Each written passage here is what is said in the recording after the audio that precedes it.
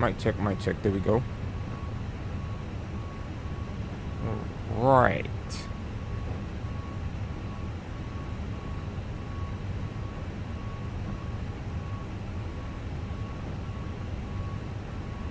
Let's see.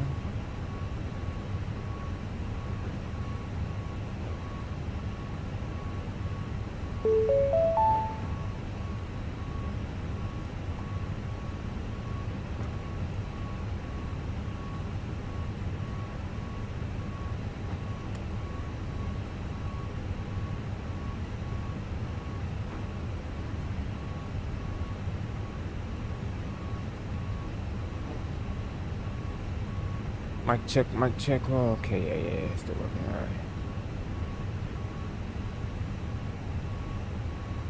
All right. So today we're doing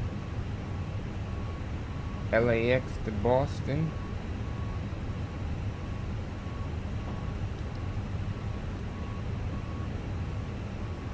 It's a pretty hefty flight. It's about 5.5 hours.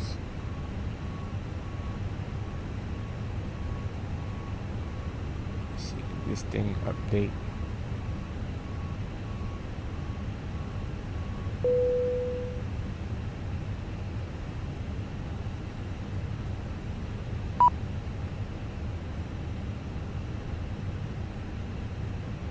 What the heck is this thing doing?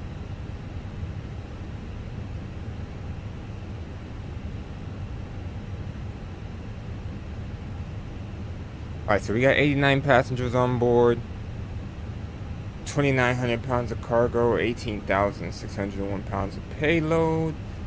Got about 34,000 pounds of fuel.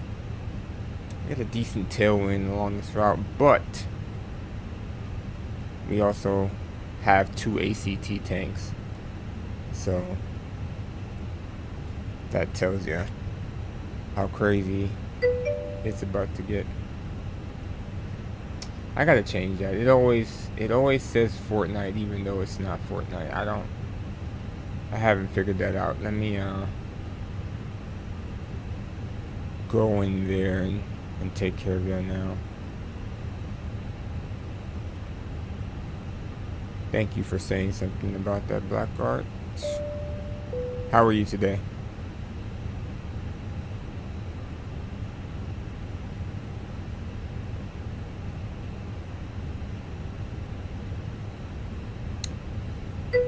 Good old Fortnite. Let's see.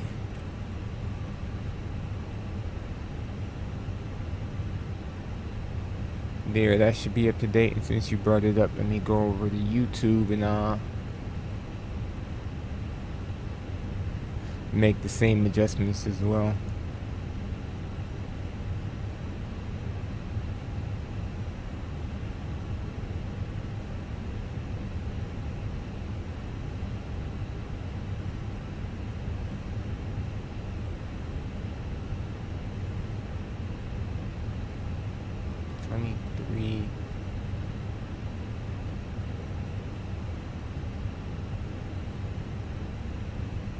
$24.53.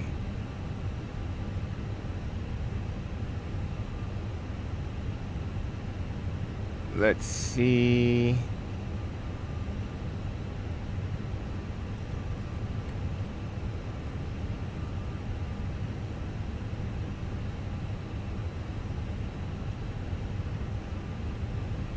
Okay, that's saved. I got the chat window open just in case anybody comes in. Alright, so we're good. It should be just about time to leave. You don't like categories.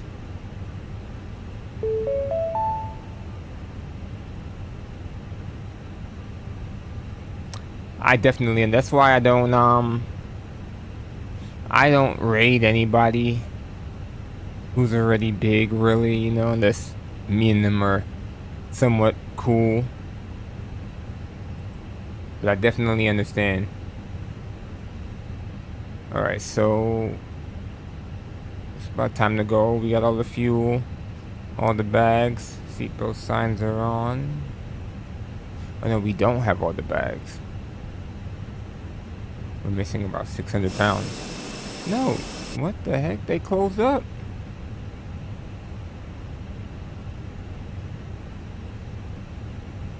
Unless it's a glitch in the system. They're all closed up. And they're ready to go. Let's give it the full send. Alright. Close the door.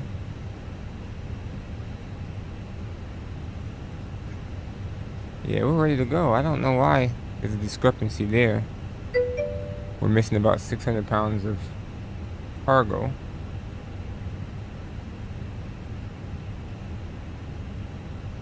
True. But yeah. Definitely understand how you feel. I'm just trying to wrap up these last little few things here. I'm just gonna push straight back because there's no way to pull myself out the alley. So beacon on.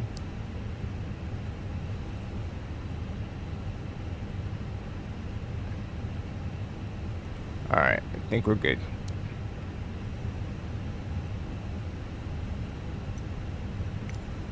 Continue push back.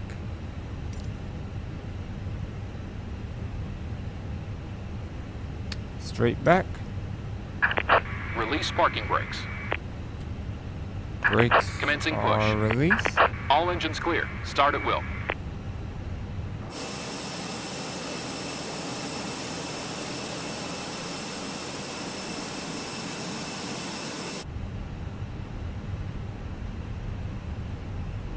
It's a little dark, ain't it?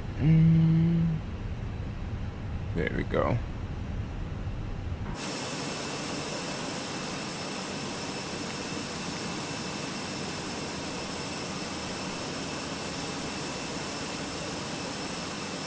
I'll probably stop right about here.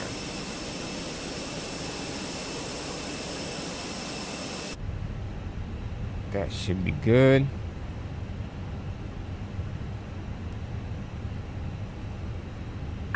Set parking brakes. Brake set.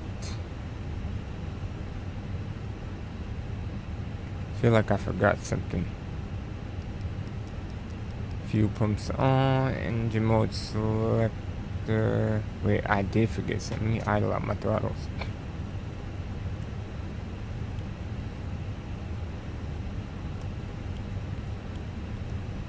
And let's start number 1.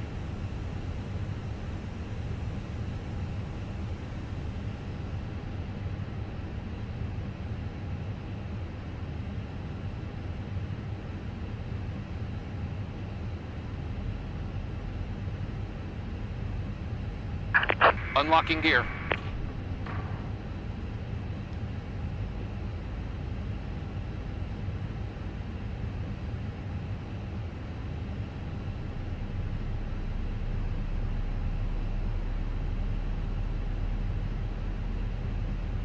Tow truck disconnected. Bypass pin removed.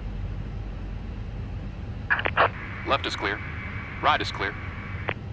Left is clear. Right is clear.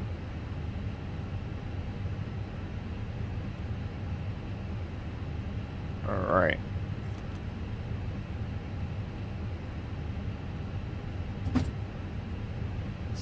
It's a good start on 1. Starting number 2.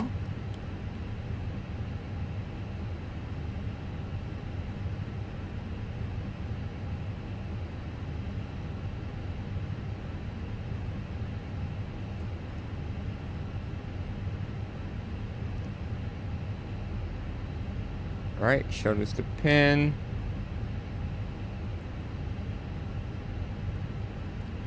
Let's make sure we're on the right frequency here.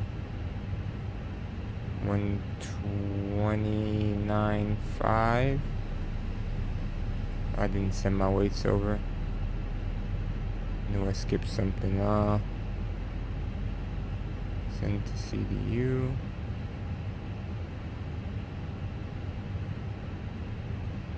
I'm gonna do 2.5 right instead. Calculate.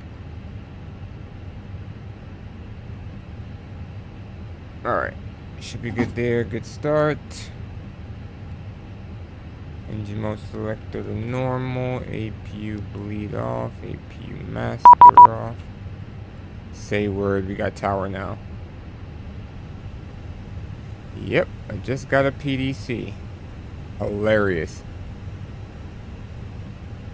Alright, so Squawk 2456, remain clear, dots 2, departure. Expect 25 right, departure, frequency 126.52. Alright, let's check radar and see what we got going on here, because it was just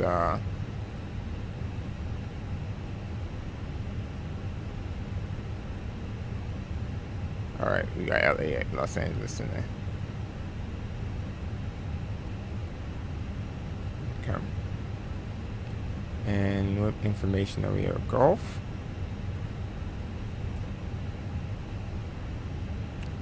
Los. No, I'm not on frequency. Tripping. 133.8. Alright, so 133.8.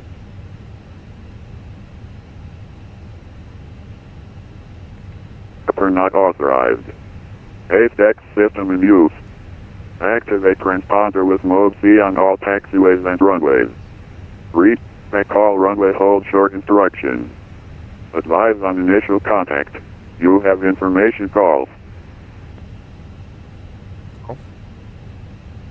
Los Angeles International Airport ATIS information calls 1553 Zulu. Wentcom. Visibility 10. Few clouds at 100. Few clouds at 18,000. Temperature 11. Dew point -8. Altimeter 3044. Okay. I need to get a card here too, ready, so I can write stuff down. 7060 Foxtrot.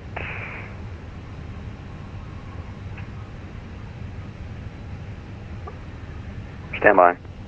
2453, yeah. 2453. Alright. I think we're ready to go.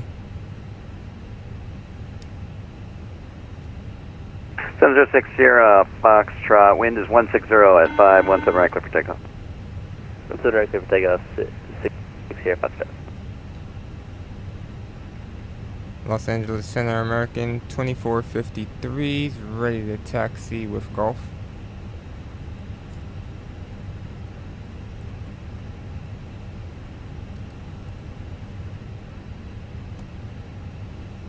American 2453, thanks for Golf runway 25 right, taxi via Charlie 8 Bravo. Taxi 25 right via Charlie 8 Bravo, American 2453. Charlie 8 Bravo is what we got. You killed it, Bonax? LA Center, Southwest 1157, climbing through Alright, so there's Charlie 8 14.9 on and the there's radar. Bravo. Okay. I got an idea what we're doing. Brakes release. That's 1157 Los Angeles Center, radar contact 13 miles southwest Las Vegas VOR. Climb maintain level 320. Correction, the climb maintain level 280. Climb maintain 280 Southwest 1157.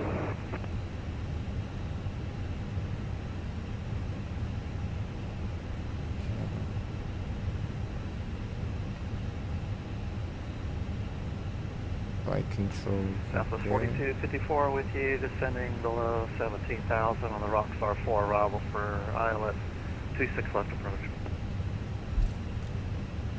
That's 4284 Los Angeles Center, good morning, radar contact 37 miles southeast Boulder VOR. Continue descent Rockstar 4 arrival, expect the ILS Zulu 26 left approach. Expect the ILS Zulu 26 left approach. Good morning, Southwest 4254.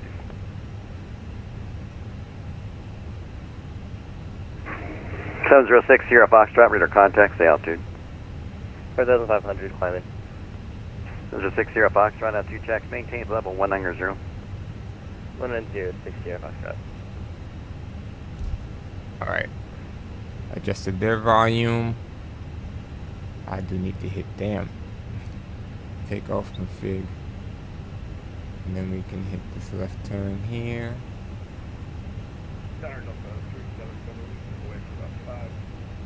That's approved.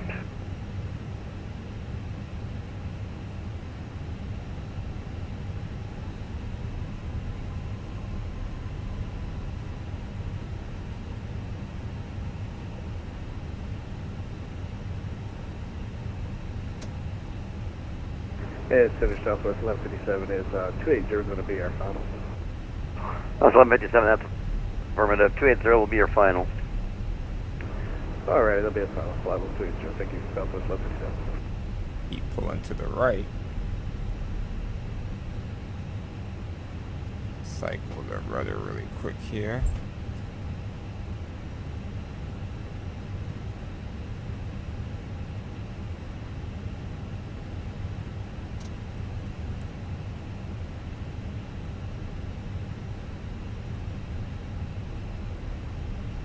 And flight 1935, Nope, still pulling to the right. I don't know. wind is calm at Imperial. No traffic in the pattern. Frequency change is approved to Unicom, which for Imperial is 122.7. We'll go over to Unicom 122.7 and flight 1935, thank you. And flight 1935. Actually, are you on an IFR flight plan, correct? A firm we are. Okay, frequency change approved. Give me a call this frequency canceling IFR or landing assured. We'll give you a call when we'll cancel and flight 1935, thank you.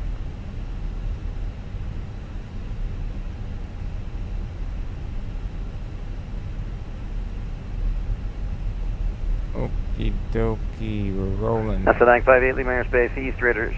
Oh, stay with me. Looks like Albuquerque Center's online.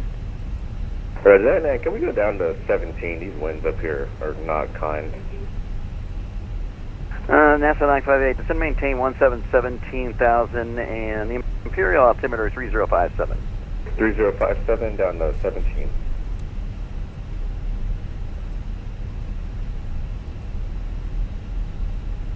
We're gonna go to Foxtrot. 706 Sierra Foxtrot, climb maintain level 340. 34060 Foxtrot. NASA 958, contact Albuquerque Center 132.8. 132.8, see you. Later. Southwest 4254 at Preno, cleared ILS Zulu 26 left approach. At Preno, clear for the ILS Zulu 26 left approach, Southwest 42.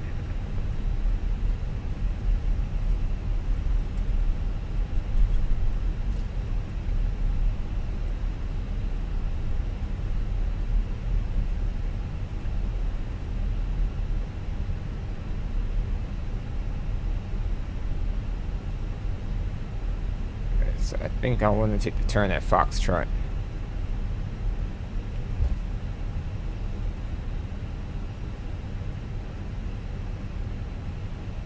I mean, we could go all the way down.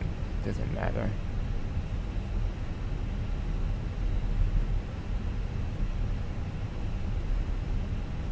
Yeah, we'll go all the way down.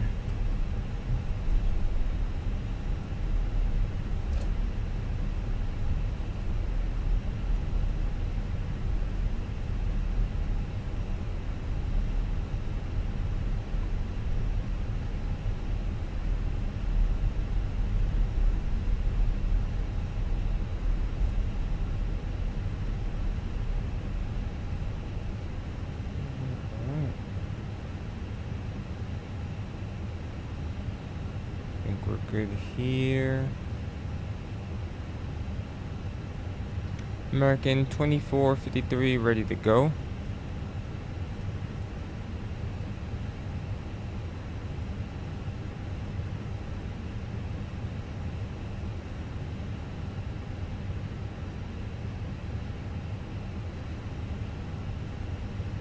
American 2453, RNAV Docker, wind calm 25 right, clear for takeoff. Clear for takeoff, 25 right, American 2453. Alright.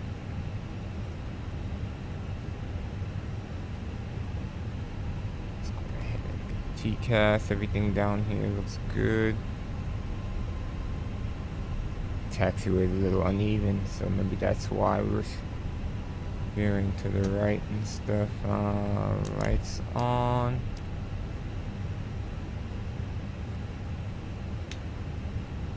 Right. Power 1.05 EPR. Stabilized. Takeoff, man flex, SRS, runway, auto thrust blue. Rolling. Southwest 102, radar contact lock. Knots.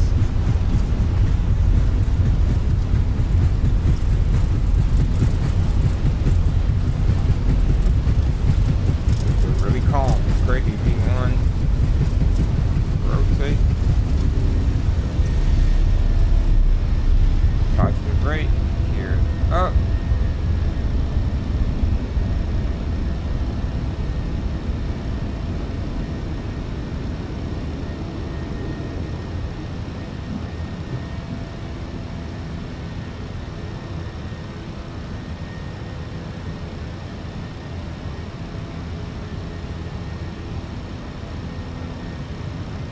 Center does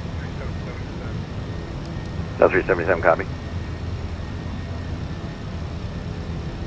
Climb thrust, nose down.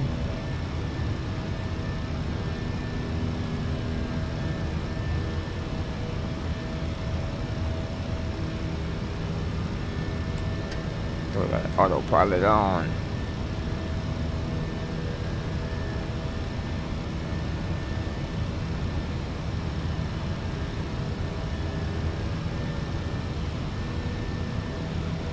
And flight 1955 down on the ground at Imperial, cancel on ISR.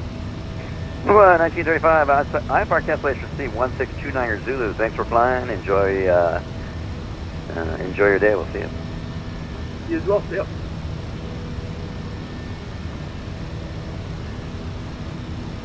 American 2453, radar contact, stay altitude. 2453 is at 3,000, climbing. 2453, altitude check. Climb maintain level 370. Climb 370, American 2453. Alright, just retract the flaps. We got cleared all the way up to 370. And it's a beautiful day. Or night.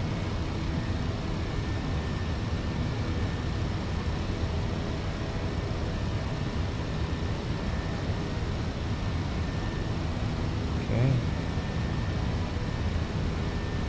It's a little bumpy up here.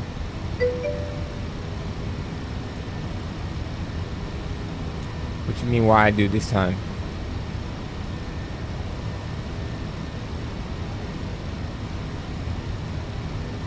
Explain yourself.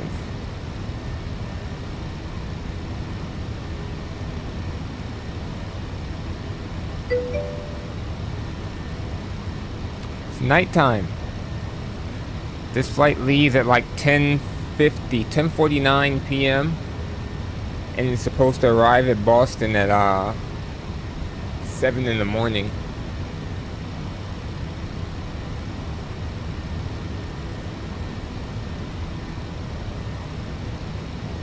I'll see.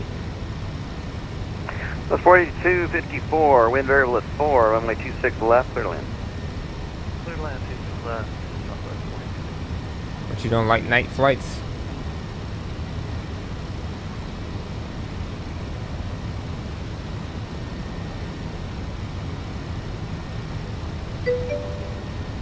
He's like, yes I do. It's complete night. We got cleared up to what's the constraint on dots? 15, okay. We got cleared all the way up to 370, so I think once I cross 10,000, it's free game, baby.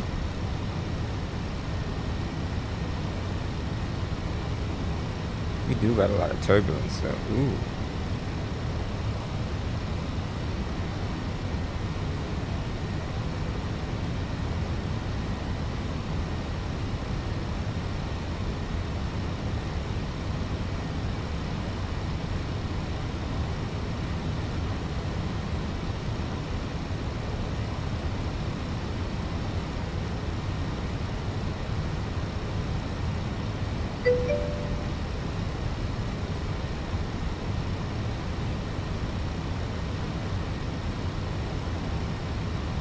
Southwest left 57, descend Yeah, Angel man, 4, I don't arrival on see turn why altimeter you wouldn't. 3041. Go for it. Descend via Angel 4, Southwest 167. Lights off. Seatbelt signs off. I gazed away at the wrong time.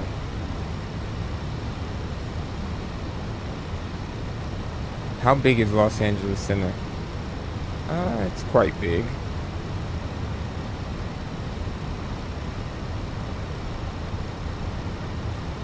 It is indeed quite big.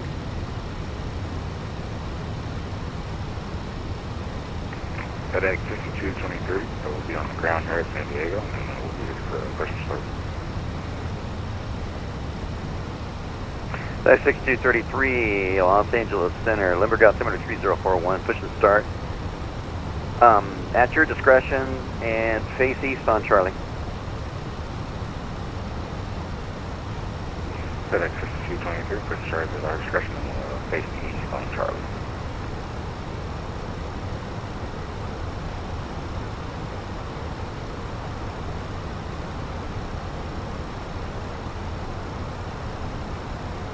Alright, I think we're good. Let's go ahead and put it in standard. Trans 16 Heavy, Los Angeles Center, squawk 5102. 5102 to the next 16.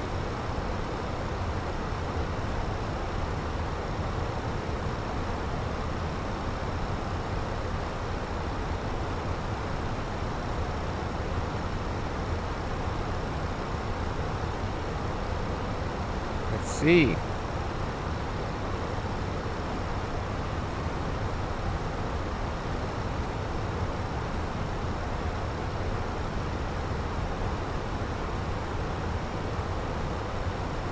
We got a couple more fixes to go through. 1, 2, 3, 4, 5, 4 or 5 more fixes, and then we're done with the departure. After Los Angeles Center, I think we're going to be on Unicom. It is kind of early. And if this guy lives in LA, it is early for him.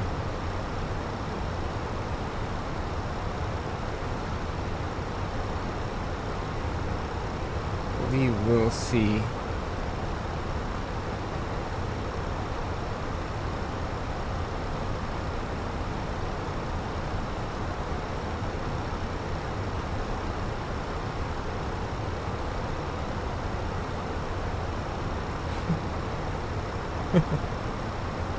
Mess with my daughter. Once you cross 18, I'm gonna go get some food. I'll let Otto take over for a little bit.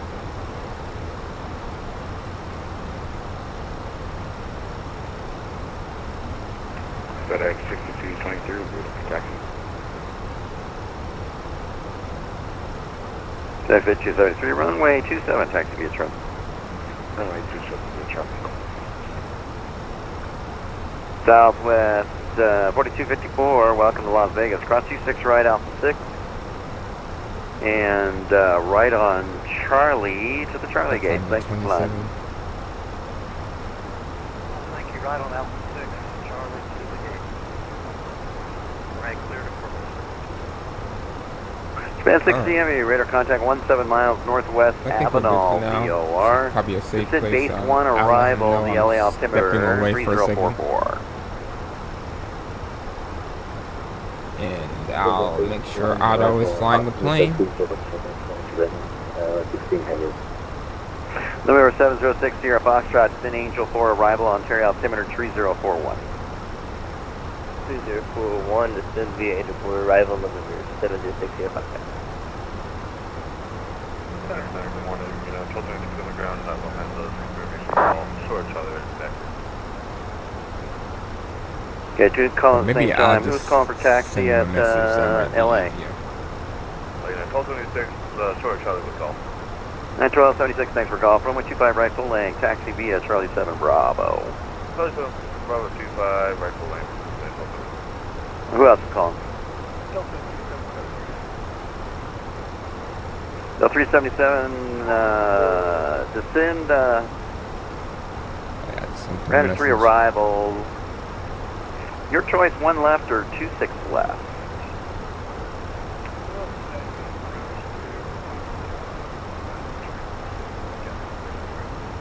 L3776 for Charlie, descend Randers 3 arrival, 1 left transition.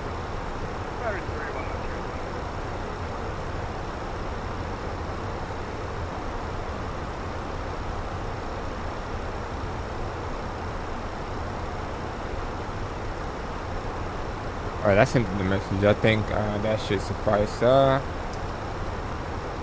Otto, need you to take over for a little bit. I'll be right back. We'll be at 21.5. Okay. Southwest 1157, expect ILS 24 red approach. Your airplane. I expect ILS 24 right and leaving 280 Southwest 1157. Number 706 Sierra Foxtrot, expect ILS 25 left approach. 65 left approach, number 76, Sierra Foxtrot.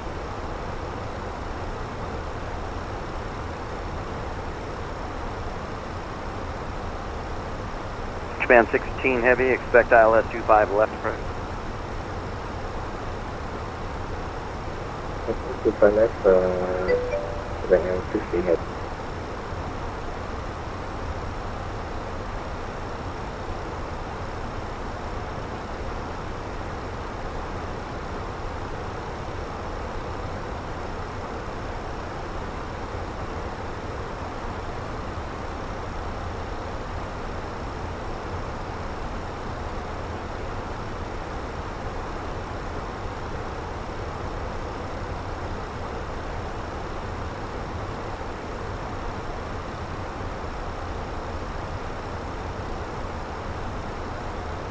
Southwest, FedEx 6223, runway 27 at 98 over departure. FedEx 6223, wind calm 27, clear for takeoff. Runway 27 correct.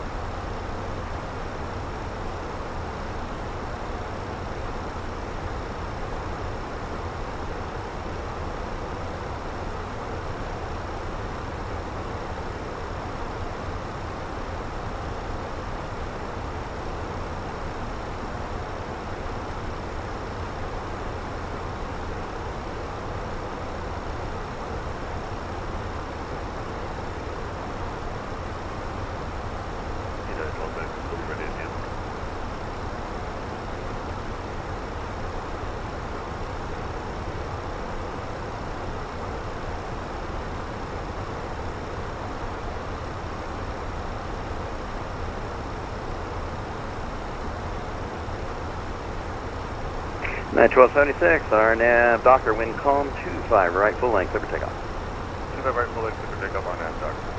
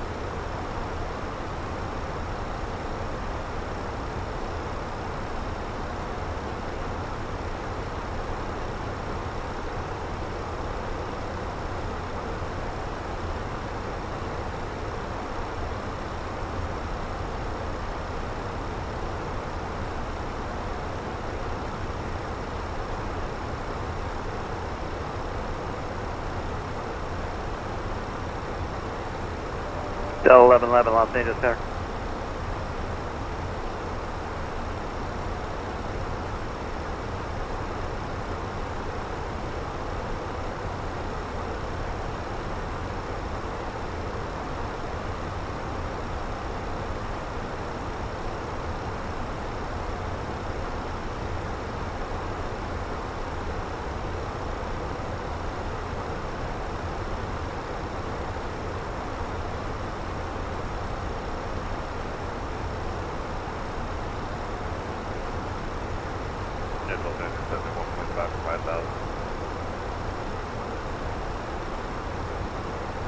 Nine 1276, radar contact, climb maintain 13,000.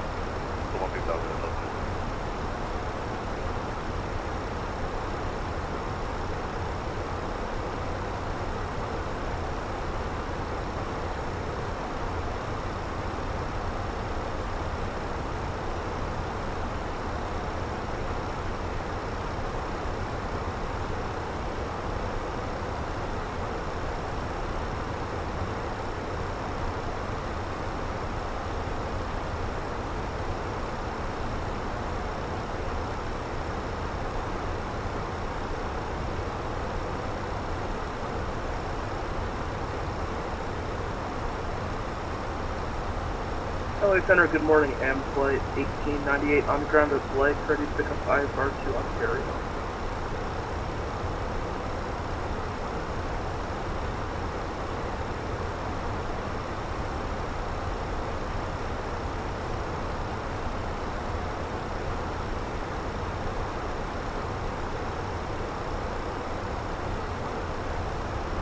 AM flight 1898, Los Angeles Center, good morning. You are cleared to Ontario as filed.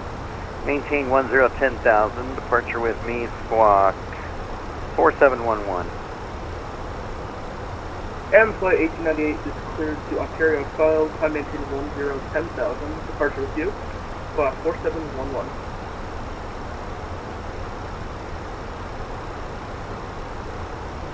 Flight 1898, readback is correct. Flight altimeter 3061.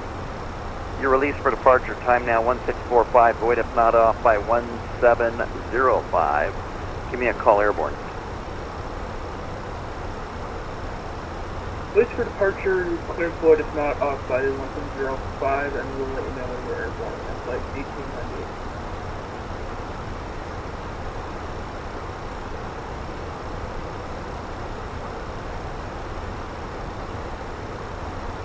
My favorite DLA controller. Hey Ben, helicopter November 9099 Hotel. We're here on the ground at LA with information call. We're looking for, we'll get VFR flight follow. We're going eastbound. We're going to 4 Charlie Alpha, the US Bank Tower.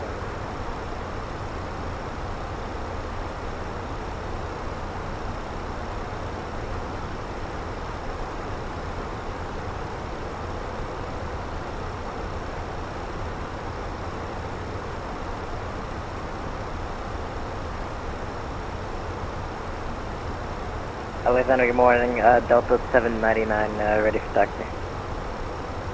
79924 left, taxi B at Delta 9 Echo. Delta 9 Echo 24 left, Delta 799.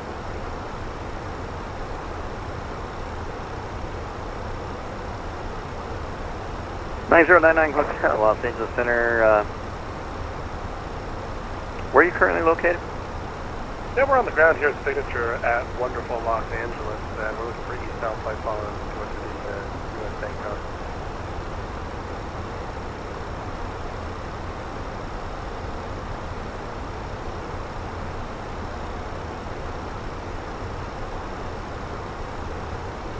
Central Niagara Hotel, squawk 7733. 7733 in the box helicopter, 99 Hotel. Well, let me know you're ready to go. LA altimeter is 3044. And plan for the Imperial eastbound departure. Looks like the Imperial eastbound departure, and that pressure is ridiculous. 3044, that's crazy, 99 Hotel. Oh, it's higher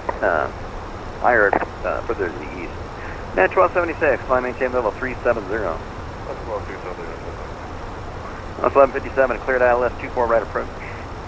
Cleared ILS 24 right approach, November 706 Sierra Foxtrot at Circus, cleared ILS 25 left approach. This is 25 left approach to Sierra Foxtrot.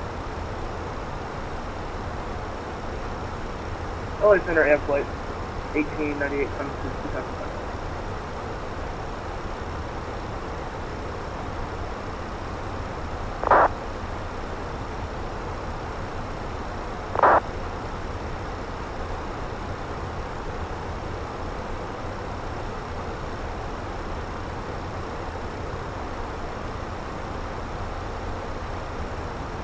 And flight 1898, radar contact 3 miles north of the Blythe BOR. Flight maintain 1010,000, casino on course. Up to 110,000 on course and flight 1898.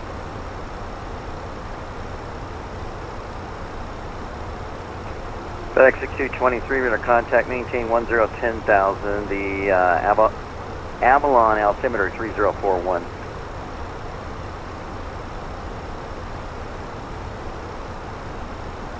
FedEx 6223, copy.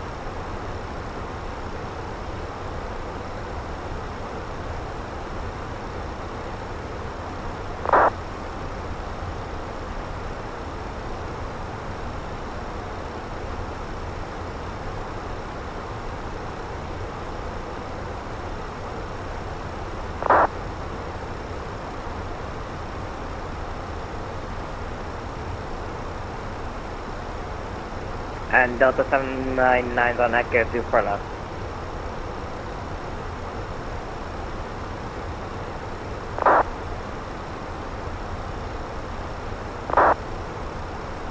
Delta 799 RNAV Delray, wind calm, runway 24 left, clear for takeoff. 24 left, clear for takeoff. Correction, RNAV Delray, 24 left, clear for takeoff, Delta 799.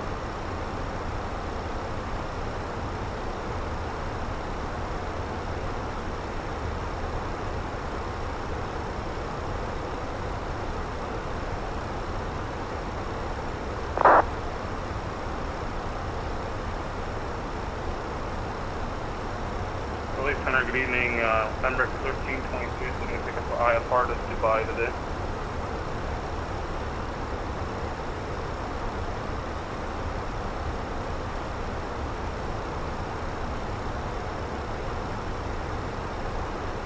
West 1323, Los Angeles Center, good morning. I'm sending you a pre-departure clearance.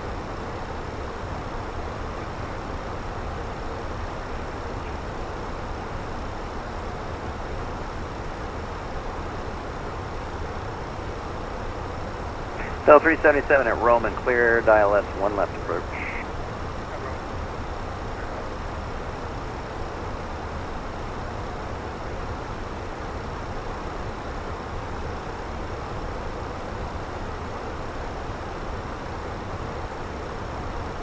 FedEx 6223, cross Seal Beach at 5,000, expect ILS 25 left approach.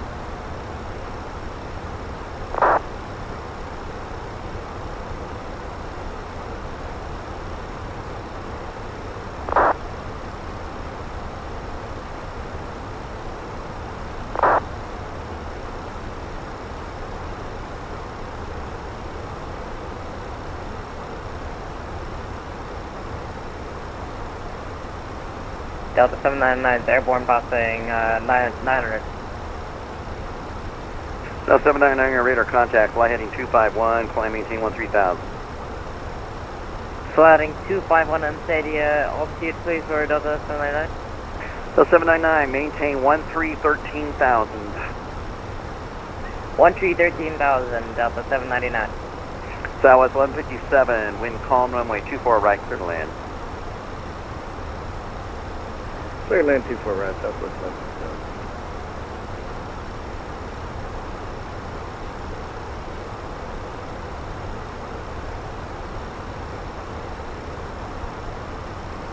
FedEx 6223, sorry about that. We'll cross SLI at 5,000 and we'll expect ILS for runway 25 left approach.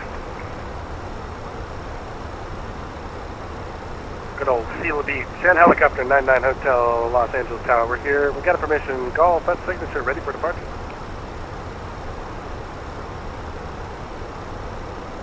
Helicopter 99 Hotel. Proceed eastbound along Imperial. Wind is calm, clear for takeoff. Okay, we'll proceed eastbound on Imperial. We're clear for takeoff. Copy the wind. Helicopter 99 Hotel. We're Port Airport. Yes, 11, I can hear you better now. I do apologize. 1111, copy. And then just be advised, next time Orca 5 requires you to cross over the Los Angeles International Airport at 10,000. You were able to make the terrain, but you did make your own left turn because of lost comms. That is correct, but just be advised, you should be over. You don't want to turn left too quick, otherwise you might not make it over the mountain. Oh, yeah. I seen that during when I did the left hand turn. I was just pretty low, but I do appreciate you do that. Del 377, wind variable at 4, runway 1 left, clear to land.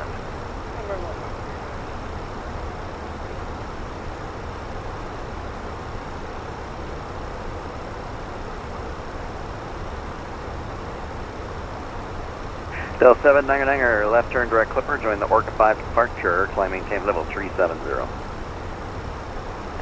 Turn left direct clipper and continue on the Orca 5 departure, Delta 99.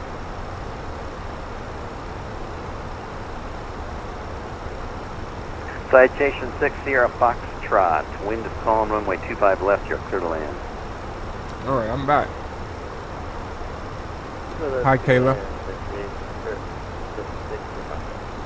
Hold on. Center, Helicopter 99 Hotel Airborne here. We're on Imperial eastbound. We're just crossing 200. Helicopter 99 Hotel, I see a VFR target there. Check your squawk code 7733. Oh yeah, that helps, doesn't it? 7733. And Helicopter 99 Hotel, you're cleared in the Los Angeles Class Bravo airspace eastbound. Eastbound through the Class Bravo, LA. Helicopter 99 Hotel. Helicopter 99 Hotel. Radar contact established 3 miles east of the Los Angeles VOR. Just be advised there's a citation on final for 25 left, currently 3,200 descending westbound. Yeah, we got him in sight. Helicopter 99 Hotel. 99 Hotel. I had to get the kids something to eat, and I'm like, I might as well get something to eat for myself, so here I am. With the hardest piece of chicken in the world. FedEx 6223 after Seal Beach VOR, descend and maintain 3,000. Depart Seal Beach on a heading of 330. Alright, after we cross Seal at 5,000, we'll descend down to 3,000.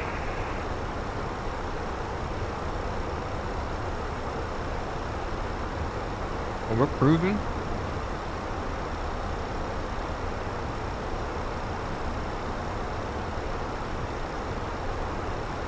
Wait a minute.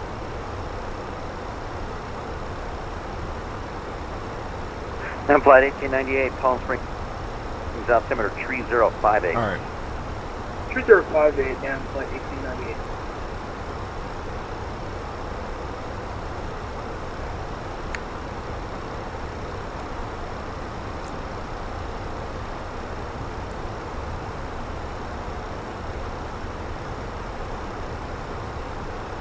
How much more time do we have on frequency?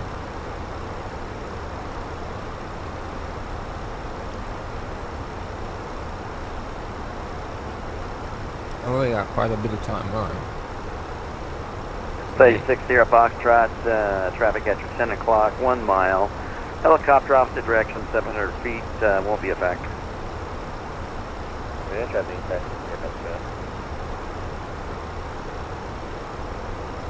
706, Sierra Foxtrot. They're going to give you landing clearance. Wind is calm, 25 left, clear to land.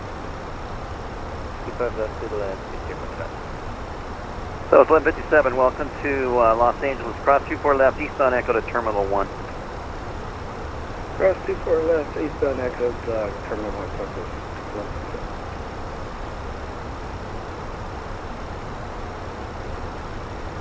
And LA Center, Helicopter 99 Hotel. We got the Q skyscraper in sight here. We'll cancel flight following here. We'll pick it up when we're figuring out what we're planning is outbound.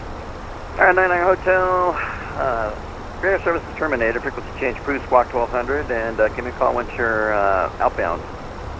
Yeah, we'll give you a call once we're outbound here at Squawk VFR, and we'll maintain VFR helicopter 9 Hotel. Good to hear your voice, then. That's good seeing you. Take care.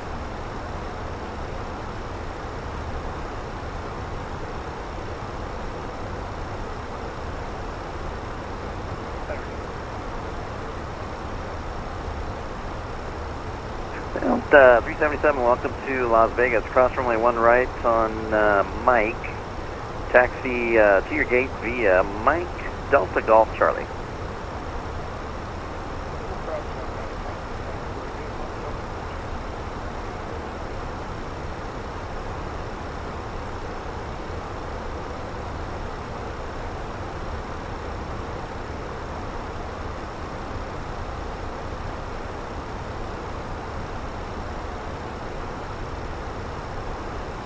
Crazy.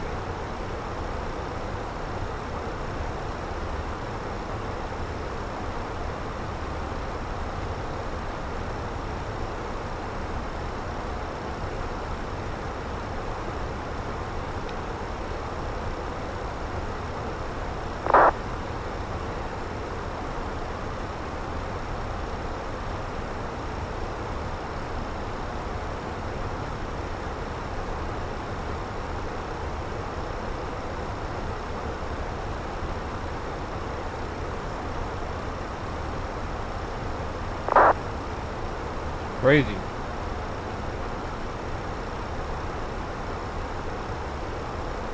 Station 60 Foxtrot, welcome to LA, exit left, taxi. Your choice, Signature Atlantic.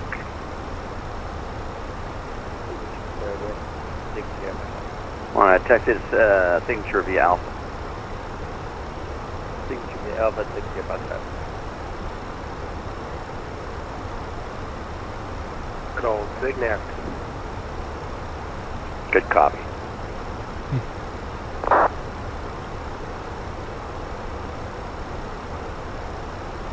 Bearing 2453, contact Albuquerque Center now, 132.8. See you later.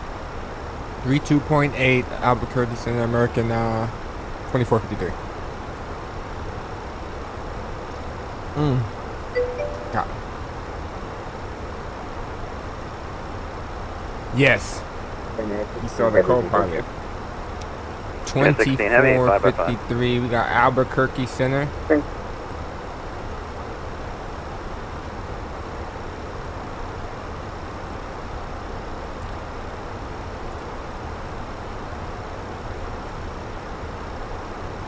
Shoot, I don't remember the damn frequency. 223 are shown about 500 feet above 3,000.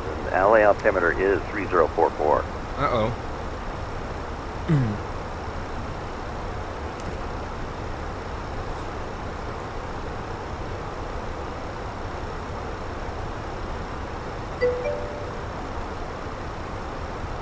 FedEx 6223, you are 6.5 miles from Jishi. Turn left heading 270, maintain 3,000 till established on the localizer. Cleared ILS 25 left approach. Clear ILS for 25 left approach, and we'll turn left heading where? Sorry about that. Left at 270, intercept 25 left localizer. Alright, left 270, and 12785. Is that what it was? We're gonna figure it out today. 1323 heavy with information Charlie requesting taxi to 26 right. Cause I don't remember what he said. You're at 1323, 26 right. Albuquerque Center, American 2453, flight level 370. See if that works.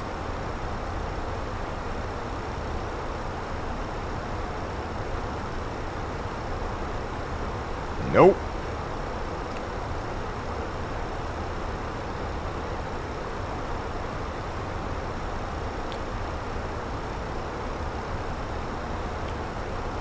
I only have to go back and ask for it. Because I don't remember. Attack 25 miles. Southeast of the Shafter VOR.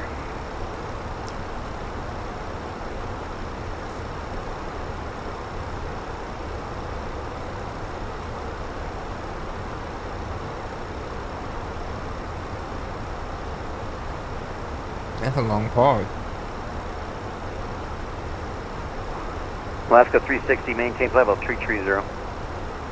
Okay, 330, Alaska 360. Los Angeles Center, this is American 2453 again. And what was that frequency for Albuquerque? Albuquerque's frequency is 132.8. 32.8. Thank you. Sorry about that. American 2453. No problem. We'll see you later. 32.8. Delta 1111, Sin Rounders 3 arrival. 1 left transition. Los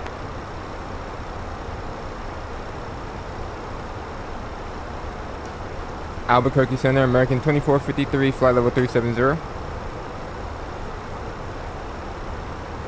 American 2453, Albuquerque Center, roger.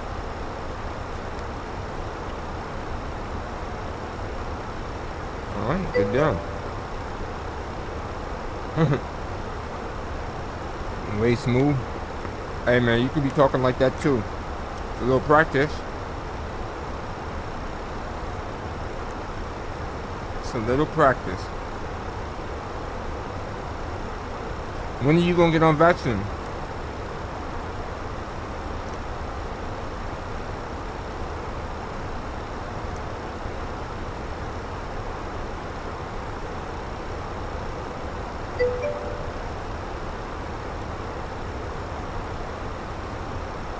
Just do it, man. You want to hear something funny? Hold on. Hey, look at this.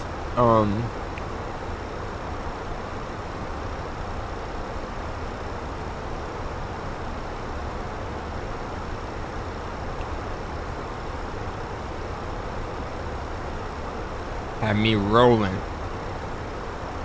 Cruising altitude to 20,000 feet. Well, that's not really possible if you're VFR. You need to be at or below, sorry, you need to be below 1,000 or 18,000 feet. Sorry, I'm at 18,000 feet is my cruising altitude because I just checked.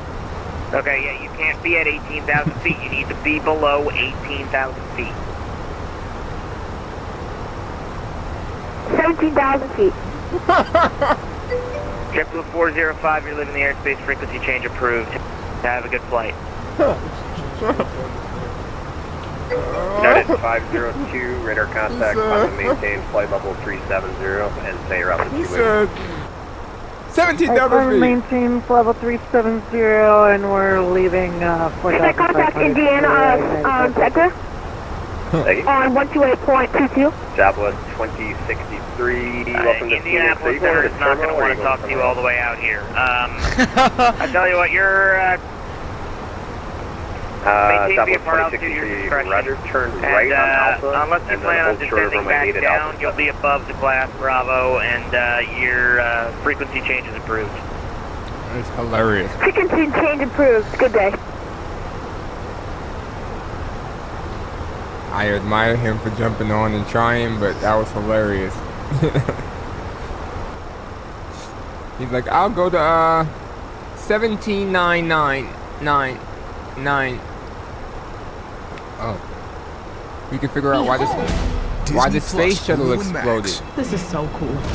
It's just the beginning. The ultimate bundle. Alright, what just happened? Starship takes flight for a 7th time with a catch and a spectacular explosion. Why did it destroy itself?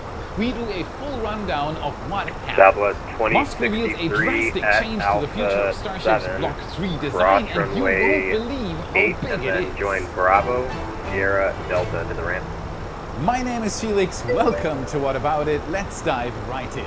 Starship updates. It finally happened. I understand, this launch but was a I mean, there's only nail-biter, one to way say you'll the least, ever considering get how to many changes and tests figure out SpaceX how was running on to this deal one with it flight. is to try All it. signs pointed towards the 16th Might as well just at jump 4 out p.m. there. Central Time as the launch date, and with a 60-minute window, things looked promising. We were live, watching it with many of you as the countdown got closer and closer to zero, with fueling finally beginning on the ship at around you could definitely prefer it and just don't go to a big airport. Surprisingly, the time it took to fuel the ship was actually reduced by around 5 minutes compared to Flight 6. This is interesting, considering the increased size of the fuel tanks, suggesting that whatever modifications SpaceX made to the fuel farm is clearly coming in a little paying broken, off. taking. The timer kept counting down until we reached just a minute before launch. Then at 40 seconds, we reached the dreaded pause, at which point SpaceX Southwest could decide to 2063, sure, no temporarily problem. hold the vehicle Take the next for an left turn, that'll be extended amount Bravo, of time and if then needed. once you make Fortunately, the turn, it you'll take wasn't, the and second despite the right, numerous that'll changes on be this ship, Sierra, and I'll SpaceX have more for you. breezed past this barrier. As the timer kept counting down, we were on to the next one. And before I tell you about that, our channel metrics show over 2 million returning monthly viewers who have not subscribed yet.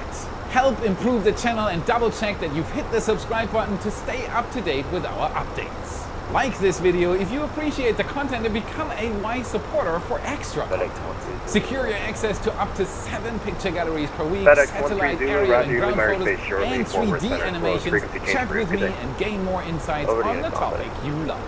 And if you want to do something crazy, check out gosh, redlineheli.com/3, dude, 2, 1, let's do this. For the 7th time in just under 2 months, Starship has taken to the skies, hopefully marking the start of SpaceX's 25 flight goal this year.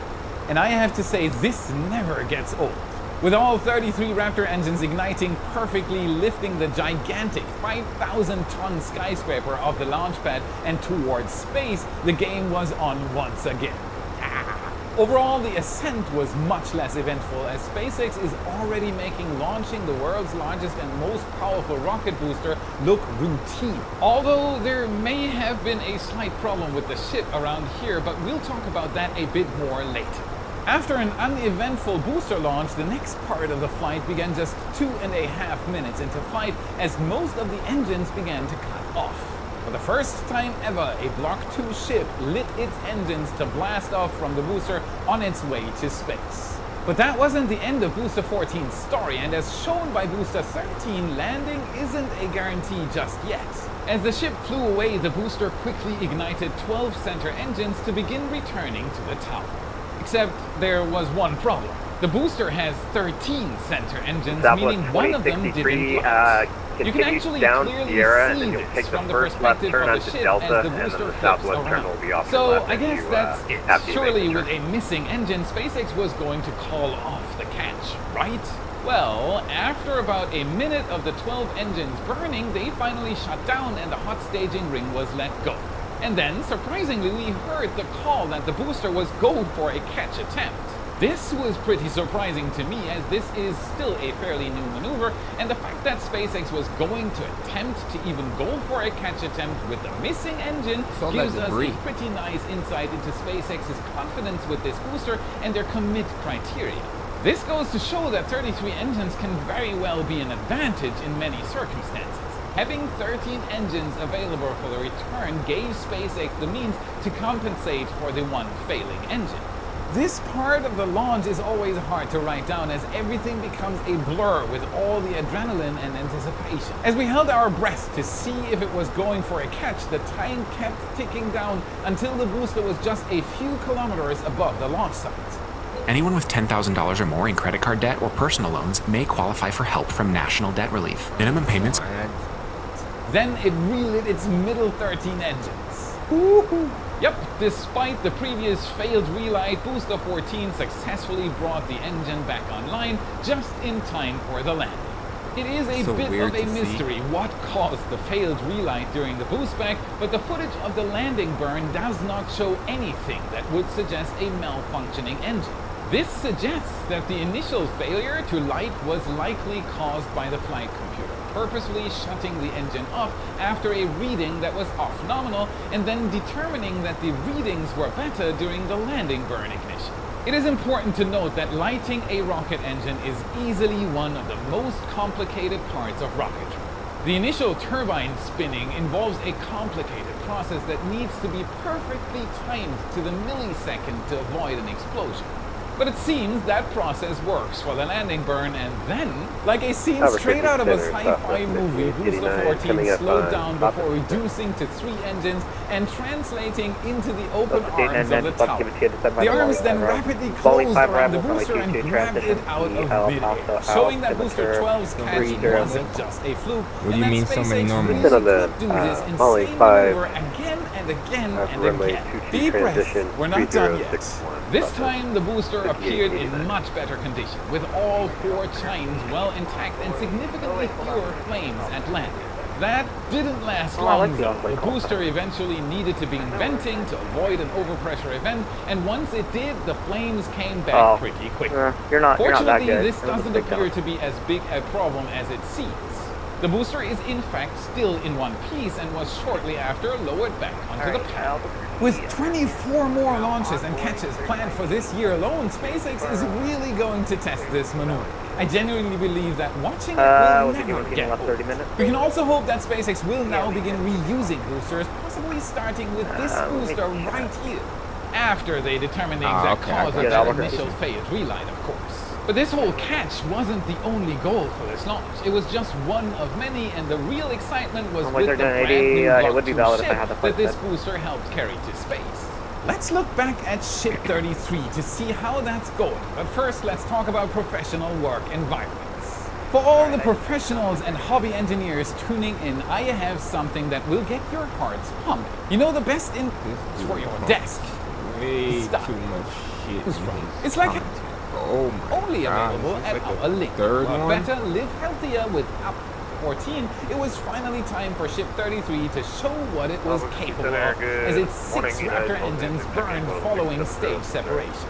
Everything looked to be going perfectly, and as we had now seen the ship successfully fly to space 4 times in a row, it seemed that it would stay that way. But as our attention was fixated on the swaying skyscraper and a pair of chopsticks, the first signs It of was trouble like 2 began YouTube to ads he It pushed to started his own at ad 7 in the minutes and 38 content. I'm like, seconds bruh. into flight, when one of the center 3 Raptor engines Number that 3 was Whiskey Bravo powering the confirmed ship if you to want space runway went 8. out. This is not exactly Roger a good that, I've got situation. the, However, these center engines can gimble. Losing one of them doesn't necessarily mean the end of the flight.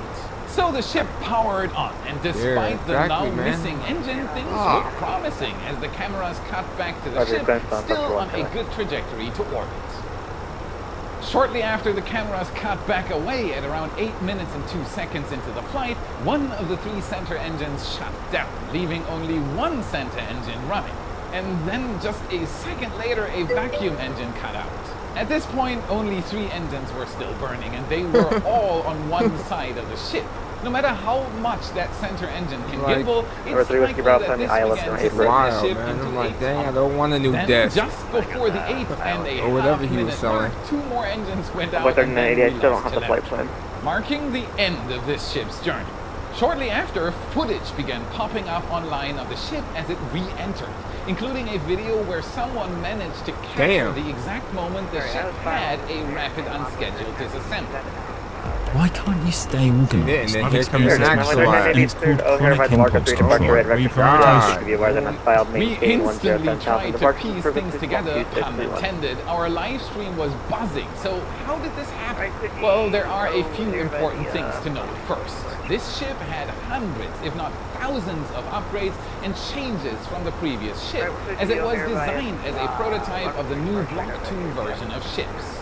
Because of this, it had a few interesting quirks about it, which may have also been the cause of its demise. For starters, it's clear that it wasn't quite the finished product, as during lounge around the payload bay just above the common dome, a piece of the hull, or possibly something attached to the hull, could be seen flapping around in the wind. This is not exactly a good sign, however, this wasn't actually the cause of the failure, and to find that, we need to look elsewhere. Shortly after the first engine went out, a pretty drastic drastic change. Supervisor Crew, how's it going? The liquid methane that fuels the Raptor engines began depleting rapidly. Looking back at the footage, whenever SpaceX shows the ship in space shortly before it breaks apart, flames or possibly propellant, which is illuminated by the sun, can be seen coming from this flap. We had a likely cause, but how this leak or fire could have led to a catastrophic failure remained a mystery. As we were still wondering, Musk finally came to the rescue, sharing the reason. Now here it comes. It turns out that this failure was caused by a propellant leak between the tank dome and the fire shield, which is designed to protect the engines from any fire that may occur in the interstage.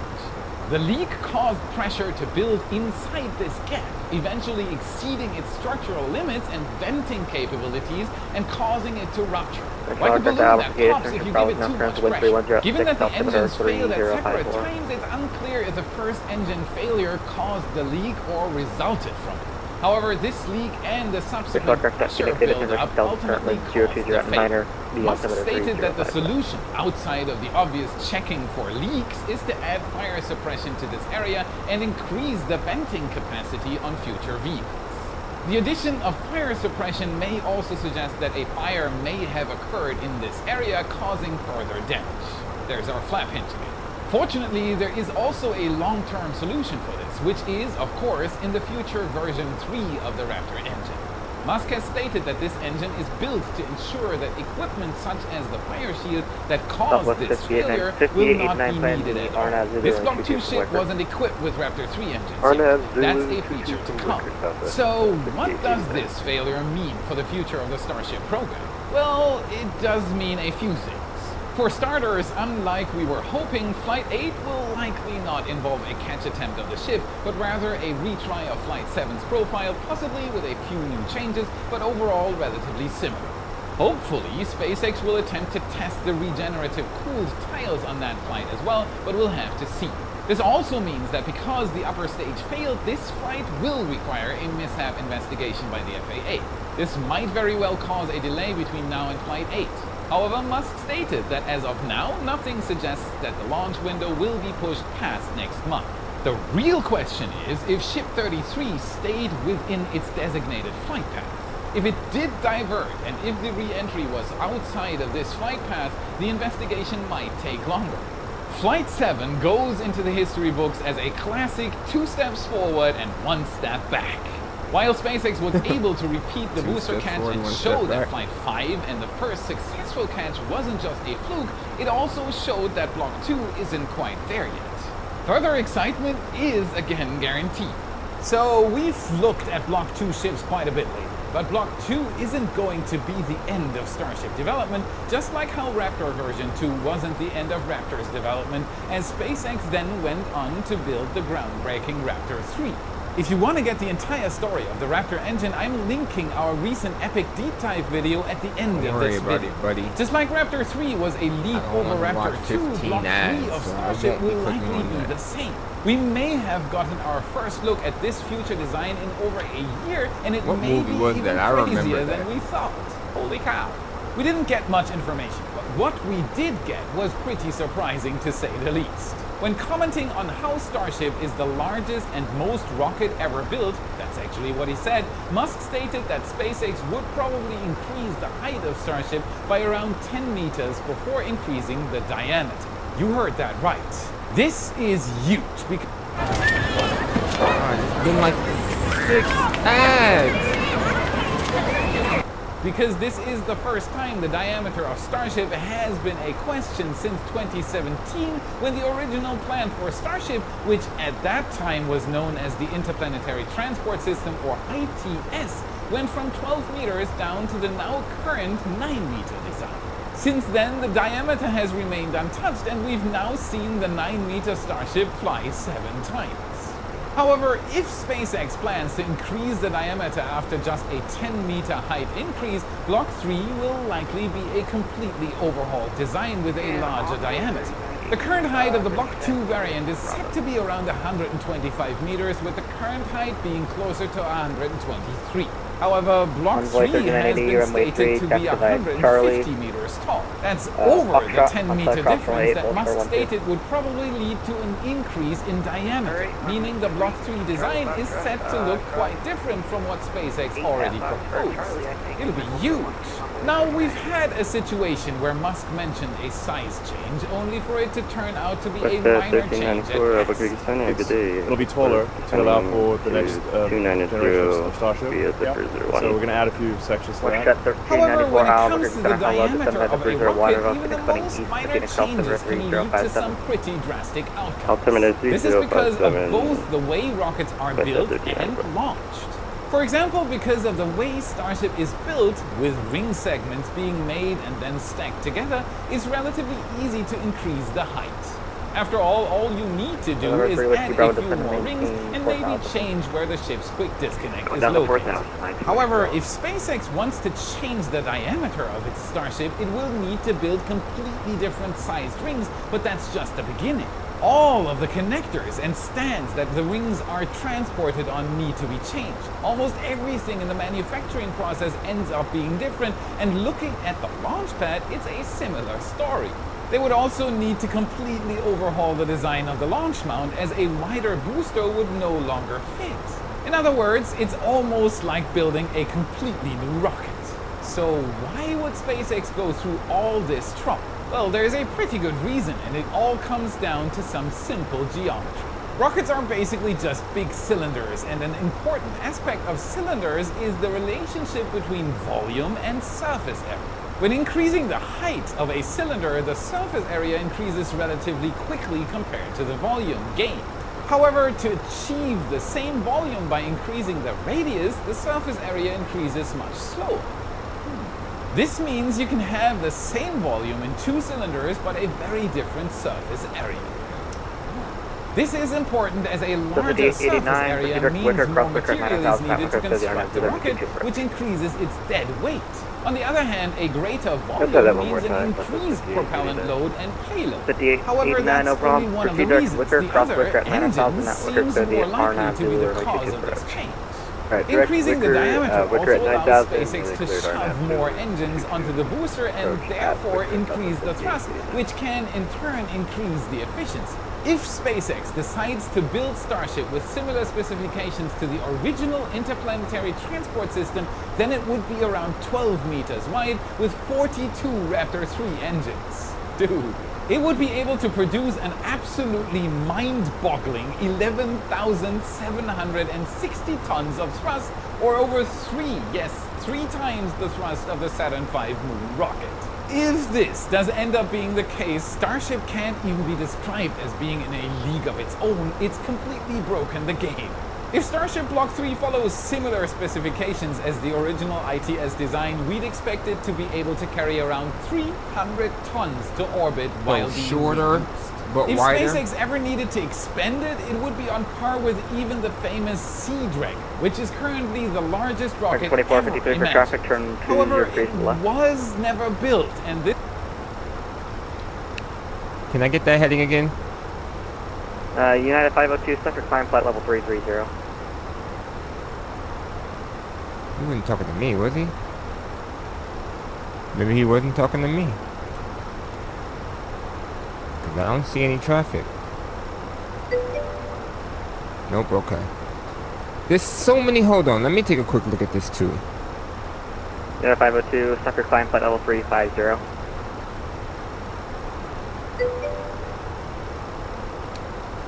Yeah, 502 Albuquerque. United 502 Albuquerque. United 502 is gone. Sorry about that. Go ahead for United 502. Sorry about that. United 502, stop for climb flight level 350.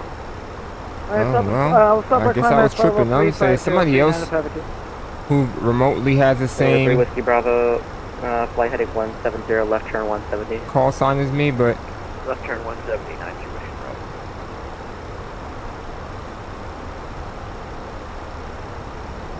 I'm guessing not. Albuquerque on way 3980, ready for taxi. We're on Charlie holding 12. 93, correction, United 3980 on Charlie Cross, runway 12, Foxtrot.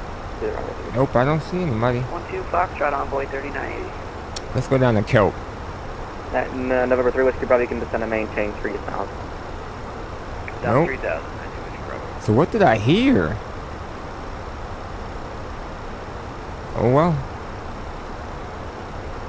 Hearing things. This Block 3 Starship may one day be reality. Capabilities like this are so massive that it's hard to imagine what can be accomplished with it. Whether or not this becomes a reality for Block 3, future I have a variants futon of behind me. Starship, or perhaps even Could a definitely sleep on completely that. new rocket, the future is sure to be bright. Block 3, no matter its design, will be revolutionary. That's it for today. Remember to smash that like button, subscribe. Alright, yeah, for more. This is we're what done with fuels you, the buddy. algorithm. You tried to sell me like 18 products in one. November 3 Whiskey Bravo is 3 miles from I like flight heading 070, correction, 110. Maintain 3,000 full I'll establish. be in real life flying for sure.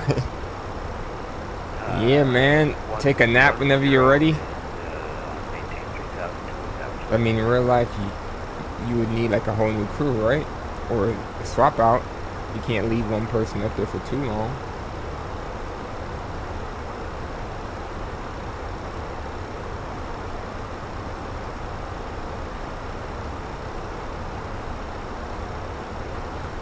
So as Sav, I did come in here and try to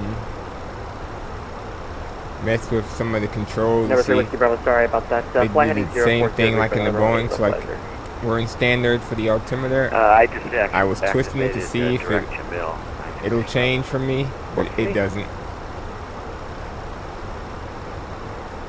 It's a little bumpy.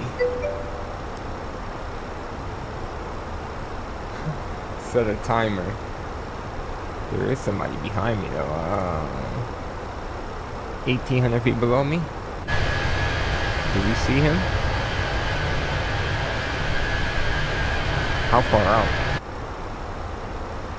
Less than, that's 20. It's not too far. I just don't see anybody.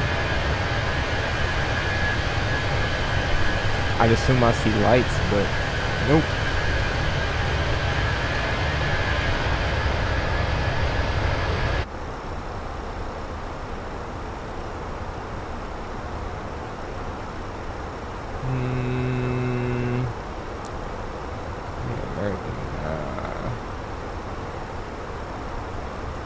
Cabin lights can't be on 100. Put them joints on 25. Nice and dim.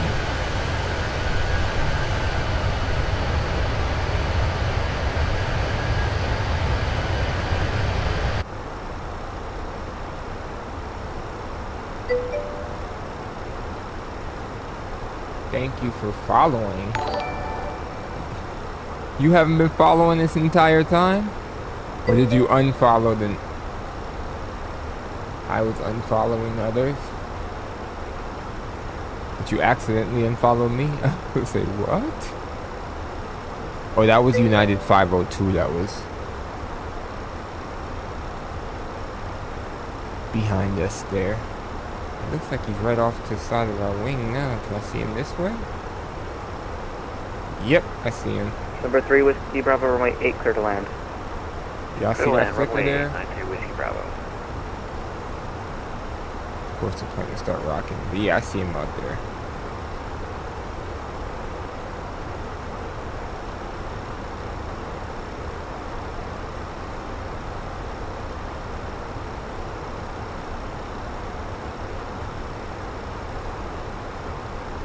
Albuquerque Center, American 1012. Now to 502, you can now climb and maintain 50370, Denver's offline, United Service Yard. Terminate for exchange is approved. Boeing 327. Somebody's flying a 753. Interesting. South 5889, runway 22, clear to land, monitor the seat. That's rated shift set certification. I appreciate it, man. Runway 22, clear to land, and we'll monitor speed. That's the 950M, closing up your rated service, terminate for exchange approved. Right over to the dark side, see you later, thanks, so. Number 3 Whiskey Bravo, when your wheels touch, monitor the seat tap for your taxi will see us. When your wheels touch. Okay, going over to seat depth, my wheel touch. 92 Whiskey Bravo, thank you for your ATC. You're welcome. WestJet 1394, I'm closing up. We're on to the CTAF radar service term for change. Thanks for the ATC for the day, WestJet 1394. 1276, radar service term for change to advisory crew. Oh, do you got me? 1276. See you. See you. American 2453, closing up. Radar service term for change advised to Unicom first. Frequency change approved. Have a good day. Who was calling for, was that an American? Alright, over on to Unicom. Envoy 34, 3980. Gonna get close, but we're ready for departure on the street. Should go at 50,000. American 1011, I just sent you a PDC. You can use that. Departure is offline though. Appreciate that. Thanks for the help today. Envoy 3980 on departure fly, heading. He tried to squeeze that in real quick. Like, I know you're leaving, but help me. Look at the moon.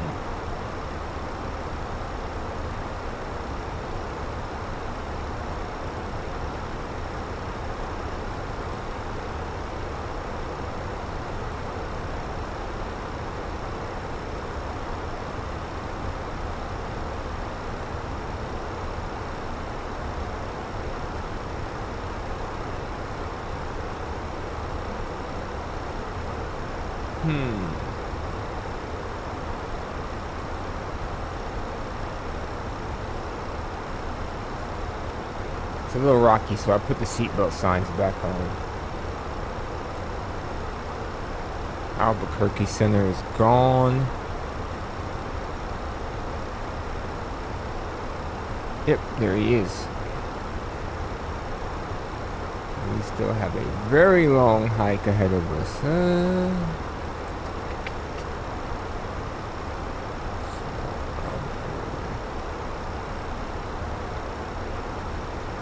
I'm looking at 1,876 nautical miles. We're not going that fast, are we? Heck no. 441.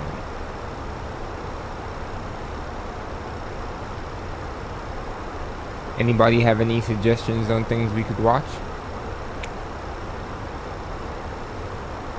I am open. As long as it's interesting.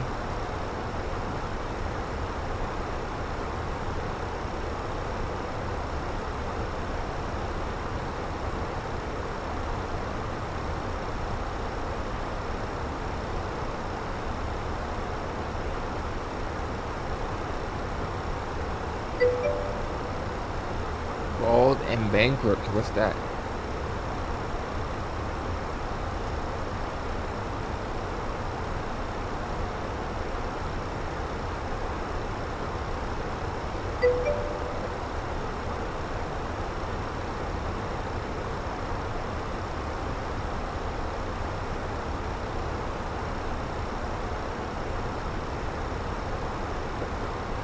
AdSep, did you hear that kid? That video of that kid on I played on Bad Sim? Bald and bankrupt. Let's see.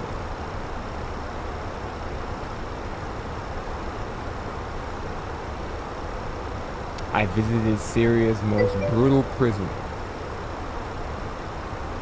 What does he do?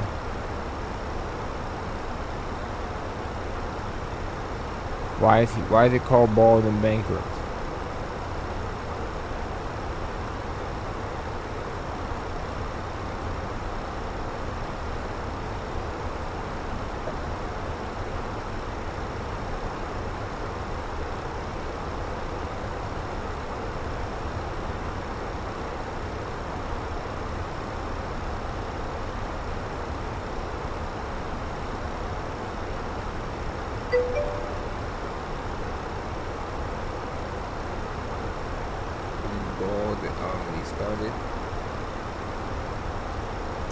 What about Airplane Repo? You ever watch that?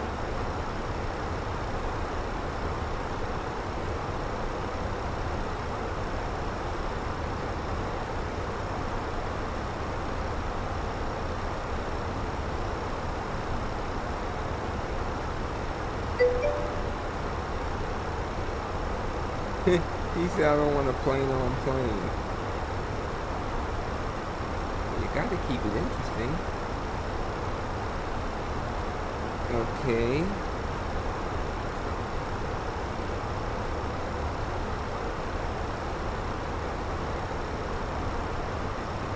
What about cars? You like cars?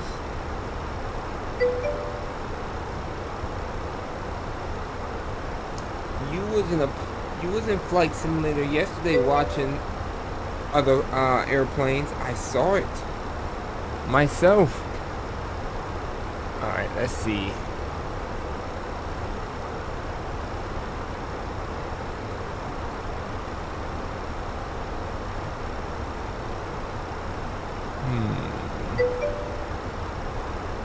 Use creating an environment. What does that mean?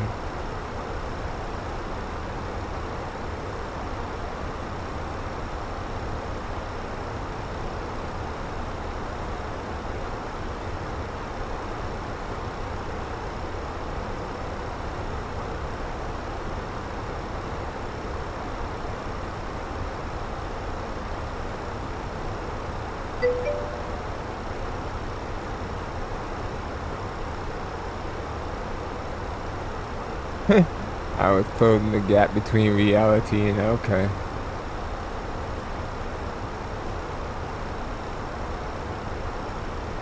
Alright. I think I found. I just bought.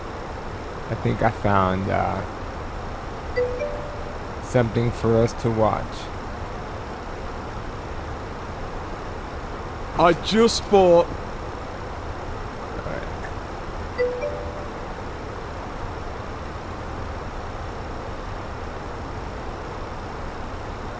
You have a master's in fine art? Yeah, I'm gonna play it. I just need to figure out what the am I doing. I just bought. Keep saying you just bought. We get it. We get it. Okay, here we go. Alright, let me open up the whatchamacallit again. Let me spare you this ad that's playing, and then I'll put it on.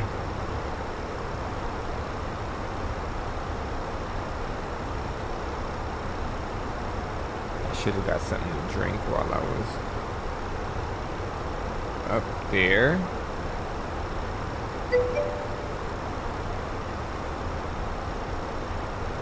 Okay.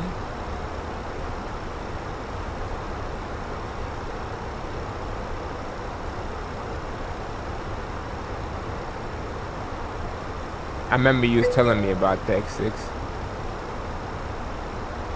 Alright.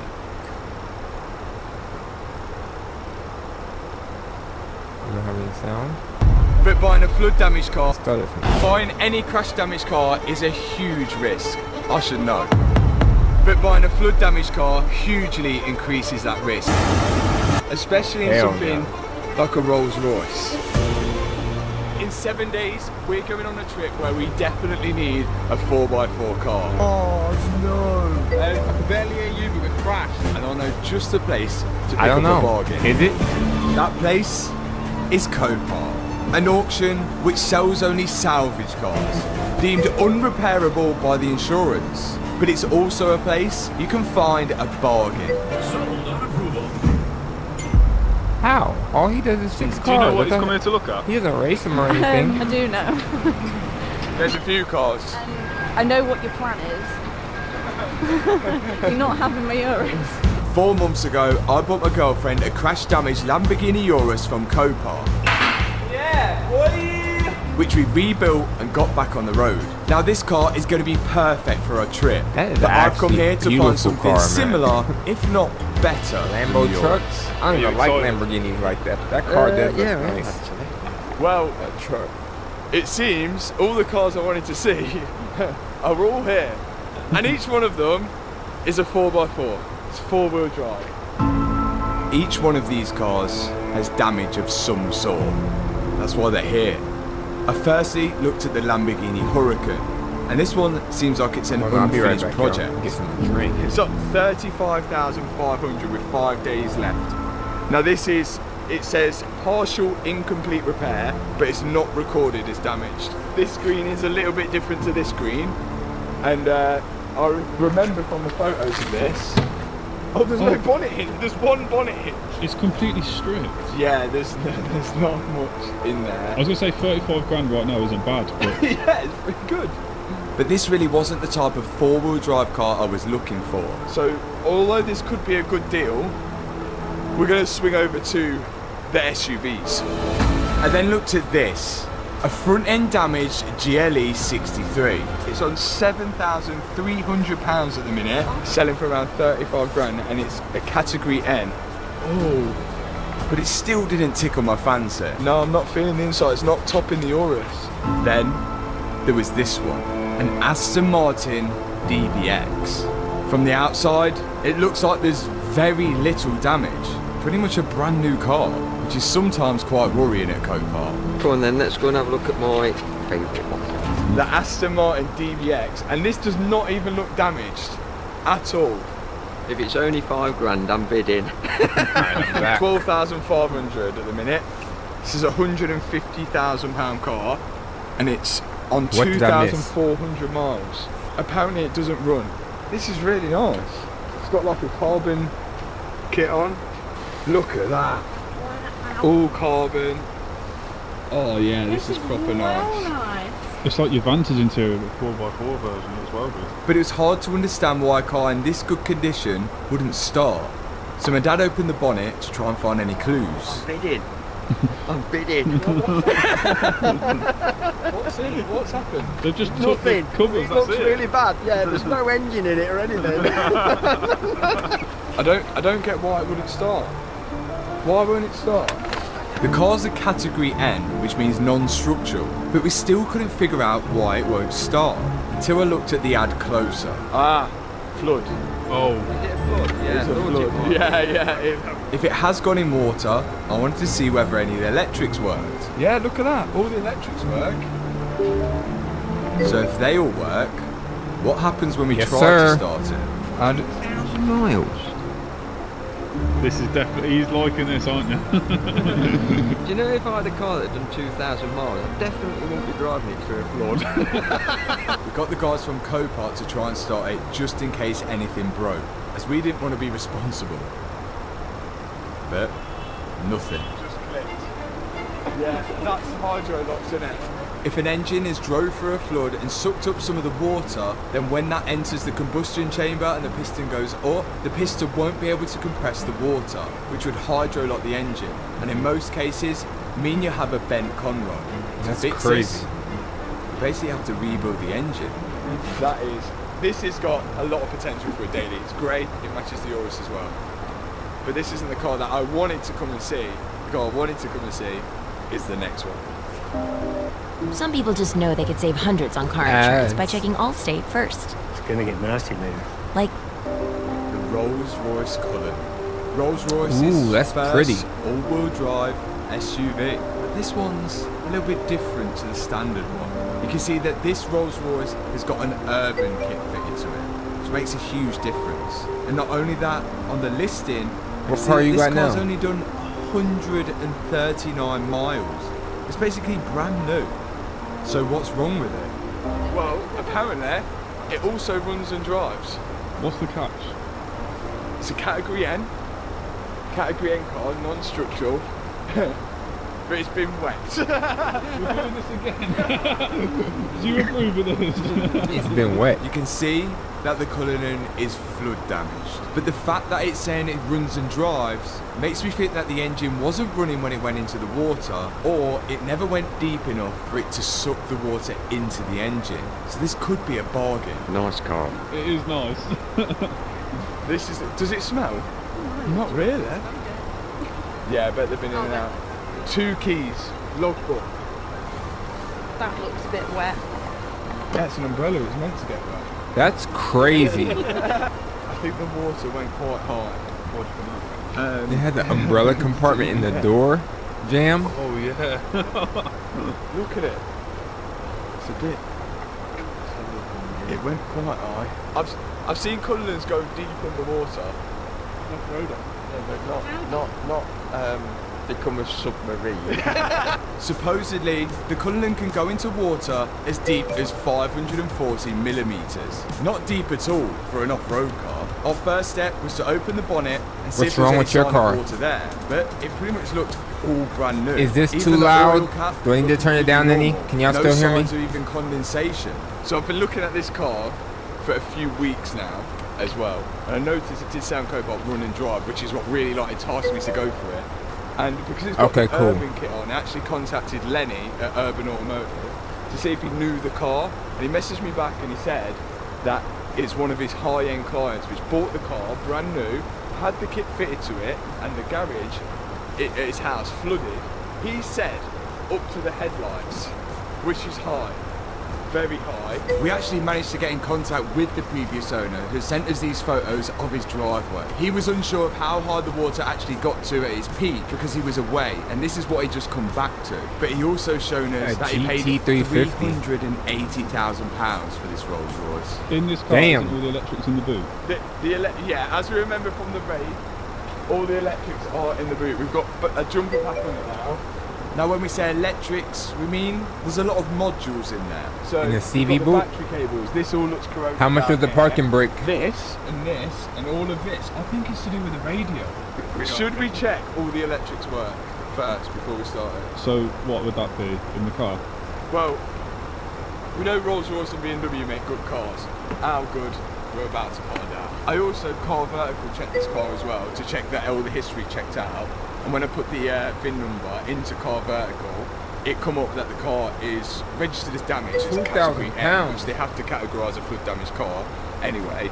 But also you can see that it literally only had one owner, and then the mileage checks out at 139 miles. It's not gone anywhere, and then it's come straight to here. So we can see the full history of the car, and there's nothing dodgy on it.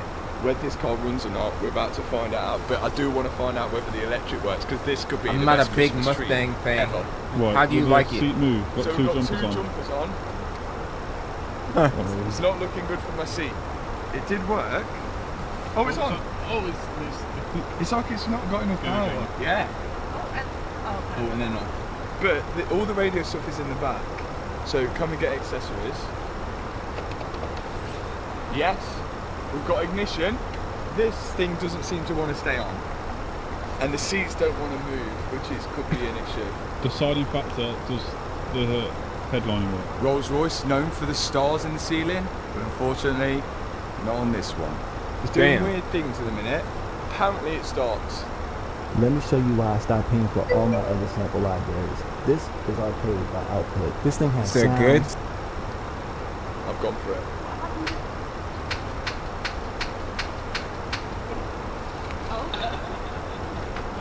It needs a jump. Do we just keep going?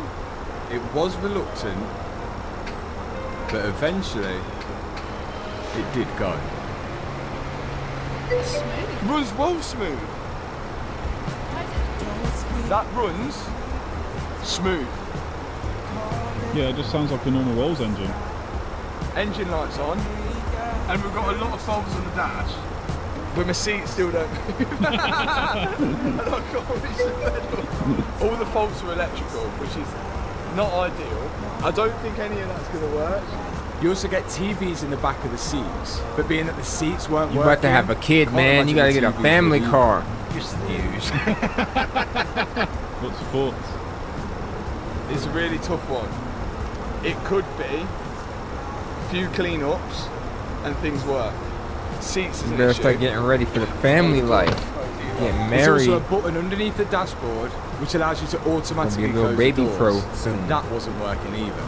But on the plus side, the engine's running and the ride height control was working as well. We could raise or lower the car.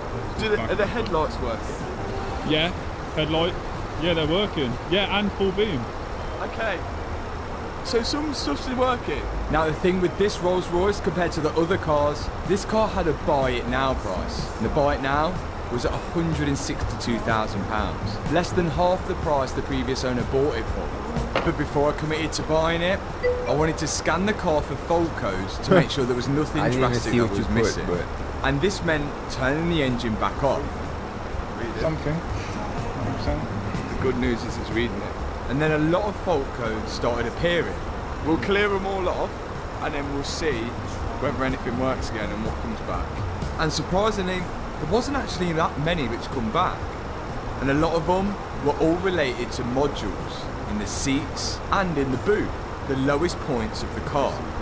All of these are all module faults. But there's not many faults anymore. So could it really be just a few faulty modules to get this car to work properly? If it is, then it's an easy fix. Start it again. See how reliable it is. First try. First start. But again, it was reluctant to start.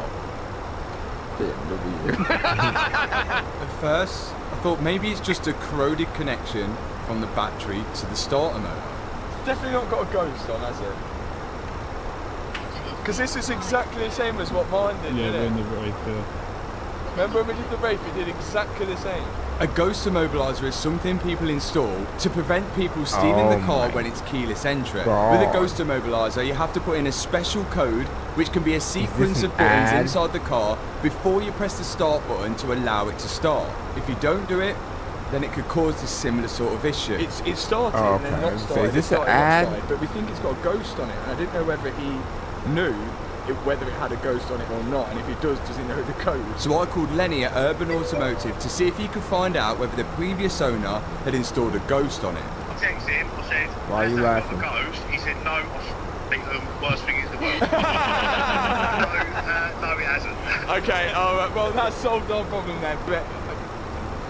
Okay, no ghost, but no start.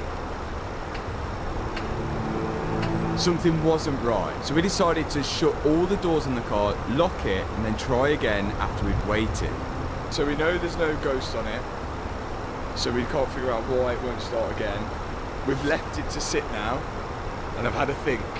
I think the deal breaker on this car is going to be, if it starts and drives this time, I'm taking it home. How far has it got to drive? It's got to drive to the end of that post there. Okay, that's the and then we're taking it home. Okay, I'm excited. This is my Christmas present to myself. Loads of electrical faults. Yeah? No, we're not swapping. You can't reach the pedals because the seat don't move. Neither can you. Right. Let's get the jumper packs on again. Here we go again. This time though, it's for the car. Go. But it was still reluctant to start. I couldn't work it out. Starter motor must be okay because it started the first time, unless there's some kind of electrical fault. So I got the reader out again to scan for fault codes to see if there was anything preventing me from starting the car. But I couldn't see anything. But randomly, Ethan pressed the button, restarted, and it went. Okay, let's see if it goes in gear. This is it. My Christmas special. Are you ready? Go ahead, send it. Send it. Ooh. Yeah. It's driving well good. The Cullinan was actually driving. You gotta get it to that wooden post. We're making it. And it stopped. So after being fully submerged underwater, the car still ran and drove. The two main things the car needs to do. That's crazy considering how much of it is electrically driven. Say hello to my new whip. This is mine. This could be the worst mistake ever. Oh, it could be pretty good. I really like it. Ads.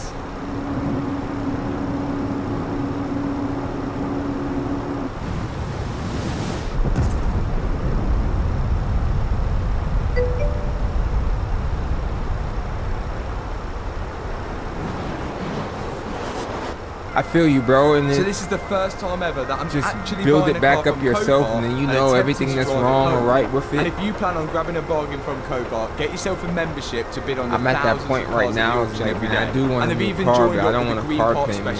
If you have to car parts I'd rather as well. just buy a used one. Here we go. Yeah, cruising. I don't know. This side of the driver colour. You're not tiny because your seat's so far back. I can't adjust the seat. I've just bought myself one of the best Christmas presents I've ever bought myself that I never thought would ever happen. But unfortunately, it's not all plain sailing. This car's only done 151 miles now, but we've still got a lot of faults. Remember, the engine only starts when it wants to, the seats don't work, there's no sound in the car at all, the display only seems to stay on for a couple of seconds, there's hundreds of faults on the dashboard, we've got no stars in the ceiling, the doors won't close with the button under the dash, and the spirit of ecstasy doesn't rise from the front grille. So we need to start fixing those faults. Oh, is that the car called the Spirit of Ecstasy? Doing alright. Made it to a petrol station. We cannot turn it off. We can't risk it. Look at that as a setup. Petrol station. Oh, That yeah. is Petrol? Did you ever think you'd have a Urus and a Cullinan? No way. It literally smells like bacon. It did smell weird. At first, we thought it might just be some water from the flood that's being burnt off by the exhaust. And we turned out to be so wrong. The Rolls still managed to make it all the way home, but I noticed a noise coming from the boot. Yeah, it's the battery like shorting out. Shit. Battery all set on fire. The battery was releasing some form of gas. That's not good, is it? It's off. Car is off. He says smell like bacon. It's wild. It's stinking. It seems like it's overheating or it's shorted out. So I wanted to get it removed and away from the car as quick as possible. Is that swelling? It's all swollen.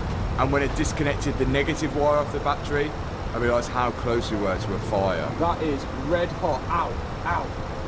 That is really hot. I'm just hoping because of this it hasn't caused any more damage to any of the other parts on the car. But after we turned the car off, the battery seemed to have stopped gassing out. But just to be safe, we took it out the car and down into the middle of the garden, as far away as anything as possible. Imagine if that battery blew up. And then the next day, I can assess the damages. So it's the morning after, and I realised I bought a Cullinan from Copart, and it nearly had a massive battery fire in the boot. But I've been doing some research, and I think I know what the issue is, apart from it being submerged in water. So there's no power to it now. The battery's over there. That battery is no good to anyone anymore. That is fully expanded, but what we think's happened, the battery is overcharged itself. It's basically just, there's been no regulation to that battery charge. So if we get the boot open now, I'll show you why. Yes. Well, visually, most of the damage looks like it is inside this boot area. All of these modules visually look damaged, and as we've been doing a bit of research, it starts to make sense because we can work out what exactly these modules do. And the first one which comes to mind is this one here, and that module there, after googling the part number, comes up as a battery charge regulator, and that's just in charge to make sure that the battery doesn't overcharge itself, and if it overcharges itself it ends up looking like what happened last night when the battery about exploded. This module here, after googling the part number on this one, is a coach door module, which explains why the doors won't open and close from the button. This one here, after googling this one, is in charge to power up the starlight ceiling, and that would probably explain why the starlight ceiling doesn't work. This here is the amplifier, and this is all the radio controls for They alright, I'm not a big display fan of in the them. center, which would explain Like I never why that say, I don't want to get a there's no Hellcat. sound of the speakers. This is another battery here, which actually powers, it's called an auxiliary battery, and that powers all the electrics I like in his the car. boots. So, like your He got on the screens rain on the back of runners. the seats, and maybe even the display in the middle as well. This is a power regulator for that battery. So really our first step is to take all this out, find part numbers, see if we can order them from Rolls-Royce, or see if we can get second-hand ones, or see if we can fix them. Let's get them out. So again, I'm just hoping that all of these problems with the Rolls are stemmed from all the modules in the boot. And once I remove that charging module, you can see, well, that's definitely perished. Yeah. Next off was the coach door module. And I opened this up to see inside, well, a bunch of corrosion. Then yeah. out comes the amplifier. And I could already see here, there's loads of corrosion and signs of water got inside. Ooh, that is a bit wet. Then the auxiliary battery's out and all the other modules. Alongside the modules, there is this sort of connection box here. Now it doesn't actually contain any electrics in it, but a lot of the wires connect through this. And the reason I think so much water got in the boot, well, you see on pretty much every car, they have these sort of pressure release holes in the boot. So when you close the doors, the pressure from the inside of the car can escape. But that's where I think the water's drive your car now? Right. I've ordered. Damn, look at the corrosion on that, man. I haven't. This is expensive, but it's not actually anything that technical. All these are fuses. And providing all these fuses are all good. You just need to clean that up a bit, huh? And replace the fuses? I can't see why we can't reuse this, providing we clean it up. Yeah, that's what I was saying. Some baking soda and water. Is that what you're going to use? Good. All the connections still seem Driving okay, can be relaxing, but it's not man. going to harm us cleaning everything up with some electrical contact cleaner to make sure it's more than okay. It only takes one bad connection, and that could cause our intermittent starting issue. After we clean it, the connections and the fuses looked a lot better. Now it's just a case of putting everything back in the car, along with the new battery charge module that I ordered as well. I found the Rolls-Royce actually uses the same battery charge module as an 8 Series BMW, and because of that, it was only £67 from eBay. Along with that, I replaced the auxiliary battery, the small one, which I managed to get from eBay as well, and of course I had to replace the big main 12-volt battery. Right, I'm just going to put the bare minimum in, which I think needs to start it. Whoa! Absolutely bare minimum. We got an upset. On the key. I'm just going to go for it. If it turns first, I think the wind shifted again. We lost 200 feet. Repeat start attempt. Crazy, man. And then stops. Same kind of thing. I wonder whether the same bad connection is on the starter motor as well. Do you know, like the connection we had at the back is a bad one. Luckily the seatbelt signs is on. Is it bad at the That was some bad well? turbulence. You know, like the starter motor hasn't got that. Yeah, we're over mountains.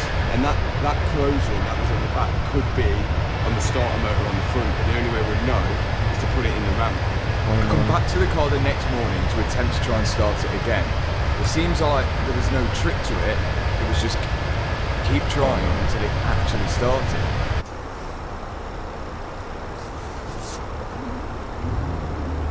There it is. That was about third time this time. The Rolls made it to the workshop. Asaf would have been proud of me. Of course, versus last at time. the edge of my seat, We only lost 200 feet that But time. it seems like we're going to have to get it up in the lift to find out why this car won't start first time. But before we do that, I just wanted to check first that the battery wasn't overcharging now after I fitted that battery charge module. Oh! 14.5. Good. Which all Sounds about seems good. really good. 12 And even volts. the auxiliary battery was charging at the right rate as well. And I even checked after the battery to see if it was losing any connection. 14.5. Fine there. So we've got all the power here, no problem. Let's go under the bonnet and see if we've got the same power. The bonnet? Front on those jumpers. Now I wanted to see whether it was losing any voltage from the back of the car going to the front due to a bad connection or something. But 14.5, good. So why is it not starting? I don't get it. That one. Let's go check that one over there. We're still unsure what that battery does. We discovered another battery. This one was just next to the engine. Oh, low. Supposed to be on 12 volts, but it's on 5. That is low. Could that be a starter battery? It would be nice. But then it wouldn't have started, would it? I admire his job. Turns out that battery is just a backup battery if the other batteries die on the car. We're definitely going to need to replace it, but that's not the cause of why this car isn't starting, as we've had a jumper pack on that battery before and it didn't help it start. So now our only option is to go underneath the car, see if there's any bad connections under there, but all the wires look good. So our next step is to try and find the starter motor, which was easier said than done. The starter motor is always going to be on the flywheel side of the car. Oh no, When you not activate the starter again. motor, it spins the flywheel, which turns over the engine, which helps start the car. But we couldn't find it from underneath, so we're going to try a look from on top. We've got to This remove one a is few even things worse. out the way, like the strut brace. Then we can take the engine cover off and see what we can find. We climbed 1,000 feet this time. Terribly unlucky if the starter motor had gone. Because nothing else has gone on this car. Yeah, but it was in water. What do you expect? Yeah, but I would say that that's probably a good thing that that's all that's gone wrong. Why do these winds keep shifting so hard? How is your headlights? How is everything else working? And the one thing that breaks is the starter motor. Yeah, Don't seem right. At least it's just one thing. But who knows? Hannah could be right. But if we can send power directly to the starter motor and it works, then it defeats a theory that the starter motor has failed. This would be a terrible engine to work on. 2 turbos, 12 cylinders. You know what would probably be a better view for but me? we still couldn't get to the starter motor. So I think... Maybe if I kept it... But up here, it's not... The water ain't been up here. I think it's going to be down below. So does that mean we're going to have to start More taking here? We're going to have to take the under tray off, yeah. What we couldn't do now, it'd be good if we could plug it in and just see if Carl can see anything his end before we start messing. What have we got? That is the amplifier. No, that's the starry ceiling module. Yay. Starry ceiling module. This gives you starry ceiling. We're hoping this will give me starry ceiling. Shall we see? Are we going to get starry ceiling? Yeah! Let's try. Yeah! W, man. That's all that matters now. Yes, we got starry Just imagine, ceiling. all you gotta Next do is change module, all the modules in the back and then the whole entire So car if it all works goes as properly. well as that, we're onto a winner. I've just plugged in the new amplifier and the module for all the TVs inside. And whilst I'm doing this, Kyle from Define Coding is reading the car to see if we've got any faults. But will we have any sound now? Still got no dash. But again, Kyle was saying that could be a safety thing. So it's not going to be as easy as that. We've still got no sound and the screen only stays on for about 2 seconds. But we are showing a fault with the starter motor, which really should be our main concern right now. So there's no power going to start as before. Kyle was able to send us diagrams of the starter motor and all the lines that go to it, and even found a picture of the engine and where the starter motor is located, which looked like a right nightmare. And as the fault was showing that the line was disconnected, we can only assume that the wire going to it is completely corroded and causing a bad connection. And the only way to find out is to try and get to the starter motor. So we're underneath now, removing all of the under trays. It's clear a lot of this car was underwater. You said this is a handmade car too, Rolls Royce? But it is rusty though, like we've got rusty bolts. Rusty. And after a while of trying to find this starter motor, oh, there, Leo. There it is, it's rusty. Yes! Look at it. Can you see it? The connection was really rusty. That thing is tucked in there, man. That's going to be it. The first step was to try and remove the bolt which hold the wire to the starter motor. Everyone watching has got to pull in their own. You better hope the starter motor does though. That's but crazy. That was next to impossible to get to. So we had to resort to plan B. Absolutely caking it in some cleaner to see if it helped in any way. Good news for mechanics, there's a visual problem, not an electrical problem. Just sprayed it with electrical cleaner. Ideally we need to get that off and proper clean it. But we just want to see if just spraying that electrical cleaner on it now will actually make it start. And then we've got to try and access that starter motor, see if we can take that cable off and give it a go. Will a bit of the chances? I think slim. But because like, it is so horrendously rusty. Nope. Yeah, same story. We need to take that off and clean it. Let's try and get it off. So Take it off, we need to try take it off harder. and replace But no it. matter what we did or what we removed from underneath, we still couldn't access the bolt which held that cable to the starter motor. My dad even started dismantling stuff off the top of the engine to see if he can get to it through there. Can you see anything? But still, no luck. In the end, he started taking off the exhaust system to see if he could get to That's the bolt which crazy. holds the downpipe to the turbo, which would hopefully give him access to the starter. But still, there was no route to it. So the starter That motor thing is issue still buried exists. in We there. want to be confident with the starter motor. We're not sure whether it's an I engine love out his job garage, or though. not. I So ain't even gonna first, we're going hold to try and lower the front subframe off the car and keep the engine in place, and then see if we can get to the starter motor. But I'm hoping we don't regret that and then end up taking the engine out, because how many times have we said something like this even with the Euros? But let's give it a go, get this full subframe out and then see if we can access the starter motor that way. If not, it's engine out to change the starter motor just like our favourite car, the RS6. Hey, I'm Steven Kars, co-founder of King of Pops. Zero makes it super easy to stay on top of your cash flow. It sometimes answers questions that you don't know that you should be asking, and it puts the right information in front of you at the right time.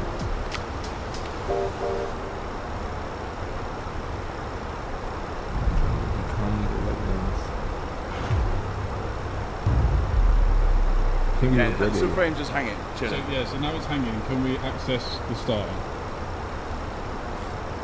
Negative. Okay. Well, after all that, to get to this starter motor, it looks like it's going to have to be engine out job.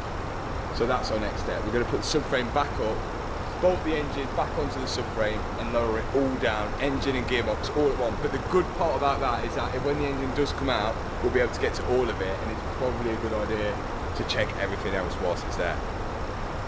Here we go. Can you believe you have to remove the entire engine to get to the starter motor?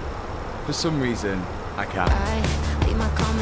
So it looks like it's engine out for Carol the Cullinan. Taking off the oil lines at the front, which go to the oil cooler, because the oil cooler and all the radiators are going to be staying on the car whilst the engine comes down. Then I can start removing parts of the suspension. So that is my plan is to drop the engine, gearbox, and most of the suspension down all as one. But there's one thing that connects the gearbox at the front of the car to the differential at the back, and that's this prop shaft, or drive shaft if you're American. So I've got to remove the bolts which hold that to the gearbox at the front, and remove the bolts which hold it to the differential at the back. Once I've done that, I can remove the bolts which hold it to the frame of the car, and then lower the prop shaft down and out of the way. Now, the car can come back down, so we can start disconnecting everything at the top, which means all the hoses which go from the engine to the radiators at the front. Remember, all the radiators, aircon condenser and oil cooler will be staying on the car whilst all the engine comes back down.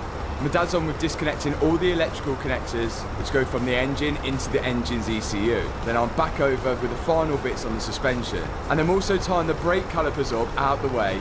That way if we don't disconnect the brake line, we don't have to bleed the brakes when we put it back together. All we've got to do now is lower the subframe onto the axle stands and then undo the bolts which hold the subframe to the chassis of the car. We've already disconnected the steering column from the steering rack, so when we lift the car up now, the engine and gearbox should stay on the floor. But we've got to be really careful that nothing's connected still, because we could risk breaking it. This is basically a brand new car. Yay! Crazy. How long did that take? Wait, no, Matt, if you put your arms behind you now, you'll be like Carol. Oh! Yeah, that's it. Oh my god, look at the size of that! Wait, where is the starter? It's under there. Like. Oh, brilliant. Still can't get to it. What, so we took it out, we still can't get to it? It's in the issue. 1:51 in the morning and we're still yet to see the starter motor. It's 2 o'clock. Right,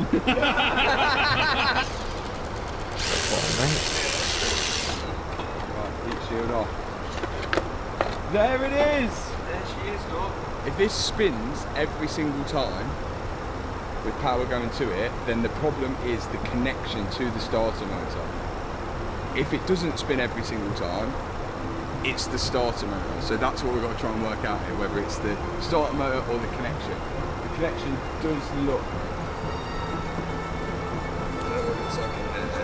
Finally, we got to the starter motor.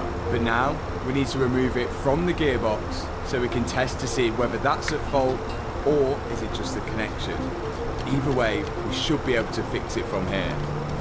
But I'm hoping it's just the connection that's the issue.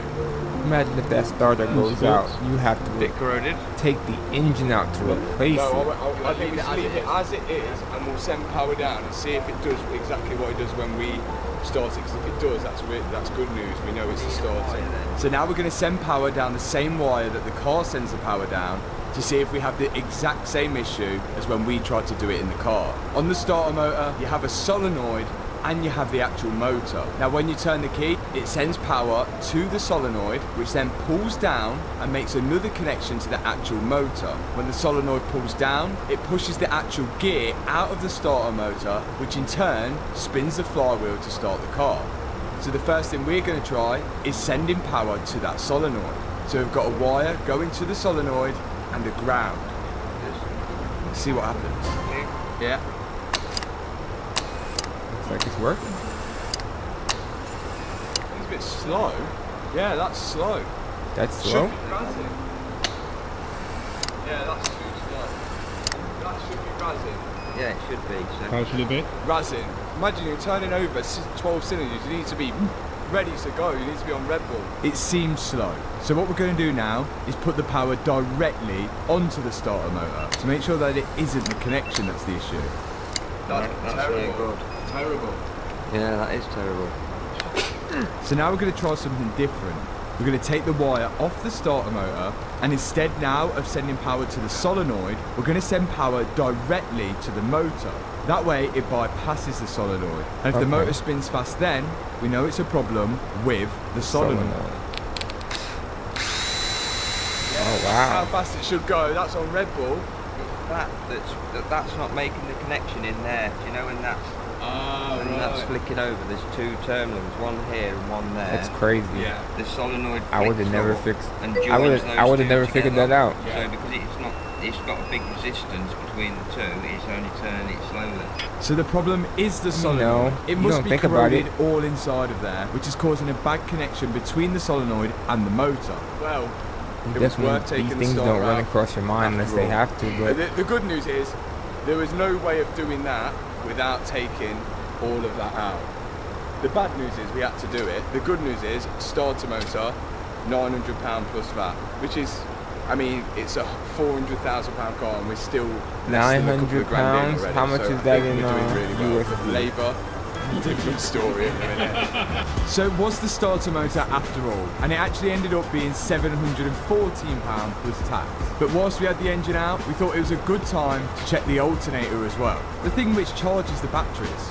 And on the $880? What the fuck? The one at the top looked fine. Almost $1,000 for a starter? The one at the bottom looked like it was fully submerged. So my dad's now taking why off your the brake alternator, thing was which is at the bottom, 2,000. and go to inspect it. And when he did take it off, you could see that the cable going to it was pretty corroded, which could cause some future charging issues. That's very corroded. And worse than that, oh dear. Oh, that's yeah. Go ahead and replace that whole thing.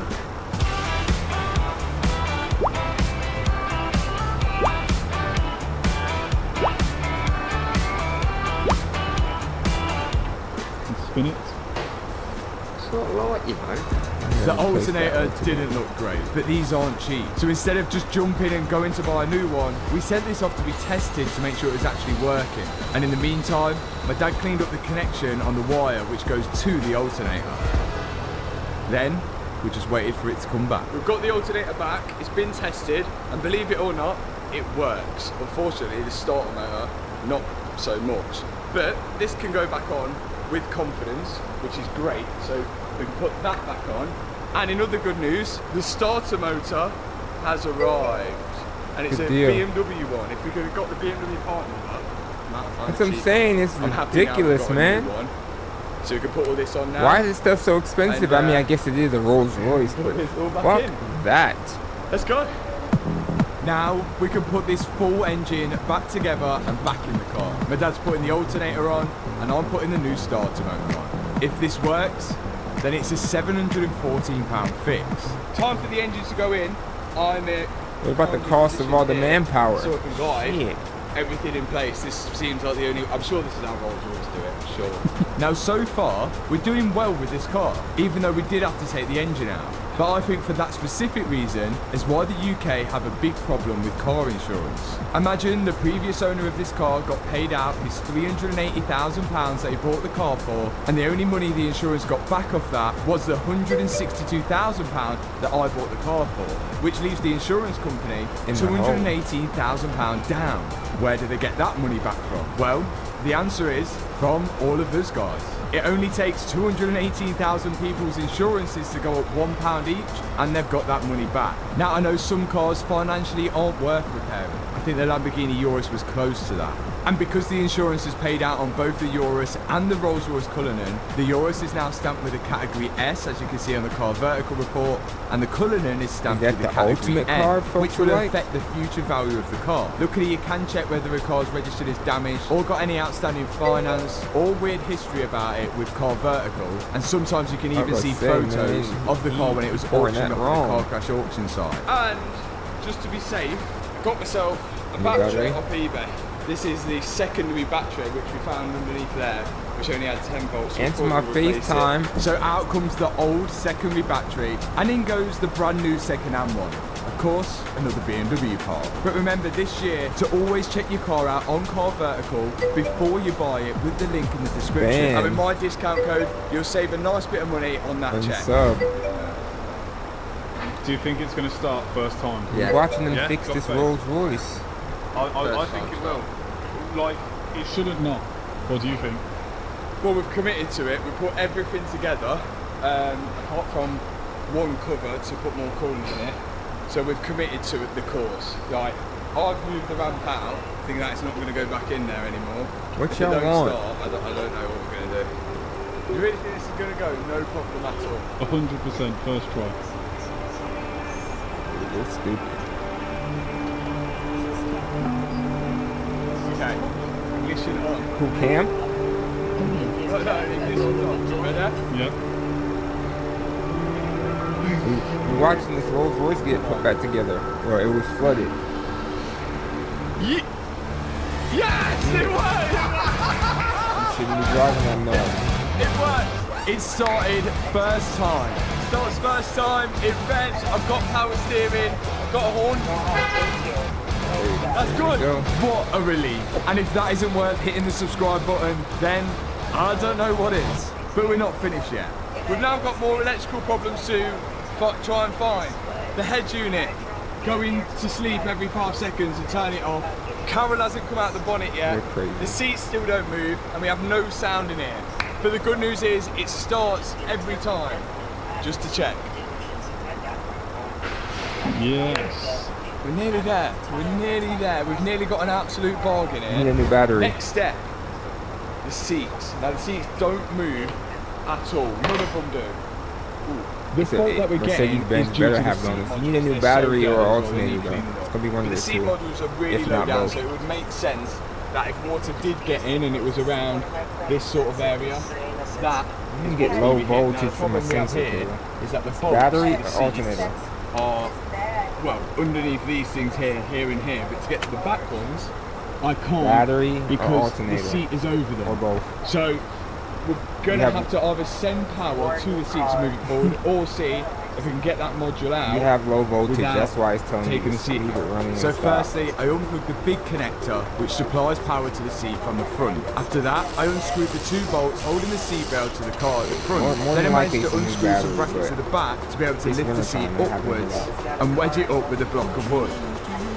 You can see the module for the seat there, and it is pretty crusted up, that is.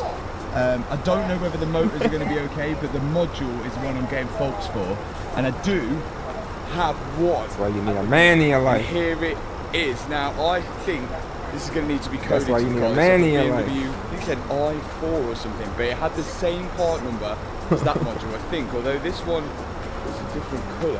Whether this will work or not, I don't know. I'm going to hopefully yeah, try and change it. what you probably should whilst do is take the it to, seat like, is in, AutoZone. and if that works, I They might can be able test to move the the seat battery forward and for backwards. But free. we'll see, we'll see. Luckily, I could just get my hand in there to unplug the old seat module and then slide it out. Now, I'm going to push in the new seat module, which is a second-hand one, and plug that all in and see if it works. Fingers crossed. Sounds about right. And then if you decide to get it fixed, that 200 will go towards it. Sounds about right. With our costume, everything. Yeah. Life's a workout. Flex. Seat module is in. They're just I gonna wanna can't see lose it working. money I looking think at it's going to need people's cars. code into the car. I'm just hoping that But is a quick it's way for me to probably be able a to move the battery. seat forward and then be able to get to the bolts out and have a proper inspection. But let's see. Ooh. The headrest is moving. There's also a date on the battery, so one of these days you decide to pop your hood and look under. I'm not gonna send you out there today. The backrest moves. Oh, but pop is still a the headrest trunk moves. latch or whatever it is. Doesn't go forward or back. There's usually a sticker on your battery with a date. I can hear it clicking. Most underneath. batteries God, only we're last so 2 to 3 years, maybe up to like Why 5. would it go forward or back? If this past Oh, even this is working. that, then you know you need a new battery. Could it be the motor which moves it forward or back? Do the heated seats work? Oh, Is that the is heated the seats are original working. battery in here? That didn't work. But everything is working, but Oh, forward so and your back. new battery. Case closed. I wonder if something's unplugged or something. Let's go and have another inspection. So every single thing on the seat works, apart from the one that we need to get to the bolts at the back, moving it forward or backwards. And when I went to look behind the seat again, I found out this plug wasn't actually going to anything. Could that be for the motor? I don't know. And maybe someone's took it off to put power to it. Gotta find where that goes. Turns out it was for the motor, and my seat was missing one, along with all the mechanism that the motor turns to move the seat forward and back. Rang Rolls-Royce to order that. It's £430 per one, and it's annoying because it's not something that plugs cause. Someone's removed them to try and move the seats, and we haven't got them. So instead, off eBay, I managed to find some 7 Series seats here of a BMW 7 Series, which I think has got everything the same. Send me $25, dog. Sam's Club, you a whole big ass shit of to try and get shit this to your motor going. house. So we're man. hoping You that tripping. this will work off a 7 Series. these were £375 each, the seat, but we'll have a seat at the end. We've got some extra modules in here, I think, so it's better than buying it from Rolls-Royce, providing it works. We've just got to see now how we can Why get does it need these to off be this clutchy? rail and onto Hold the on, rail let's run it back. Why does it need to be in the clutchy? car. But before we did that, we also had faults with the I rear think all seat it needs to do is modules. wipe So your me ass and and not Dips brake, started right? removing them to see what the fault Why was. does it need to be clutchy? I thought we'll open it and check it and see how bad it is. That's in the rear seat. Yeah, that's the weird thing. So the water must have gone up quite high because that wasn't. Yeah, it's That probably was gone up. quite high, yeah. Even the plugs on it as well.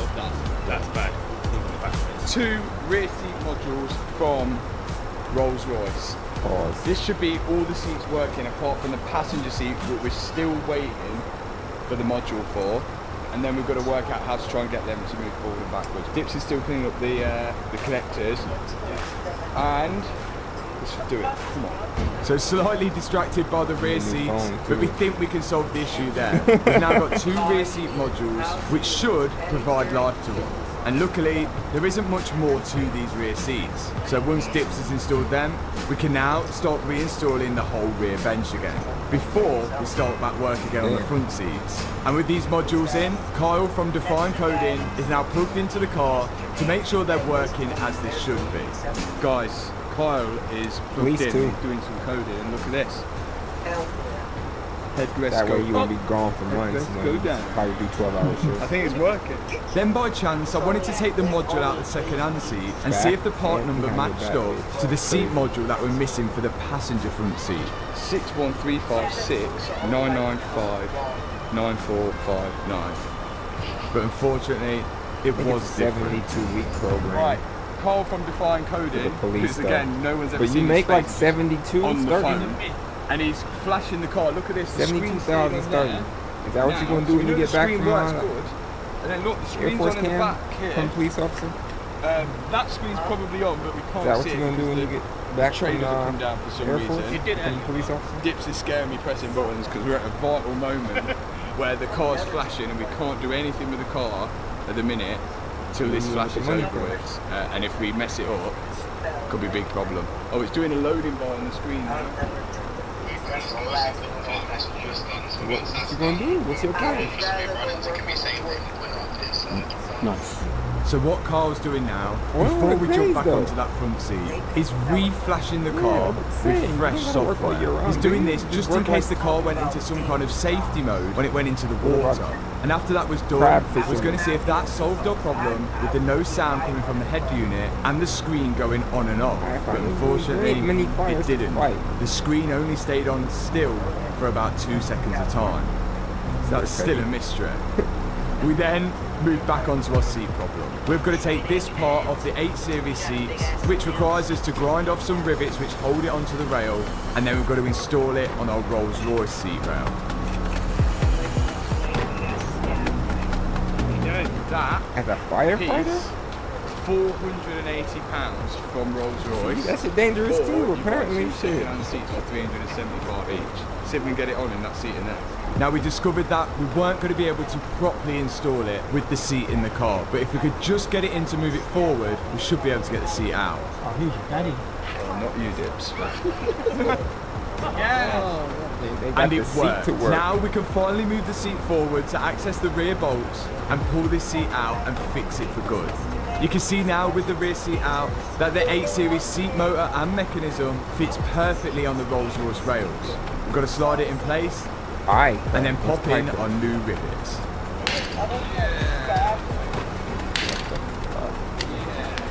And whilst the seat was out, we thought this was the perfect opportunity to start stripping apart the centre console and part of the dashboard to see if there was any obvious signs of damage to the actual radio unit, which might be causing our issues with the screen. We don't really know 100%, but money's on, it's this. This is like the head unit control, and this literally controls all of the iDrive stuff. So everything on the dashboard, controls music and everything like that. The amplifiers in the back, the amplifiers brand new, and Say hi to the chat, TV y'all. system and the power control unit, all that stuff is brand new in the back. So we know it's not that. And we know the screen's fine because when he flashed the car, the screen Bro stayed always on be the whole asking time. about So you. we know the screen's fine. That shit about to be He's having dirty. no problems coding it, and he can't see any faults in it. And the only reason why we don't think it's this is Bro, because say hi. this sits so high Ham's up brother. in the car, around here, and everything underneath it here is fine. And this has not been underwater. We can tell this hasn't This been has underwater. not been in the water. And if this had been underwater, then all of this would have been damaged. So it's really baffling of what this could be. Now, Let me see outside your window. Unit was £1,600 plus VAT, and I wasn't 100% sure that this was the actual problem. So I didn't want to just jump in. $1,637 for a head unit? Jesus Christ. Oh, Mr. Dunn, Oh yeah, you got it way worse this than I thing do. here, which was open, is supposed to close down when you lock the car, open up when you unlock it. Now, when this flap is closed that's down, Kayla. the screen turns off. But this, look at that. The screen is turned on now, all the time, because we've gone into system settings, we're going into displays, and we're going into control Dummy. display. And when you press close control display, the screen shuts off, and then every time you press it now, it will wake up. I gave But you a the issue was shout is out. that the car was thinking that this thing was closed the whole time. Someone has got the car from the flood, couldn't get that to open because everything You gotta would have work been today, down, don't you? and they've wedged it open with the fingers, so the screen still thinks it's closed, so it's not staying up for a long time. So this is all working now, and it's staying on, which is amazing. I want some The sausage. issue is now we've got no sound. So this turned out to be a simple problem, and the fix is going to be a motor for that screen, which you can see here, number 20. And it seems like a common occurrence. Most of the motors on the car have failed, but this still doesn't explain why we have no sound coming from the speakers still. So Dips jumped Hello? into the back just to Did test you get some those fuses. from your bets? As you never know. Oh, okay. Don't celebrate early. Who cheesing me? Yeah. These Carl motherfuckers from are Define stupid, Code man. told us to check this They one are particular dumb. fuse, and it did turn out to be broken. Oh my god, is it a fuse for the amp? Sometimes it could just be the most simplest things, like a fuse, and if this works, then Let I me need get to say a a low massive interest thanks to loan. Kyle and Dips. Oh! Right? We got a sound! We got a sound! Yes! It's on tele. There we go. Look at that! We've got sound! We solved it in like an hour! And it took us ages! Yes! Well, again, another shout out to Dips and Carl at Define Coding. Oh my god, this could turn out to be one of the best I'm on guys. stream right It is now. all coming together now. They called And it me only and turned out to be a demanded that I. few. So thank you, Carl at Define Coding. Oh, and to say thanks to Cam, Dips, let's or all they- go subscribe to his YouTube channel as well. Now, Cam, all that's left to you do came is onto put the stream motor and the said- mechanism on the passenger side seat, which my dad is on with doing now. Then we can test it by putting power to it. Oh, yeah. That's a proper engineering there, mate. Wasn't that Quez? After The other that, person we that can was in start here, lifting the Quez, passenger right? seat into the car. How But many? Of course, How, we're still missing that module. how for many? it. How It many hasn't turned Fortnite up yet. accounts do he It's got? in, but it's all the way forward, and we can't send it back till we get that. I was module wondering. I'm like, who the and fuck move it back is and this? put it in. But it might be good enough to actually drive this thing home tonight. Bearing in mind we haven't drove it since we put the engine back in and the starter motor's been on. Next up, it's the driver's seat to go in. This one does have a module in it, so when this goes in, it should all work. How's it working? Yeah. Yeah. Also, it says sensory overload. But look, we've got a new coach door module as well. I actually plugged this in earlier, whilst I was doing a load of other stuff with the car. Part of it worked, part of it didn't. Yours works? Yeah. Why's mine not working? The doors on the passenger side did close with the button underneath the dash, but the doors on the driver's side were making a noise, but didn't seem to want to close. So I had to start taking the door off to investigate what was going wrong with it. Yes. To get the door card off, I've got to unclip this panel, which has all the switches in it. Then I can access the screw under there. Dips took some trim out the top, and then there was 2 screws under there. And after that, it was just all on clips. But I'm being careful not to break anything. Remember, this is a £380,000 car. I can't even believe I'm working on something that expensive. Once the door panel was off, I could get to the motor. Right, there's one motor here which spins, and then it rotates a belt on here, which then spills another motor down here, which moves this in and out to open and close the door. But let me show you inside here. My neighbor Brian was like, yo, where'd you get this knife? I'm like, bespoke post, man. Now, see, you talking about bespoke all the time. Is it worth it? You tell them what you're into, then they find gear from small brands that you might not even know about. There's no obligation to buy anything, and you have total control over whatever you get. Whether you're into clothes, home goods, knives, camping gear, whatever it is, Bespoke Post has you covered.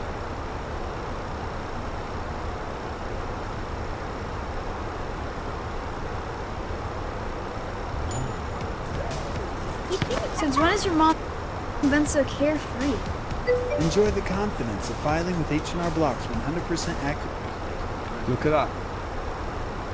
One, it's full of water. That motor spins this belt round, which works, and that spins that round. But yeah, but this isn't gonna be any good spinning round if the belt doesn't go tight and grip onto it. So there's another motor here which spins round and tightens that belt up like that. And this little motor here has been submerged in water, we think. Yes, look at that. And we know how to fix that because we did it with this door and it was with a hammer. So Dips now is taking off the little tiny motor which is used as a tensioner for that belt and it's going to start cleaning it up. We think inside it's just seized up and it only takes a little bit of rust in there to seize the motor because they have such tight tolerances. We've sprayed some lubricating oil in there, let it sit for a bit and out comes the hammer. Dips then got some pliers, freed the motor up a bit and after that it was going to send some power to it to see if it worked. The black card. I done missed a big chunk of this. Yes! What's going on with this Now seat? everyone can subscribe Wait, to they got the off the channel. seat. They got the seat working. It's the So the motor now works. We can put it all back into its casing, and this thing is good to put back in the door. Now That's the we door. slide it back into place. They're working plug the all the door. electrical connections back in, and slide back on the door card. And we can give it its final test. Did they get the radios working? That's that close. You wouldn't want to trap your head in that, would you? Do you reckon you've like made it better? Yeah, we might have supercharged it. This one's faster. There's one last thing. So if you remember the list from the start, now the engine starts all the time. Okay, now, cool. most of the seats work. Now Most we of the have seats sound. work. Now we have a display which stays on. We'll get to Okay, the so fault fix on the radio. dashboards later. We also now have stars in the ceiling. The doors close with the button. And guess what?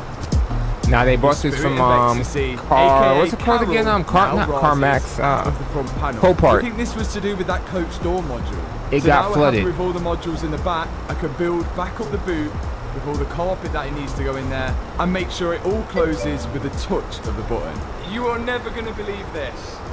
Was the most expensive Man, you see how much he I've just had to dropped on buy the for car? this car. I'm The sure they got Rolls-Royce the money for all floor this mats. stuff. These are the original That garage is floor wonderful. mats, the ones that's supposed to be in Cullinan. £1,500. Not my kind of car, I don't so even want no. to wear my shoes in it because I don't think my carpet at home was 1,500 quid. So it's a shoeless He car. asked would I own a I Phantom. think so. This was more expensive than the starter motor, and I literally only want these like floor mats were unreal. And even though the I want car's a been Ram in the truck, water, I it want still smells brand new inside. We're pretty sure probably a Copart had the car Audi fully cleaned R8. out I think I before like it went those to a auction. lot. So far, we've done really, probably really well with this car. One seat module, an there's one last Escalade thing or we need to something put on like that before we too. go, and hopefully the seat module comes. Let's go. We An have RS7. R011 BMX on the TRD. Bay. And we've got What's the TRD truck you were looking at? BMX on the Cullinan. Cool BMX. TRX. This is from Car Reg, and you guys can go get a free number plate. That's a Ram, when okay. you I get had a to number take plate my from BMW them to a with my specialist code, as they which is don't even in the do it for description it. box below. This is truly Sounds going about to top right. this car off. I cannot believe I've got a Rolls-Royce Cullinan with a number plate like that as well. We are so close now to a faultless Like the IA? Rolls-Royce Cullinan. Remember, this car hasn't even been ran in yet. And that's a perfect reason to take it on this road trip. So now that it starts up It's every a nice time, looking car though. I got it I'm out not of even the holding unit, you. got it home. Now unfortunately, Yeah, the we're other seat watching module from Rolls didn't turn up. But I actually ordered one from BMW. That does look nice, for don't an it? 8 Series, just to try my luck. It got flooded, And the next and he had to morning, figure out I all got the under electrical passenger issues seat with to it. fit it. That bitch is fire. It's working. Suicide doors. And now that the seat moved backwards, I can actually tighten up the front bolt. How cool does that look next to that? That is So he sick. got two rolls. Less than half price Cullinan. And now, just to make sure everything was working Like good, most cars, Dip's but not come many yet French again cars. to fault What's a read the French car. cars? Screen, CBeebies is on. But unfortunately, because that seat module was at an 8 Series and not a Cullinan, the seat, yes, did move forward and backwards, but it didn't control things like the rear picnic tray, which the 8 Series doesn't have. So in order for me to get that working, it looks like I need the proper module. So maybe I do need the right module for that one. This is Christmas I think what car? What car's made in France? There is You said no what? more faults on the dash. You can scroll through here. Nothing on there at all. Kyle has worked his magic. And again, thanks to Yeah, Kyle I've never heard of a Define French Coding, car. we now have a faultless Rolls Royce. German. Not a single fault on that dash. That Lambo truck Now, is beautiful. I think it's time for our I don't road even trip. like Lambos. Here we go. 1,000 miles. Fiat is to do Italian, now. Well, right? it's 2,000 if you count the round trip in. I mean, a I wouldn't get one damaged either, but it's Cullinan. still pretty. That took us a week to rebuild. This is probably a recipe for disaster. We have Team Cullinan here. Hannah's some reason decided to go on Team Cullinan. And then we've got Team Eurus there. My dad's going to be driving Say hi to your the brother. Eurus.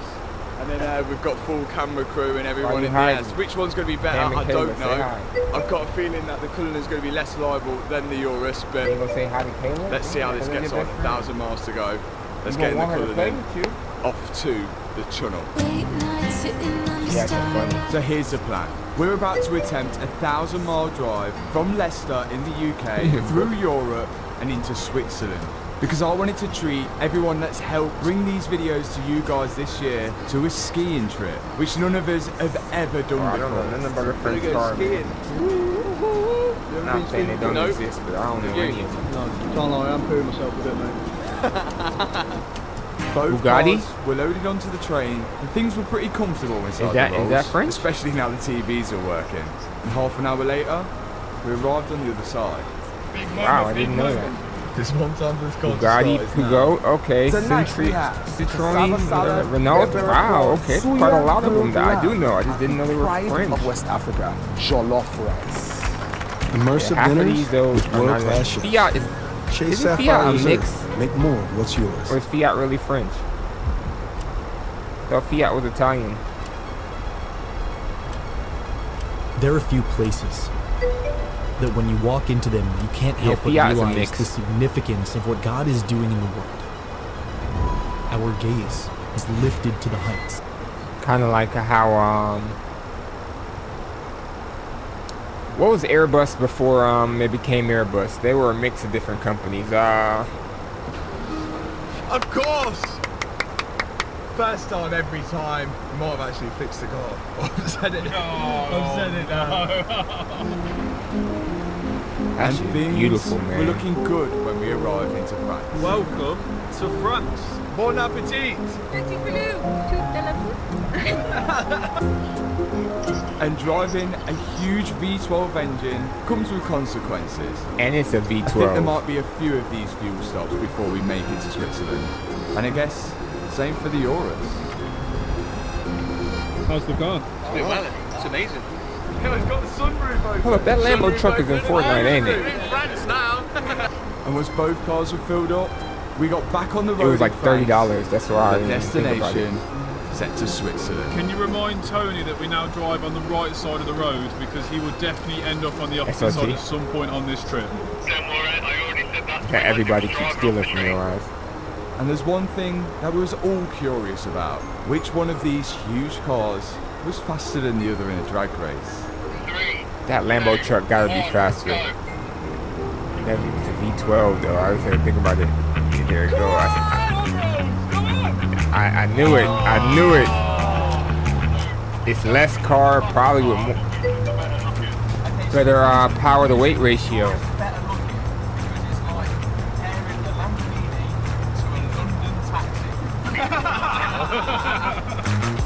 But hey, London taxis are known for being reliable. So far, it was. And it wasn't much further down the road until we was filling up again. Here we go. Got a feeling we could be here for a long time. We wanted to get to Switzerland as quick as What possible. did this guy do so before we carried on he started driving doing through YouTube the day videos? and got pretty close to Switzerland. But at night, Bless you.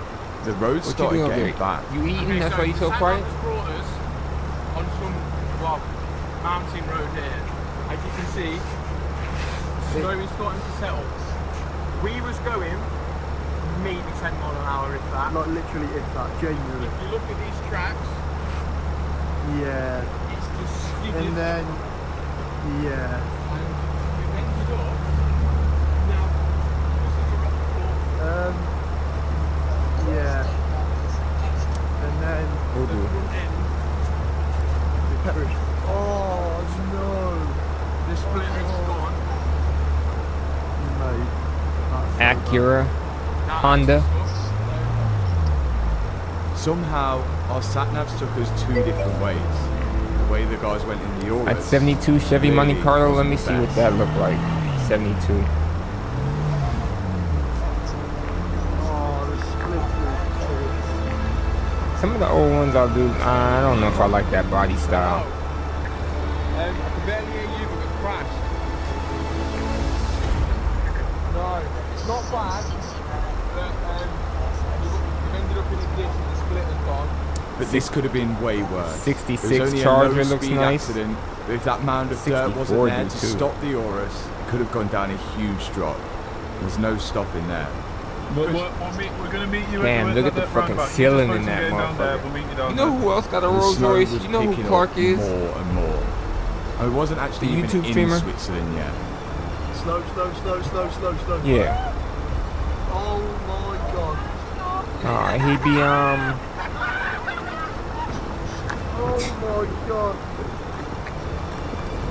It's so bad. I've took the option to get out and say that we're filming, but I don't I mean, I hear that. He be streaming like basketball and sports and stuff. But he made quite a bit off of YouTube, and he bought him a Rolls Royce. The car's gone. Oh my god, look how much snow's on the car. Like, damn. Are you okay? I like the interior.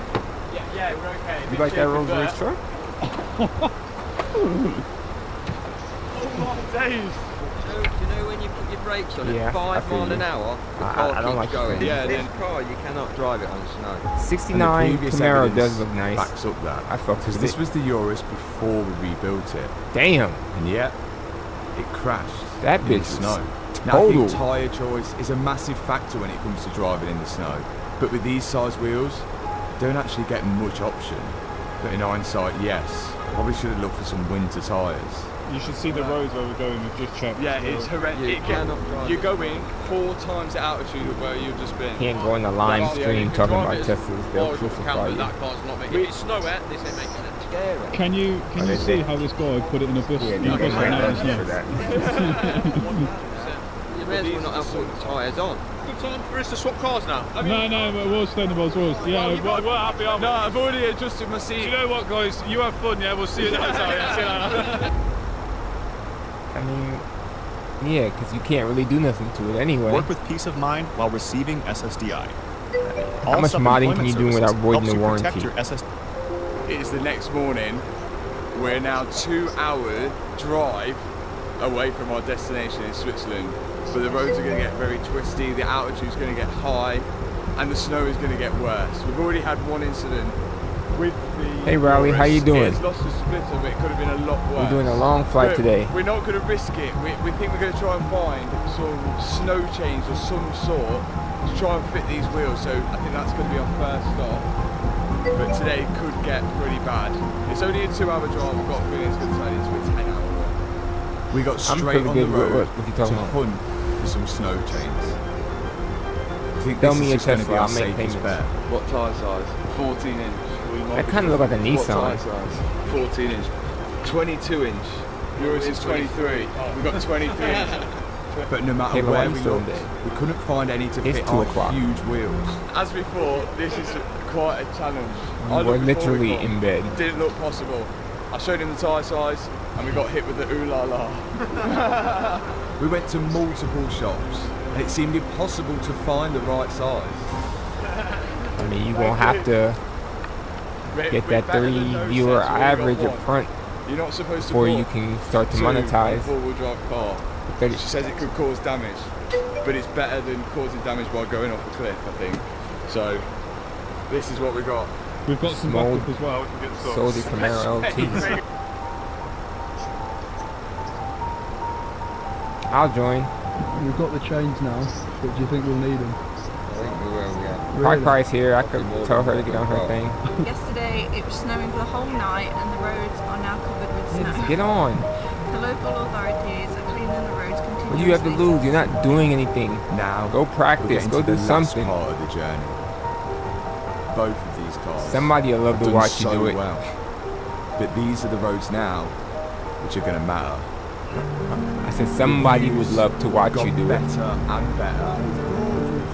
How's it a pause? And to think See both the of these female. cars were sat at a salvage auction deemed not Look, economical look at to her repair. deflecting. Just We're not crazy. talking about gumbo. We're turning off, guys. Brace yourself. And as we turned off the motorway, the You roads got scared? worse. You nervous? About what? You haven't got the camera on. These roads were bad, and the locals definitely know how You to don't even drive gotta them. say shit. We don't. Guys, we're literally getting on the mountain. You don't. It's so slower. Look at the Cullinan. This is so good in the snow. You ever Car's watch, done really well. So what's the far, person's we're name? Mr. almost Lust? there. This is horrendous. Motherfucker don't Still say got a few shit. miles to go. It's kind of like ASMR in Fortnite. All you hear is But it was all he be worth boxing it. and killing people. I'm On the like, other what the side, fuck? Andermatt in Switzerland didn't Or like when he disappoint. And to see these two cars rolling into the village when he jumps is out, really what all you hear dreams is are made of. This really feels like winning. That's Only all he do. A week ago, we bought this flood-damaged Rolls Royce, and it's Mr. now Lust. I know provided it's a memories random name, but I'm that not we'll lying to never y'all. forget. Hold on, let me see. Let's pause this. Rolls Royce thing and go on Twitch and see if Mr. Lust is on. Yep. How'd I know? 693 viewers. They're not just starters. Oh, we got an ad.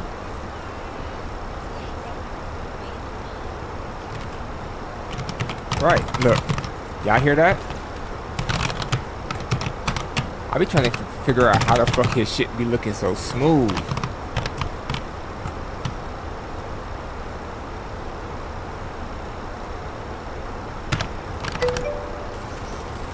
I'm about to hit the gym.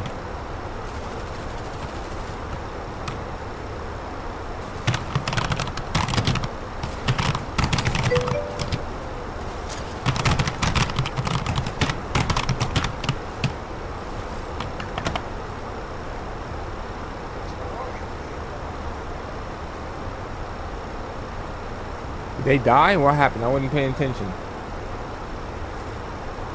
He must have died or something. See, look. That's ridiculous. That's all they do.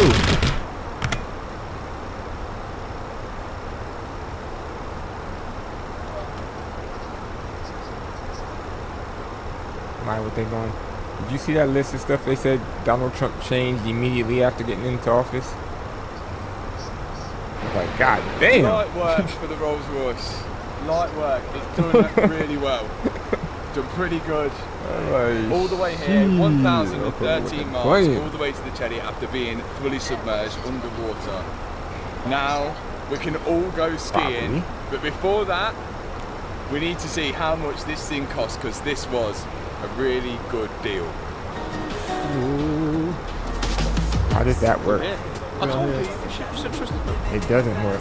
So the Cullinan cost me £162,000. I then had all of these modules, including the batteries in the boot, to replace, which cost me £3,560.33. Then there was much the starter news? mode, No. which was £714. I don't know what I'm doing. I'm trying to figure it out.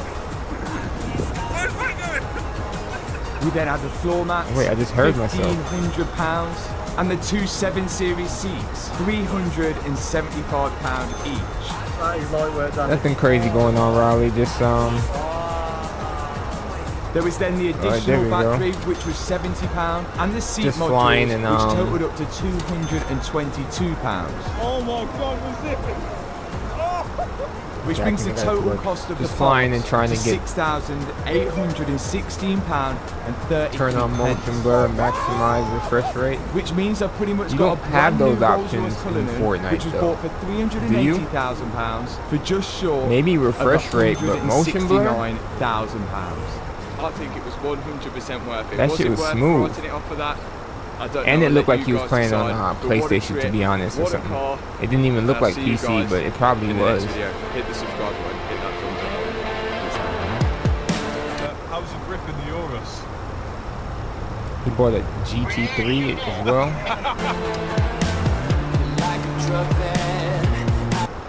That was crazy. So what do y'all think about that? That was wild. I need to figure out where that guy got all that money from just to be buying broke cars and fixing them, because I need to be like him when I grow up. We could actually turn the seatbelt signs back off.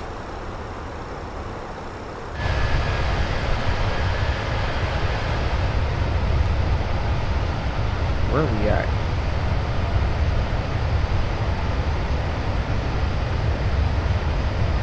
Not even halfway there. We're over Kansas. We're by you, Cam. You get a car off Facebook Marketplace for $2K. I would not buy a car from Facebook Marketplace.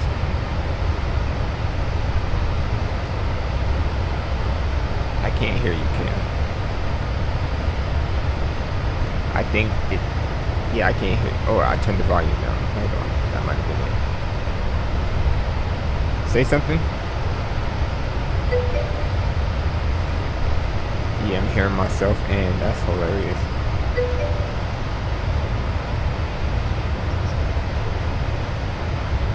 Buy it, flip it, sell it for 2K.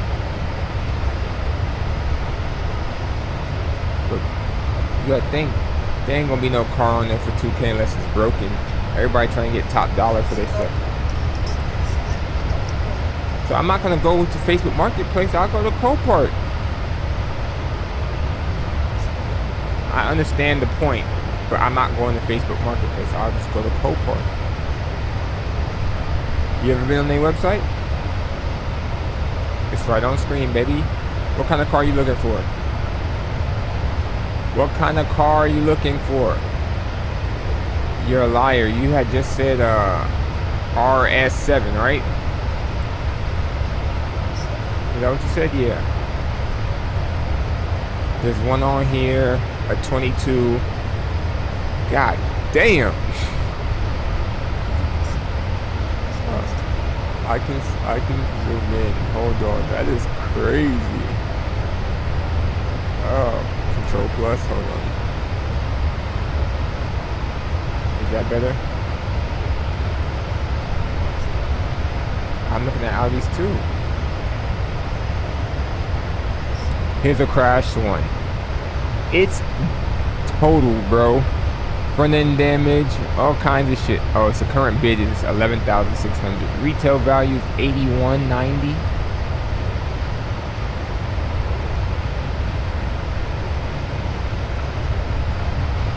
It's beat the fuck up. Like, it's total. It needs help. Front end damage. God damn, this one set on fire?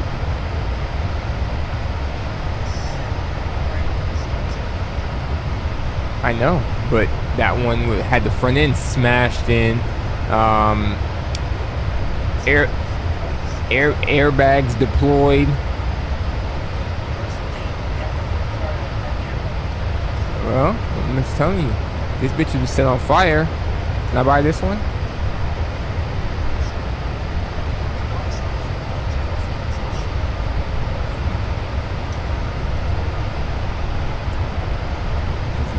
Crazy. This don't even look like the car no more. The seats is gone. They melted. Everything is melted. I'm gonna say how much they want for this. $0. Current bid is $0.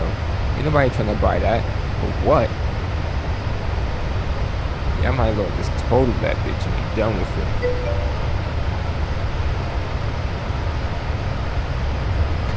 it. Exactly. I'm like, I don't even know why they got this on here. This one has front end damage. This reminds me of my white one. Oh, sad. Silver though. Damn. Is it just the windshield? What went through the windshield?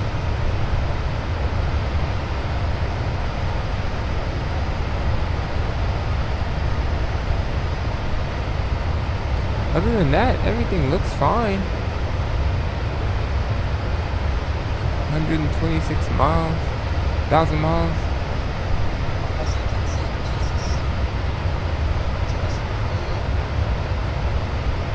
I mean, why does that fender have that dent? It doesn't look like there's any front end damage structurally.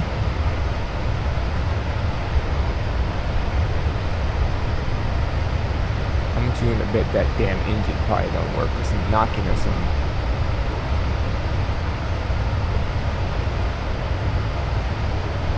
Did it just need front bumper headlights?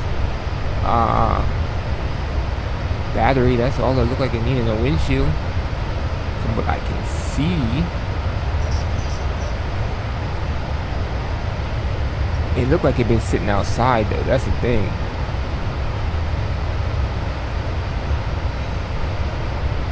What the hell Taylor doing?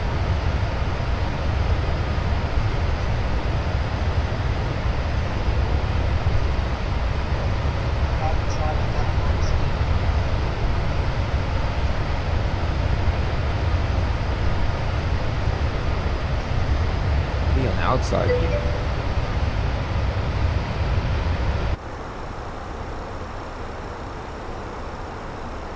Swap the radios to the modern Bluetooth stuff. I do all the time too. Especially the older cars. That's like a 04, 05. It's just when Bluetooth started getting popular. The very early versions of it, at least. So. CarPlay, yeah. Android Auto. Apple Music. Oh, man. Show you how gangster my chair is.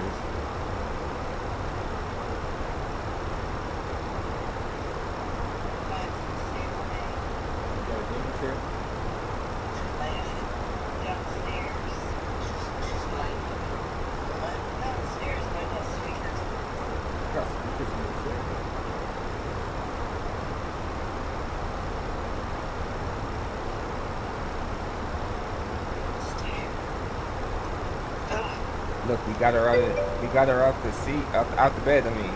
That sounds like the most people. See, speakers. Okay. Some fancy shit. Not the part where your feet supposed to be propped up on. You use it as a little table. Wrapping is so pricey. Like, how much is wrapping? Doesn't it go by the square foot?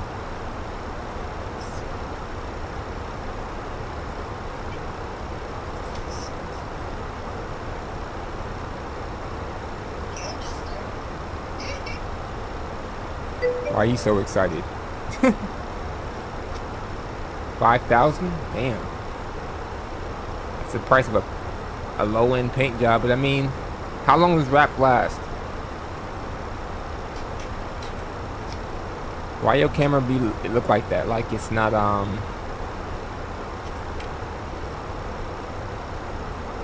like it's not 32 frames or whatever. I don't know. It look like it's missing frames. It's like it's skipping. Talking to you. Yes, light skin. Why your camera skipping like that?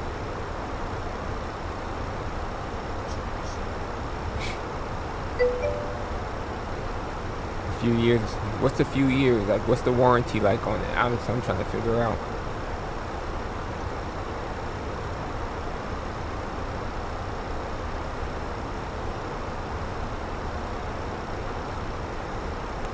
What's the zoom? Nope, still skipping. How you do that? I don't know.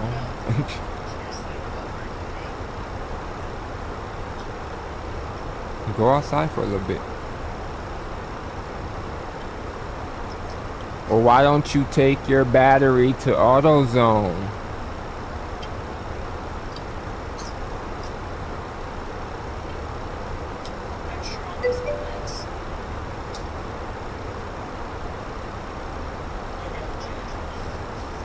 Your judge.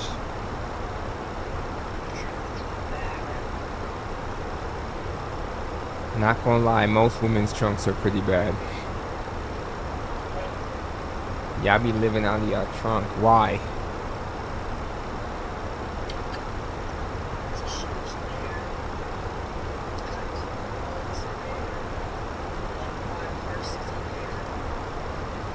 Five person is crazy.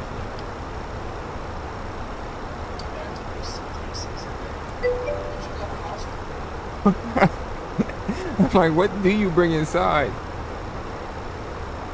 He said they have messy boots. They have messy everything. Nah.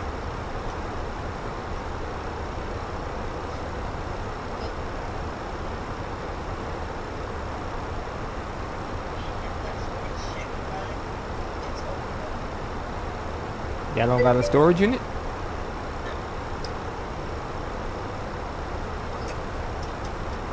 That is what a trunk is called here. You raise the bonnet.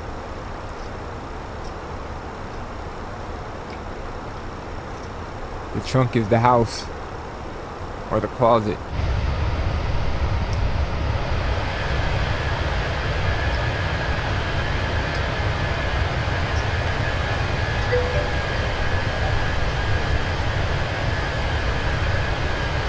School closed today, school closed tomorrow. What the hell is this world coming to? kids don't never go to school.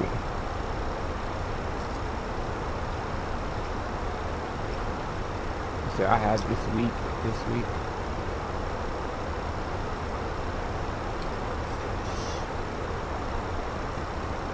How old are we?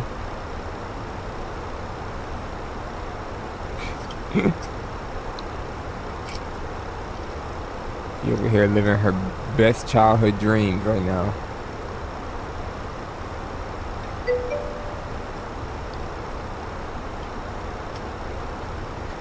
Could be worse. They're being brainwashed to work anyway. I mean, you got to work in some way, shape, or form. How you plan on making money? Everybody has to work. Even if you won the lottery and you got rich, to maintain, you still have to put some work in. Whether it be into investing or something. Everybody has to work in some way, shape, or form. What are you going back to school for, Pro?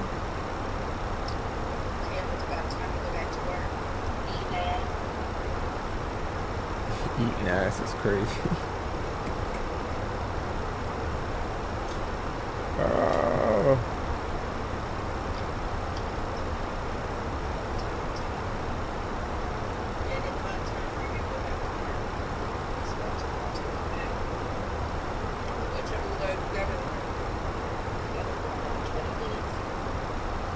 Don't he live at work?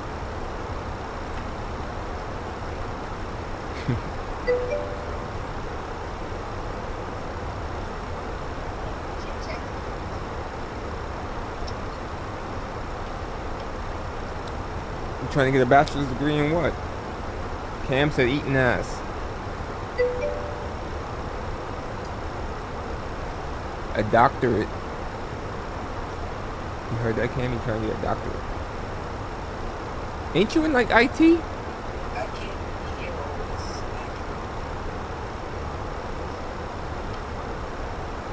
Fucking them goldfish up.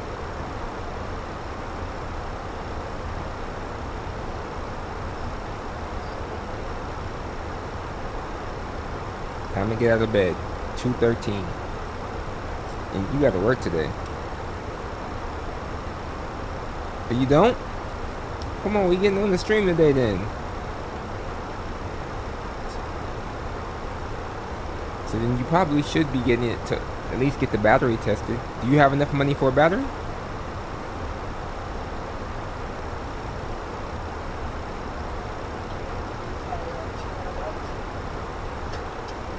Well, let's see. What's your car again?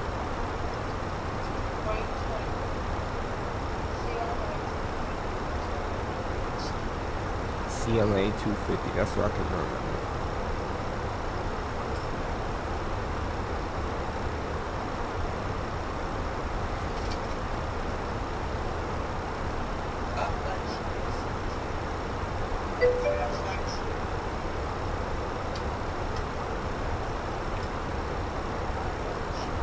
Cam said you getting a doctorate in eating ass. Is this true?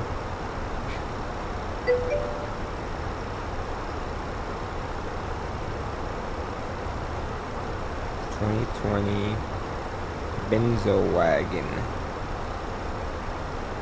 CLA2. Again? Yeah, but at AutoZone the batteries is about $250. She ain't got a Costco.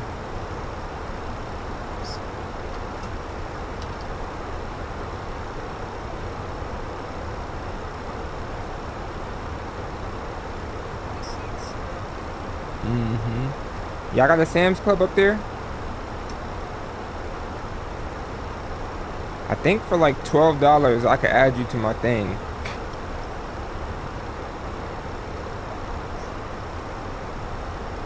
Why else would I suggest it?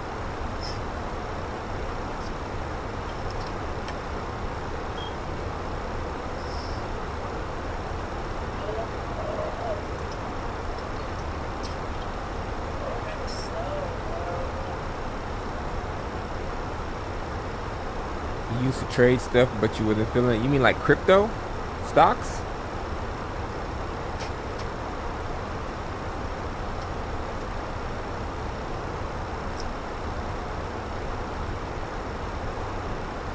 I looked at how much Bitcoin was when it first started to what it was now.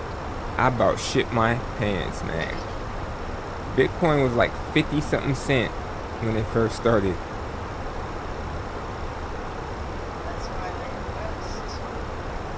In Bitcoin?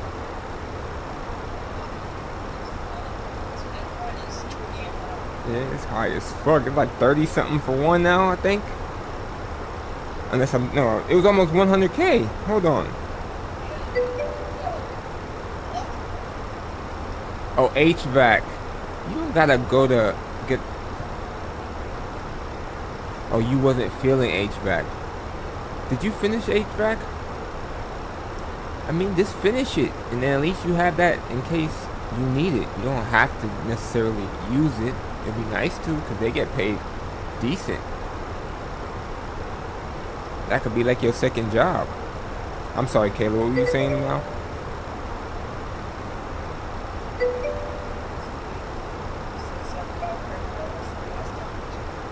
It was like 100, right? Yeah, I thought.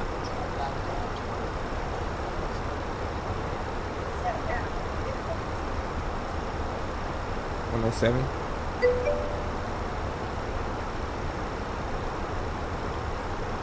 I get it, but that's why I said side job.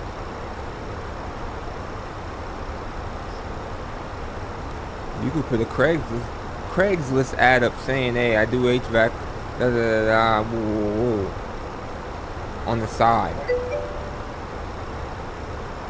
You used to trade shares a while ago. Why'd you stop?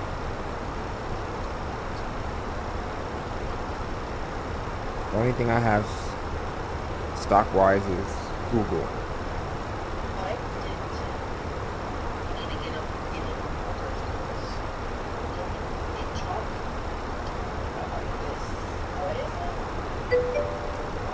You go north of Grumman? Oh yeah.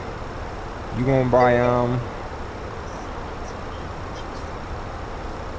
NOR North? ROP?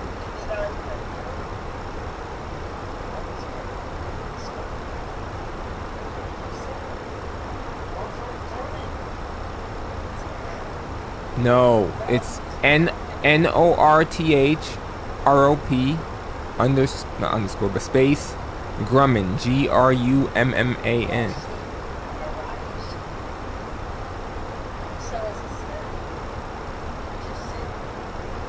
Bruh. Do you still get messages on Cam Old Times?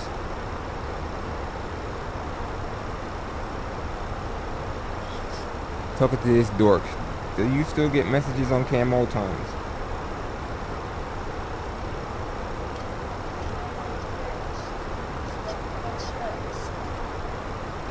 Cam, do you still get messages on Cam Old Times?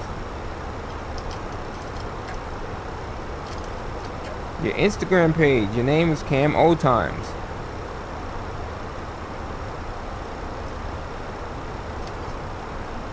Oh, damn. I say the same thing like 25 times.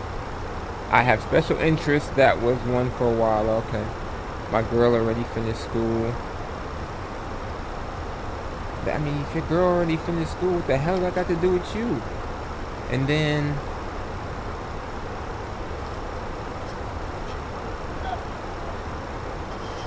Bruh.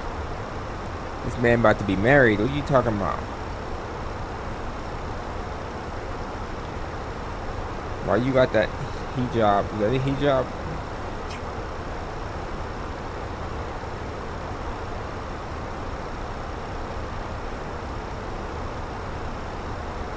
That cherry Pepsi.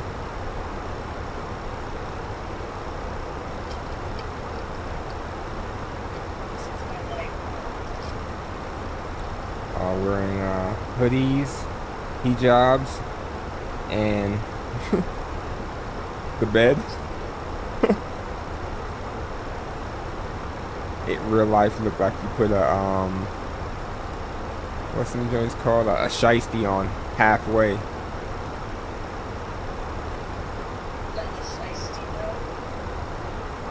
What is it? Bruh. That is not a do-rag.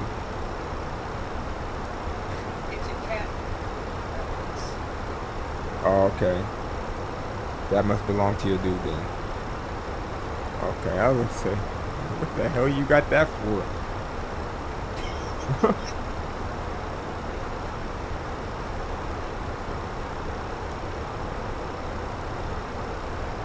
Irk.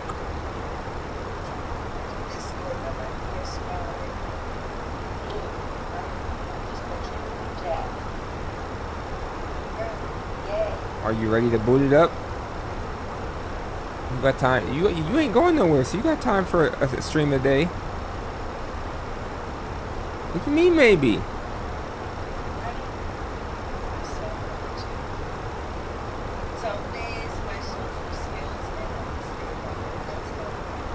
Well, that's why you shouldn't talk.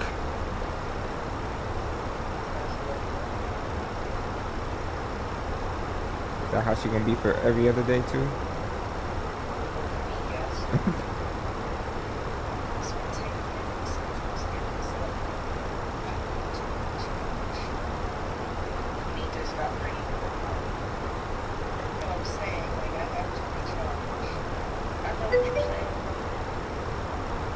Couldn't I open my PC and sell the parts? Yeah, you could sell the parts individually if you have parts worth selling. But nobody want to buy your crusty power source that you've had for 6 years.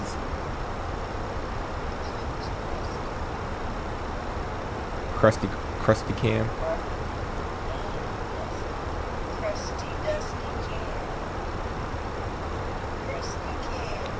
Your first stream should be you and Cry Cry.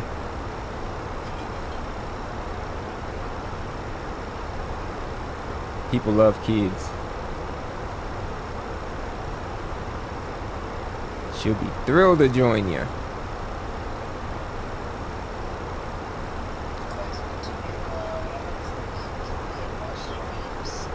He'll bring some comedy to him.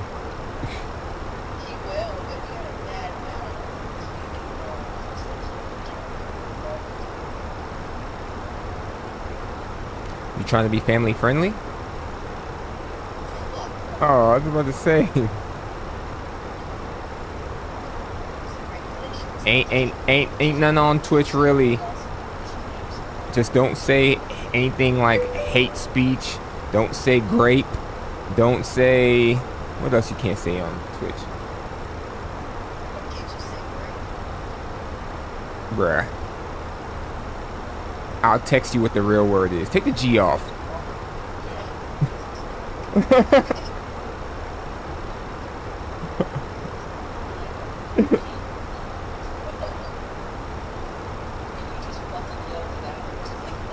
I don't think anybody can make that out though.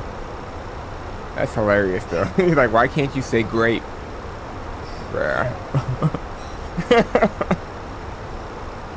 See? Somebody could have clipped that right there. Go ahead.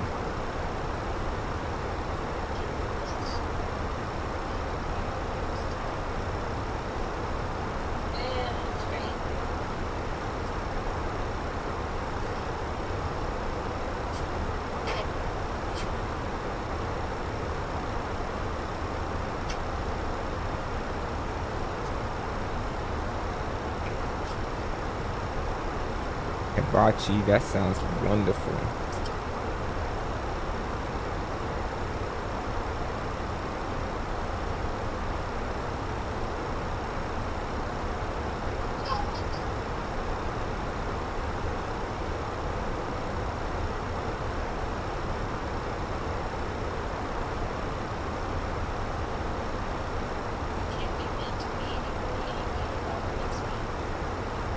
Nobody likes me.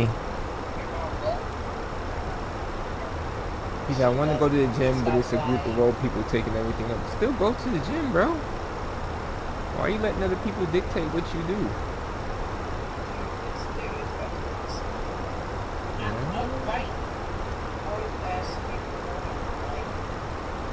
I just asked you for money. Remember, I asked you for a low interest loan, and you ignored me.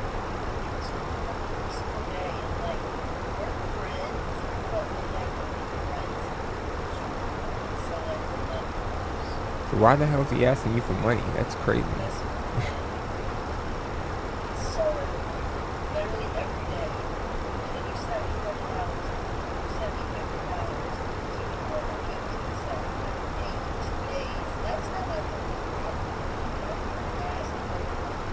Damn.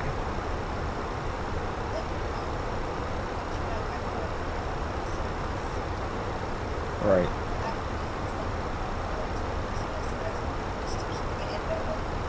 Damn, we ain't get shit, Cam.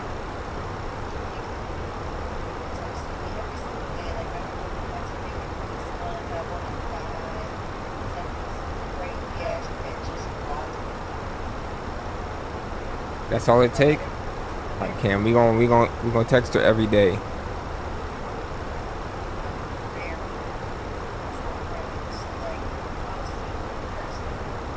Well, I'm afraid to say, if he keeps doing it, then you're just enabling at this point.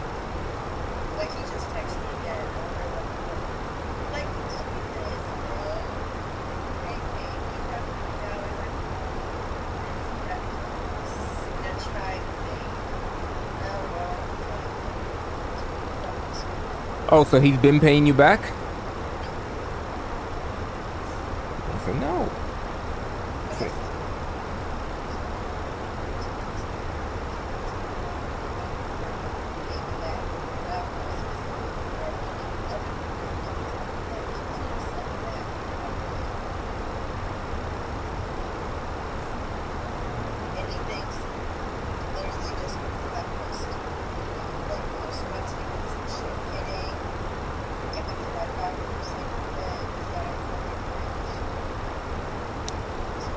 Well, you probably might want to stop doing that then, because it's giving people the wrong idea.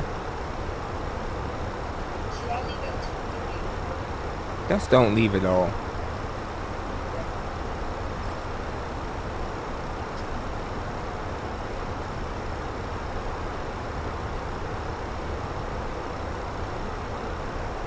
Did that answer your question?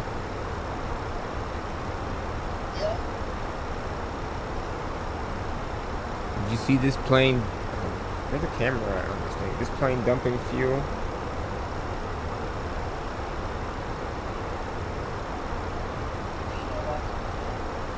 Yes, they can land. And oh.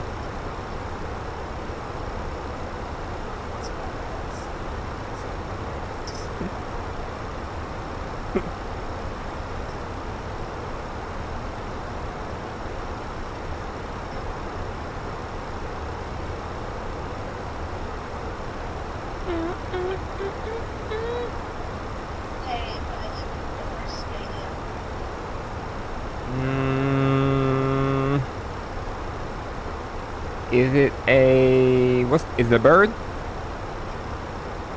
Is it an Oriole? It's not an Oriole. It's not black and orange.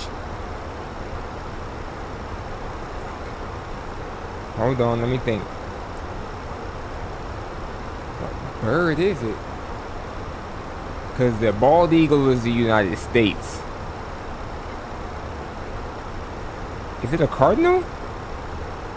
Okay. Ain't that crazy? I guess that shit. What do I win? Damn, that's fucked up.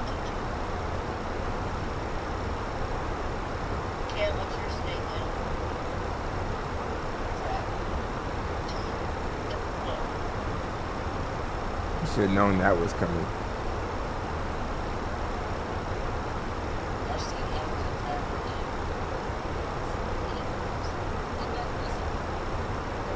Sounds like a huge STD epidemic.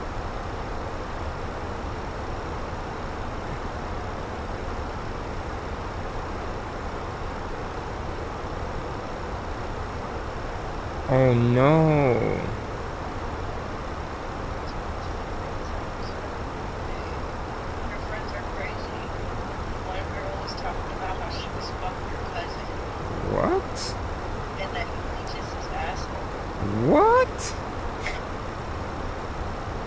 in the actual hell is going on here?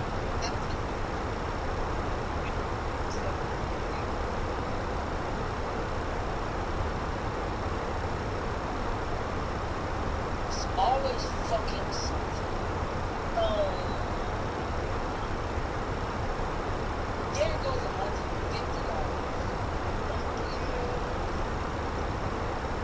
$150. They love each other.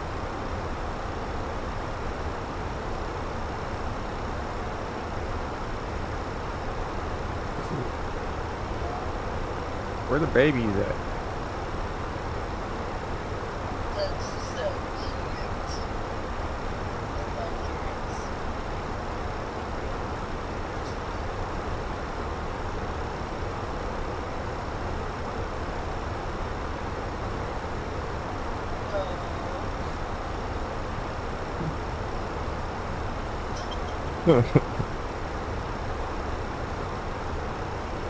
There was one I was looking for, but I can't even find this shit no more.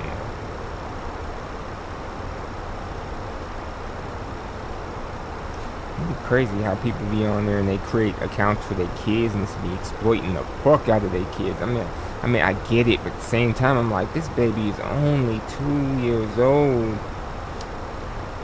You dressing them up like adults?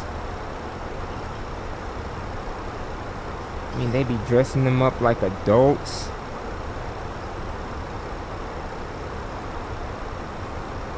Hold on, let's see.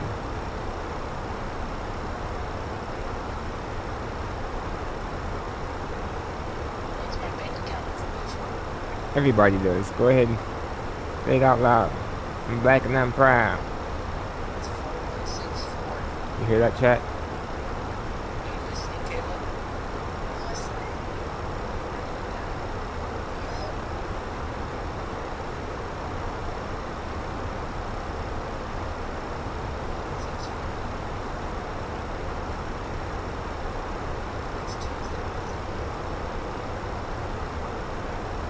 Typing that shit in.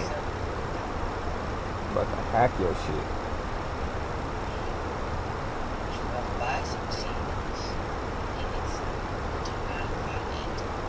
Expiration, y'all got that?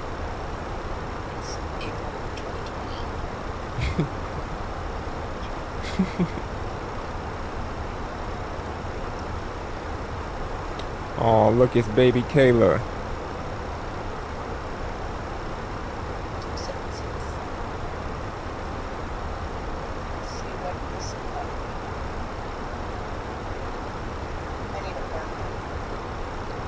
Take your bank information and buy a Birkin. That's wild work.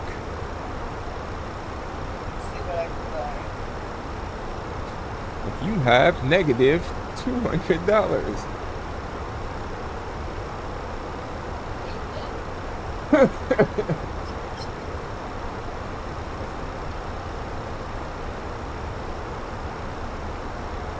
Buy me a pizza. $10. That's all I ask. Gotta get these kids off my back for the next 4 hours.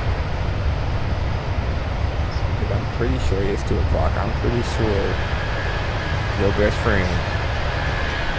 For what?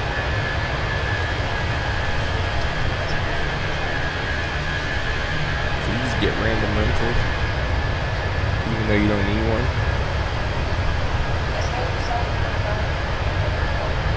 I get that, but sir, what are we doing?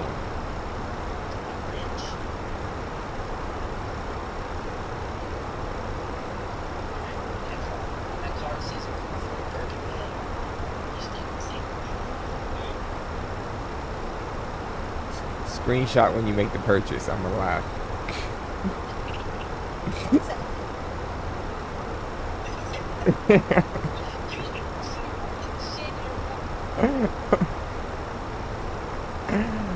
Oh, that shit's hilarious. Alright, so I'm currently burning about 4,800.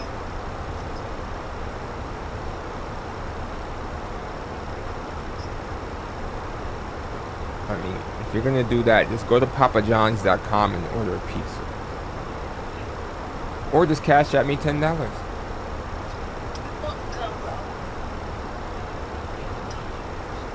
They got a special right now, large for 10.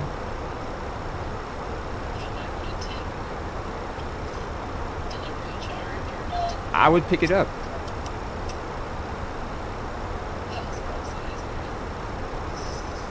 I ain't got nowhere to be.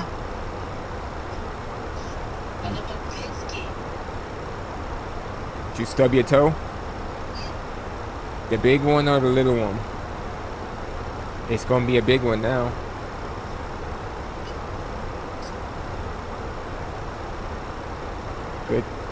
Good thing you ain't have it done.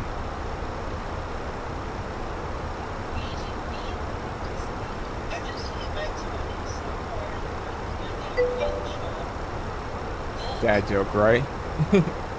Look, Kansas City Center just hopped online, and look how far out of it we are. We're just about to fly out of it. Yeah, let's go on a cruise. 125725. Let's tune in.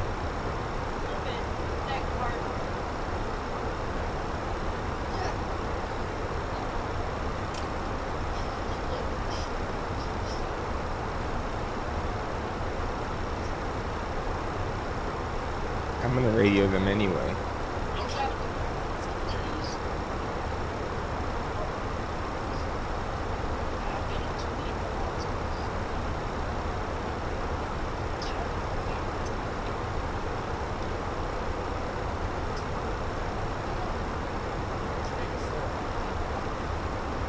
Kansas City Center American 2453, flight level 370. Just wanted to say goodbye.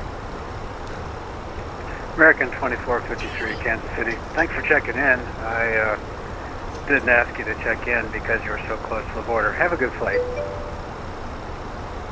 I figured as much. We're on stream. He just wanted to say bye.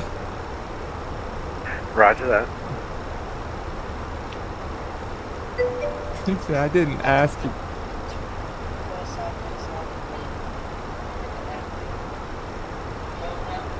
That's crazy. That's crazy work. Ain't no Mayday, Mayday, Mayday. Indianapolis Center is on too, but oil and ass.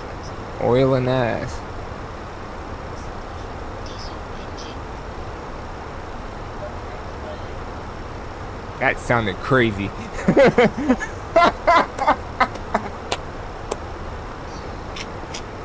You need a battery, Kayla. Damn it. You just need a battery. Hey, AdSab, did you happen to I'm trying to think. Did you happen to see any of that Rolls Royce repair video? The beeping?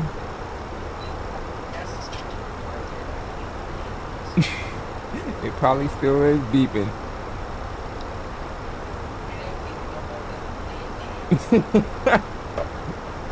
How many smoke detectors you got in your house, Kayla?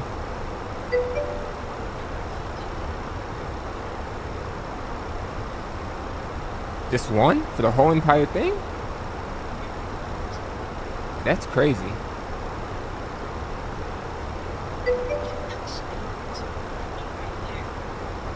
That's the one we can see, alright. So you need to get 2 9-volt batteries as well. Come on, Kayla. So your house on fire and then you don't know it's on fire till it's too late. Oh, it was an awesome repair. The car was you be sleep. The car was submerged underwater. Not fully, but you know, partially, and I guess all its electronics modules are in the trunk. So they had to repair a bunch of that stuff, but then they were trying to get to the starter because it wasn't acting right, and they had to pull the entire engine out just to get to the starter. And it made me think about you and your BMW. Even though you didn't have to do a starter, but I was like, damn, pulling out the whole entire engine? It's crazy. Just give it to me.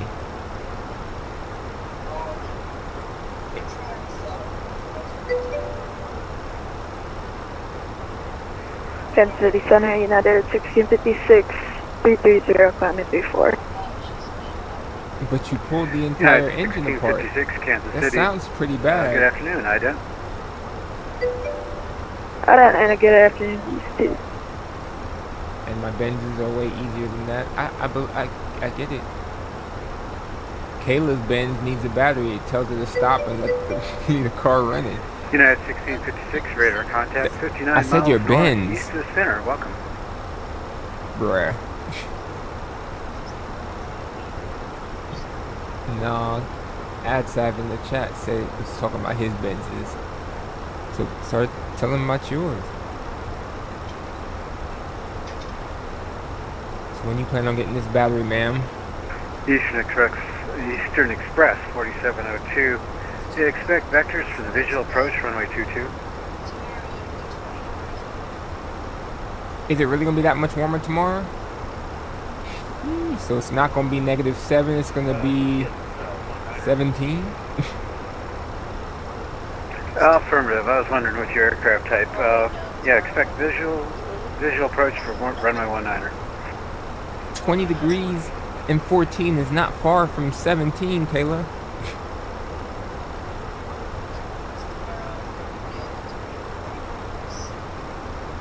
So I gotta call off all week.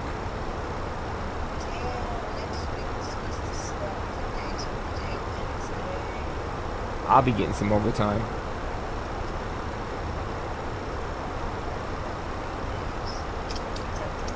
So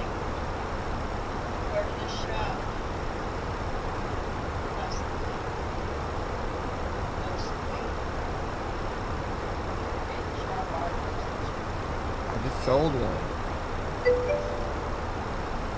Your cold front should be moving on soon. It's been cold front after cold front, man. I don't know.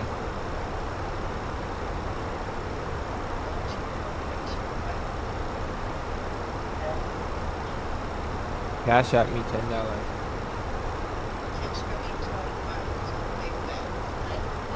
See, I ain't even asking for that much. A gumbo?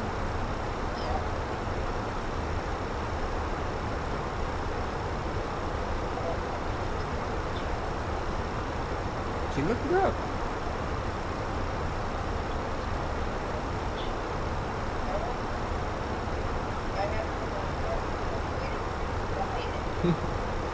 Diabolical. She's waiting for you to buy it. Alright guys, I come to you here with another video. I'm looking at your battery. They might be able to change this for you at AutoZone. They might.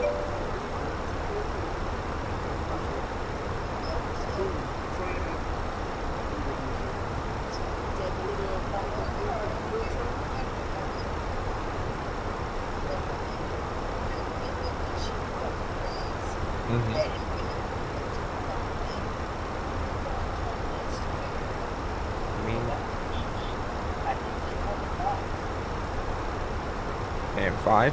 Take it that long? We got high winds from hitting the warm air of the Atlantic District, going to be on fire. Yeah, man.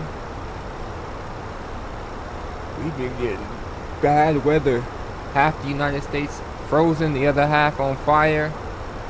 Help. What is this?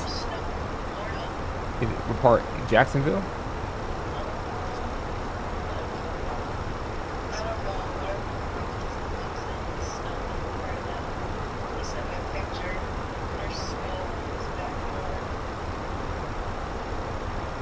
No, Jacksonville is north, right?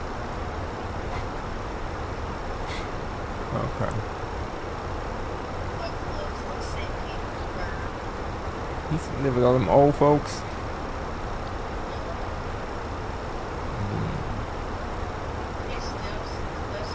St. Petersburg and Tampa. You say he went to bed at like 4, right?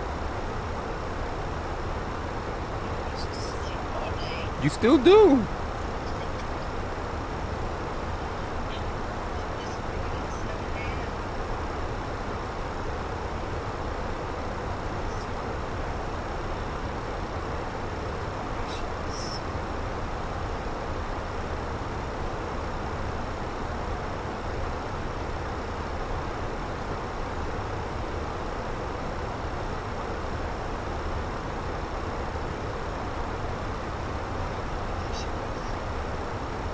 did mine already. I ain't trying to make any more dishes. That's why Cam needs to give me this $10 for this pizza. Movie equals idiocracy. That is what yesterday looked like.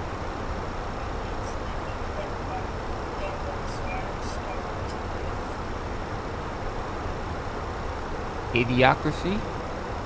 That is an actual movie. I don't remember what it was about.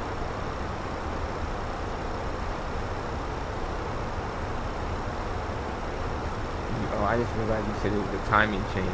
Guides. Fuck that. Eastern Express 4702, descend maintain 6000. About the future? Didn't Leonardo DiCaprio make a movie about the future too?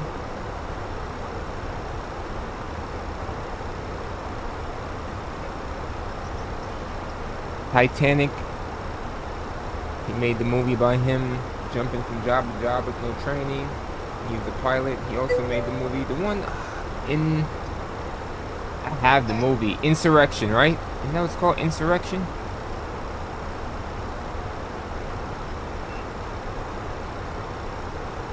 Insurrection.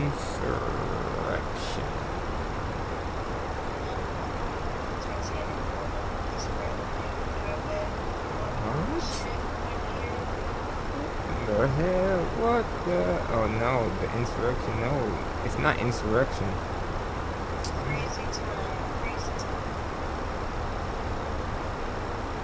Back when we used to have fun.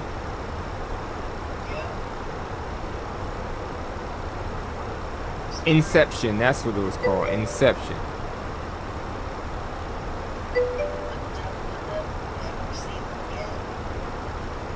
That's crazy. Oh, this one is getting me to Idiocracy. I don't remember Idiocracy. And yes, it is cold. It's outside. It's like 7 degrees, but feels like -4 or something. What is it? No, it's 10. Feels like -9. What is it for you, Kayla? Temperature-wise.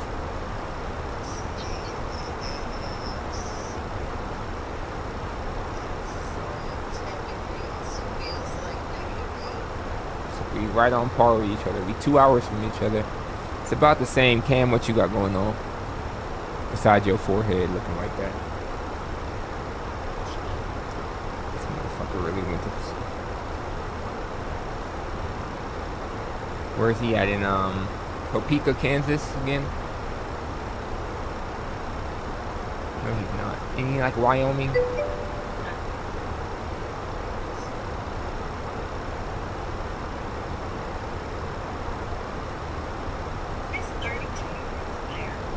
It's warm where Cam is at. Yeah, Blackheart, it's freaking cold, man. Ain't nobody got time for that. If y'all look outside to the front of us, that's Chicago, I believe. Eastern Express 4702, after Noah's, fly heading 010.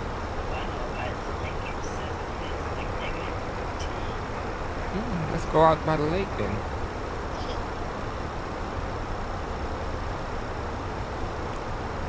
That water is probably so damn cold and frozen.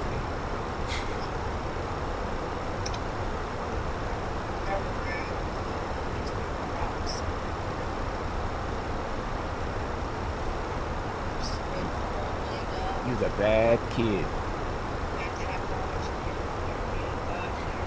Was he crying? Hell yeah. No? I was like, hell yeah. Was he drunk? Okay, that explains it all. I'm like, what the hell? Like, you just fucking in water and you sitting there laughing?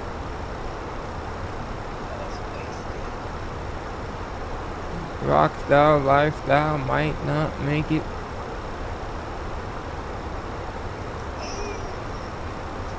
President got the whole white horse shaking. Oh, who's this? Somebody to the right of us 1,000 feet. Just popped up.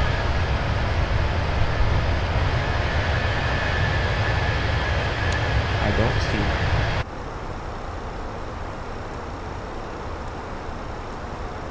They should literally be off our side. They're just 1,000 feet above us. What's the range on that? Oh, they're like 20 miles away. Yep. I don't see them.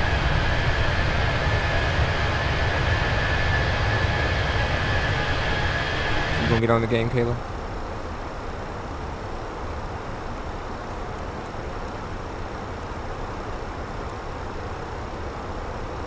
Can buy her gumbo so she can get on the game.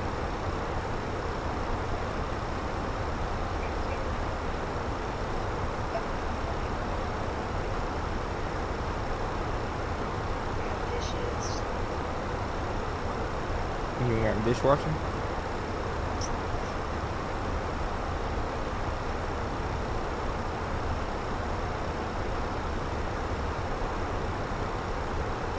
Eastern Express 4702, descend and maintain 4,000.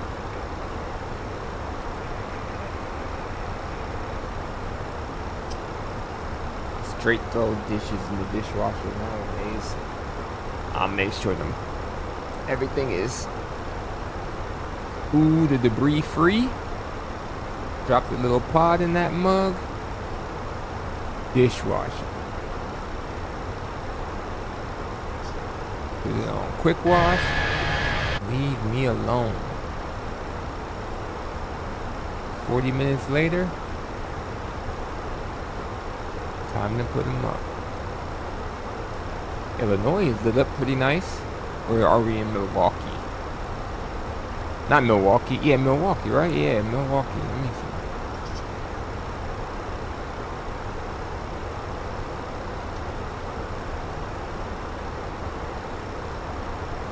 Nah, we passed Milwaukee.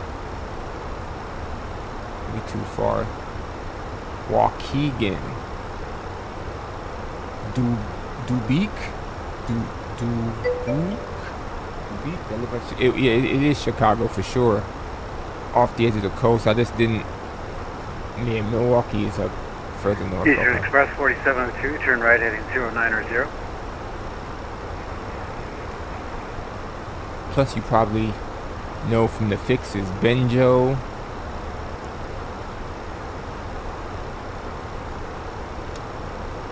We're close to Boston, y'all. We got like, from here, I would assume it's maybe 2 hours. And we got a nice tailwind now, for sure. It's quartering, but.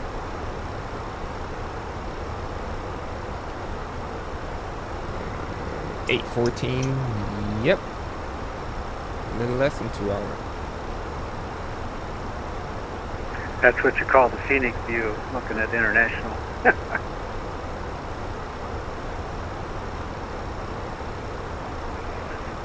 can't believe you went to sleep.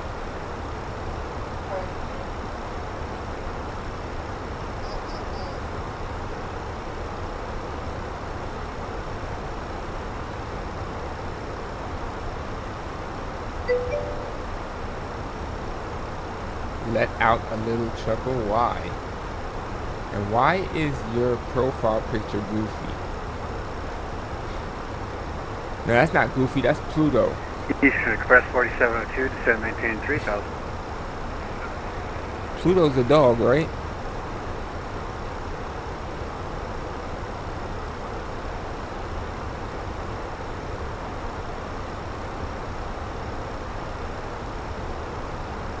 Yeah, Pluto's a dog. And Eastern Express 4702, airport is 2 o'clock, 11 miles, report to field site. Yep, but I tell you, Roger, clear to the visual 2:55, approach, she came and runway said, 19er. I'm hungry.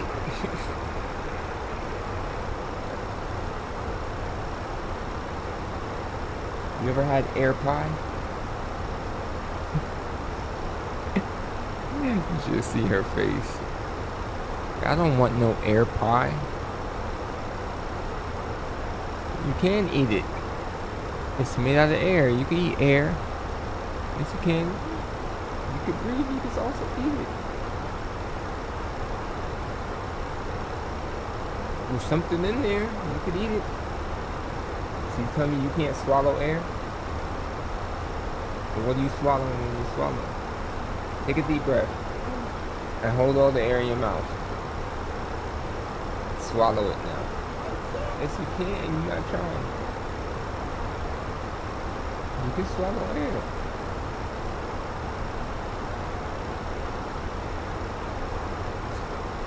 Chicken. What kind of chicken you about to cook? You about to cook? You wanna know how to cook? You wanna learn? She's like, no. Cam, wake up. There he is. Wake up. What we gonna eat? Chicken and rice is gone. I ate it all. Noodles? I ate it all. That's fake noodles. I promise I ate it.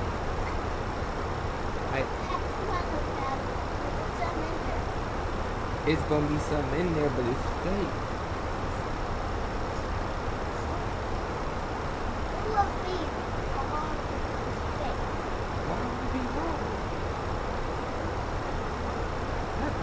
Eastern Express 4702, winds 200 at 8, runway 19er, cleared to land. Ladies and gentlemen, we'll be diverting to Gary, Indiana.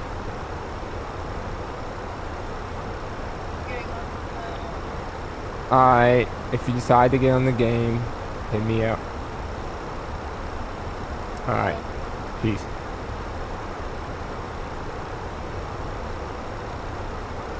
Can't sleep.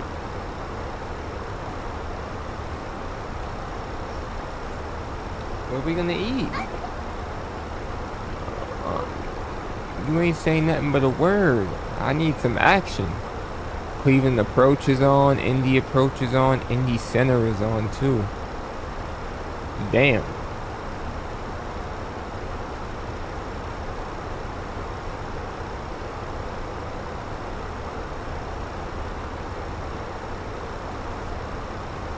Who controls Chicago airspace? Is it Chicago Center? Probably.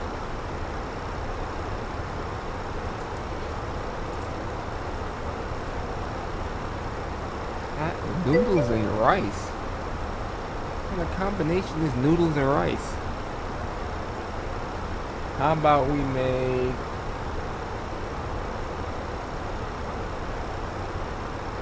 How about we make...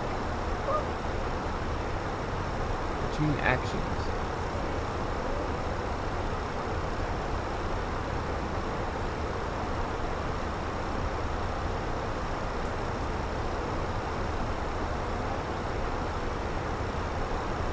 Like what though? Did I tell you school closed tomorrow?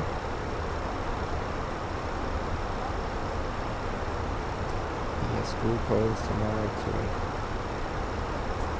See, I get to stay some more. Yay! Eastern Express 4702, welcome to Kansas City downtown. Did you do any training today? Say final destination. I don't want no actions. We're flying right over Gary right now. Big question, I guess. Is there a way to like keep this on self-tracking? I think there is. Roger, you could exit at hotel, taxi the ramp by Hotel Golf. Welcome. Oh, you got nighttime sessions now.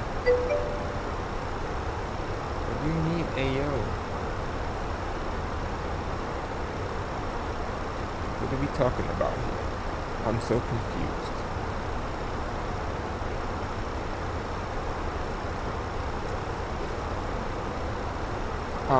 Tell her mom called me and told me.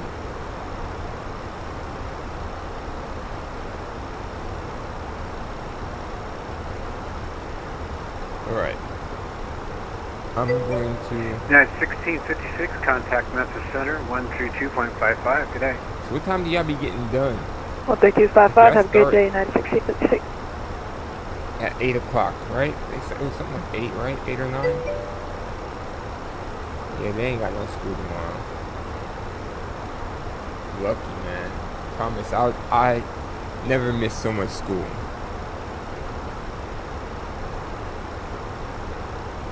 I just bought.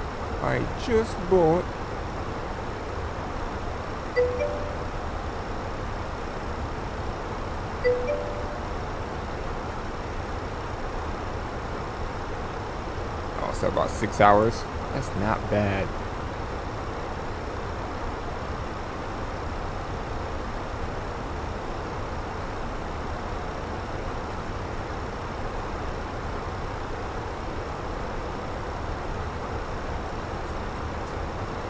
I don't have to go anymore. They called and said, your things are not ready. They have not come in, so I just told you she ain't going home till tomorrow. You don't listen. You don't listen.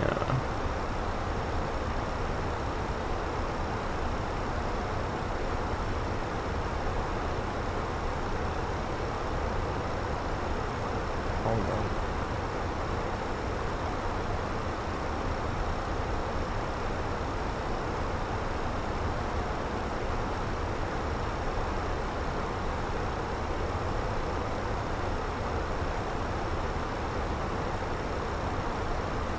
And we can watch this one. Is there an Running a ad? small business is hard Of course there's an ad. So not What would life be without ads? Getting calls from the office. Fired.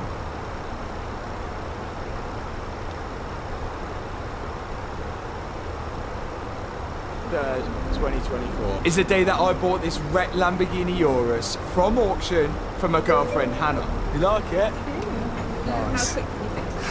The damage was so bad, we had to remove the engine. Look at that! Yo, he's just Replace taking chassis engines legs, out of everything. This is repair crazy. the engine. Delta 1312. Without any experience on working on one of these cars ever before. And last time, we actually managed to get this car running and driving. Thanks for flying. But in this video, we need to finish this for good. Okay, so we've got everything running and driving now. Suspension's on, wheels on, and the car actually runs. So we're going to start from the inside. I want to out. see from when they.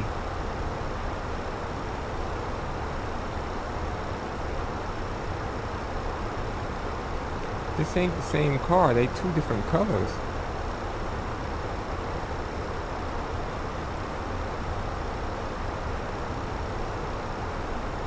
Is this the first one? So here's the issue. Lamborghini will sell us parts for the Okay, now that this has been a series. Hold on. I just bought. I know it's coming. If I click playlist, then no. It's 4 videos. July the 23rd. Alright, hold on. We're the first one.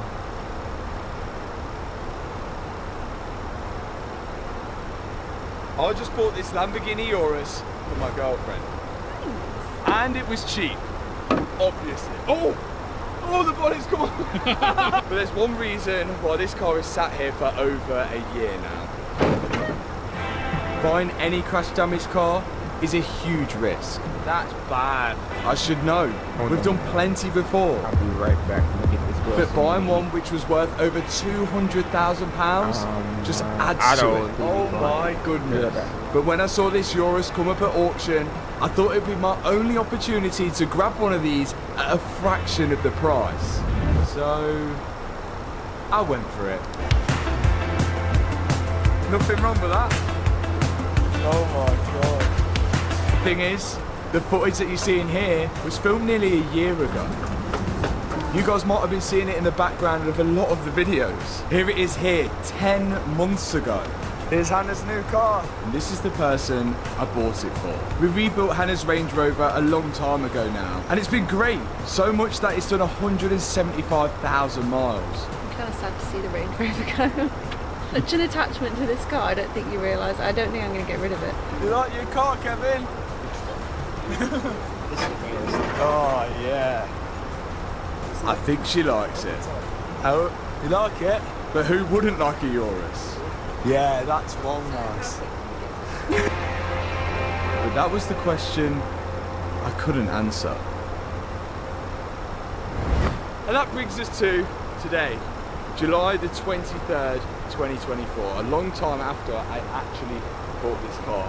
But today's the day we actually start work on it. I think we should show you around the car first. Although the Urus looks bad at first glance, there's actually a lot of good things on there. A Krapovich! That's extra, I think.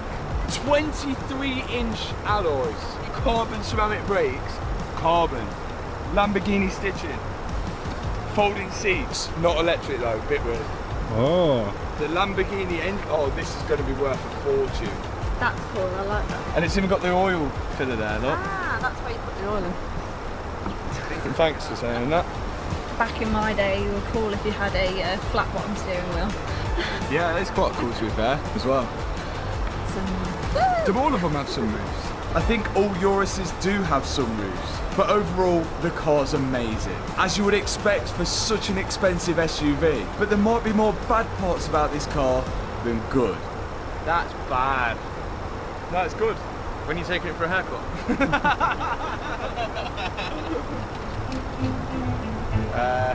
There's a lot of stuff missing. Front left wing damaged. Front right wing looks like it's actually been cut off. Wheel slightly curved. Windscreen damaged. Airbag deployed. Airbag deployed. Airbag deployed. But this isn't the damage that I was worried about. It's this. This chassis leg is in a completely different postcode to where it's supposed to be. And you can see here, look at there's the subframe, and it bolts to the chassis leg and it's gone. It's touched, the chassis leg is not supposed to touch the wheel and it's touching the wheel. This chassis damage is huge. We don't know how far back the chassis damage has actually gone.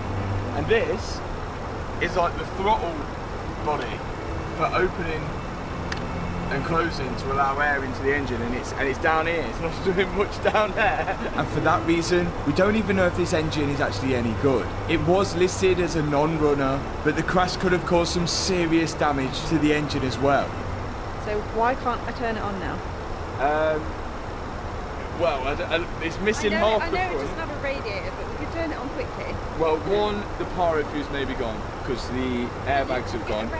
Yes, but there is one danger thing which I'm a little bit nervous about. Just here is the inlet manifold. And guess what, Matt? This is our favourite engine in the world. An RS6 engine.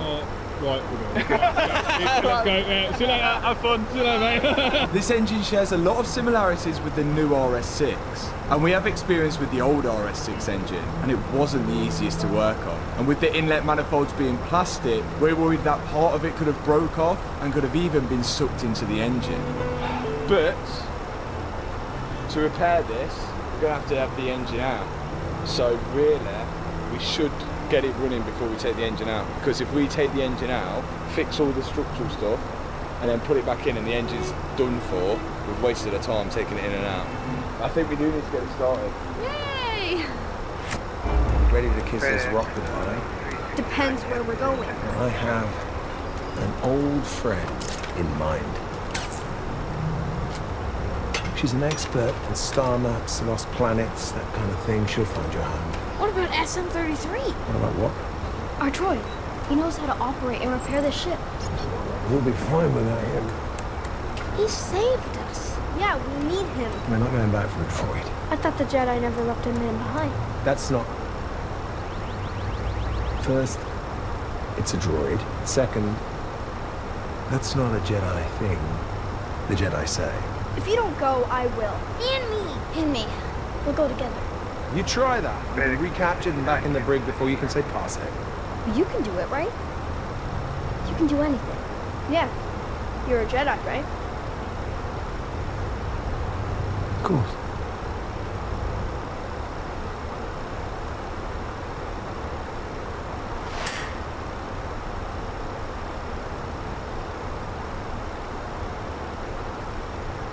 American 1313, Kansas City. Good afternoon.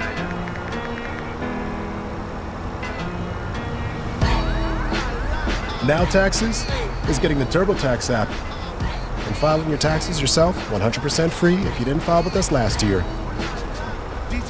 Pay $0 when you file by 2/18. All tax forms, all 100% free. Now this is Taxes. File free in the app by 2/18. When you switch to TurboTax, do it yourself. With it being Hannah's car, she was the first one to get the tools out on it. Firstly, removing the bonnet. So there's a few things you need to start a car, or a few things you need to run an engine. Number one is power.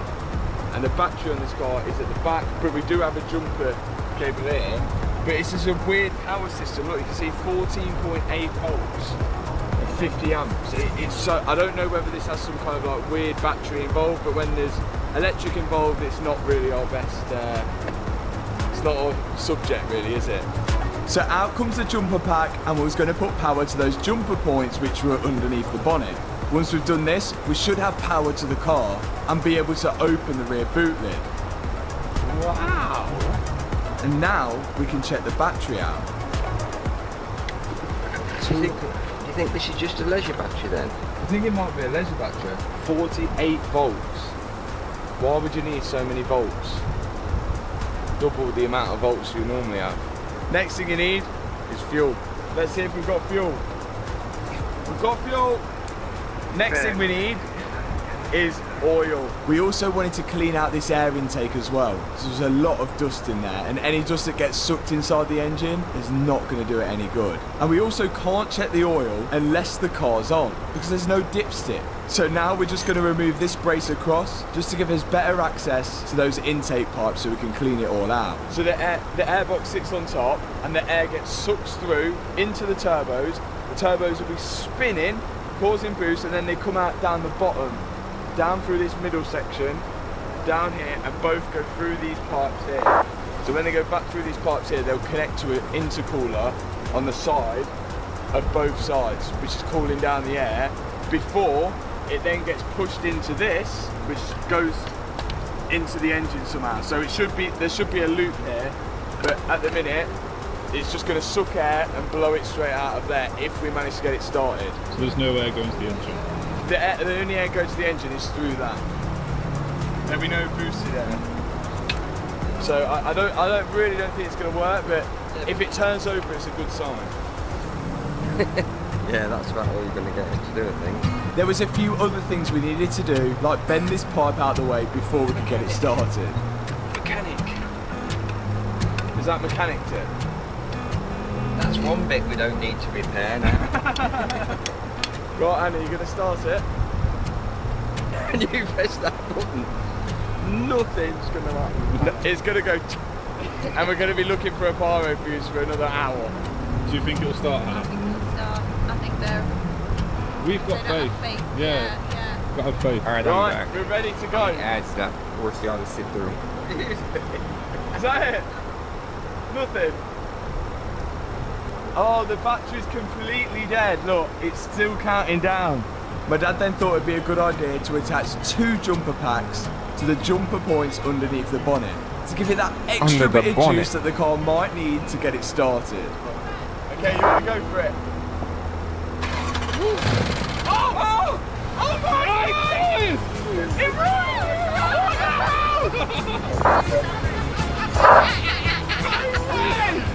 Look at it! Oh, it sounds like a tractor! It's running! Has the oil light gone out? Is there any oil light? The car actually started first crank. It shocked all of us. Sounds like a V8! Sounds like we got an hour and 7 minutes left. Okay, crazy. We started first time. You had no faith. Good news. How did that? That didn't even crank. It just went. Oh no. Is that pyro fuses then? No, they don't seem to care about that. And even in Right now, looking at yeah, Boston. That just started. Lamborghini just like, yeah, keep Providence driving. is. Yeah. Providence Let's approach drag is it in on. now. But That's another Boston good is news. not We on. might be able to get it in neutral now then. Boston approach is on. Start it again and see if it will go into neutral. But nothing going on the Boston. It is on the Now press it again. Yeah, it's in neutral. Did it work? No. Shift to P, it says. Yes, nice. We're in neutral. Oh my, everything's working on this. Oh, I've said it. I've said it. Now we've got the Urus in neutral, we can attempt to push it inside the unit. There's a problem with that. I don't think it's going to drive straight. Well, this wheel wants to go that way, and this wheel wants to go that way. That's crazy. So it looks like the skates were the only option, if my dad could find where to jack it up from.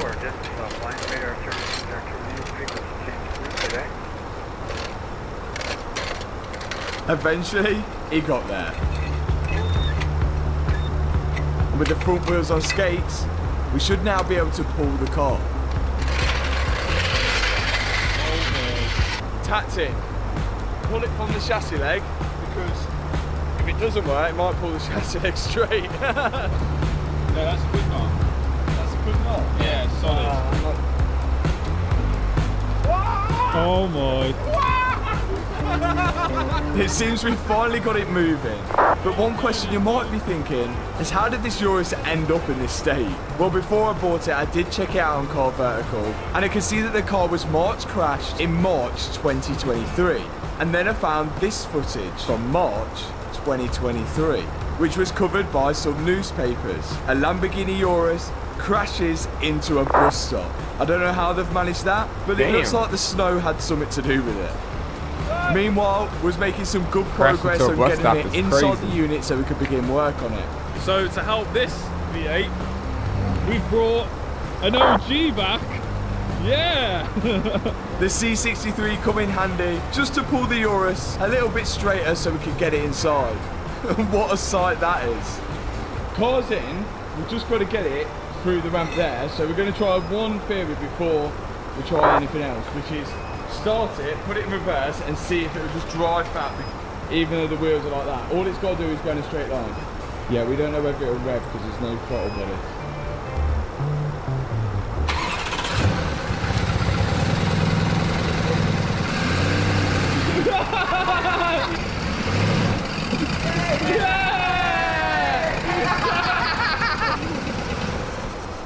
Looks like you're giving a $3,200 refund. Did she mention that at H&R Block, everyone gets their max refund or their money back? Yeah, we always...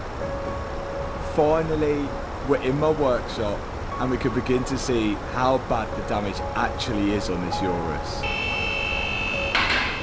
Okay, I found why this side is steering the wrong way. Oh! Damn! That's the most bent one we've seen. That is very bent. How the hell was he bent? Oh, it has as well. Oh my god! Damn! That might be a good thing that it's bent that though, because if it hadn't have bent that, something else would have bent. Or snapped. It seems the track rod end and the inner tie rod are completely bent. On the other side, they're fine. Yeah, this side's fine. Oh, we don't lose them either. Oh, the bolt boy. Oh, Bolt Boy. Do you want to pick that up, Bolt Boy? Yeah, good Bolt Boy.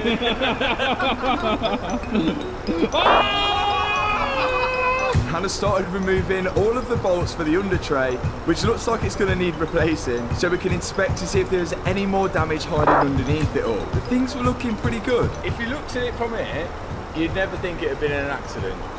But if you were under here and you did a car vertical check, then you would have known it being an accident, because it actually does show up on Car Vertical as a Category S structural damage. Another good thing on Car Vertical, it actually does show me the full timeline of the car.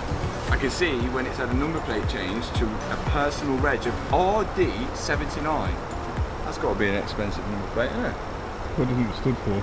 Rich Dude. Rich Dude 79. And if a car wasn't an accident and it was auctioned off at a car crash auction site, sometimes you can even see the photos of the car when it was at the auction. But if you want to set your car out on car vertical, you can do with the link in the description box below. And with this a code appearing on the screen right now, you're going to save yourself a nice bit of discount on that check. Let's continue to check over the Urus. Well, good news is it starts. It also kind of drives. Bad news is this chassis leg is going east and that one is facing north. We need to work out how we're going to fix that, and the only way to work out how we're going to fix it is to find out how far back the damage has actually gone. And to do that, we're going to need to remove everything off around it. Engine, wheels, suspension, the full lot. We're straight into it. We're committed. We're doing it. Let's go. First step, let's get the wheels off. Look at that! Yeah, that's abysmal, isn't it? Now you can see how bad this leg has actually moved. Pretty far. Now I'm onto the arch lining. Roll the front part of it and the back part. It seems both are damaged, but behind it seems all good. Now my plan is to take this engine out. We're going to do it exactly like we did the RS6, straight down on the subframe. And to do that, I've got to detach anything on the subframe which is attaching it to the car, like these upper control arms, which we've easily removed now. Okay. Away. And then all the electrical connections, like the ABS wire, the brake wear wire, and the ground wires bolted to the chassis. And instead of disconnecting the hydraulic brake line and losing all the brake fluid, I'm going to unbolt the caliper from the wheel hook and then hang the caliper up on the damaged part of the chassis. Because I imagine it's not a straightforward job to bleed these brakes.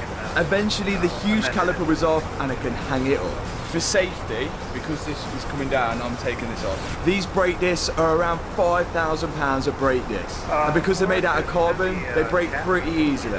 So the last thing I want to do is drop them on the floor. And once they're off, I'm going to disconnect the airline, go into the air ride suspension. That way we can drop it all down. And my dad's done the same on the other side.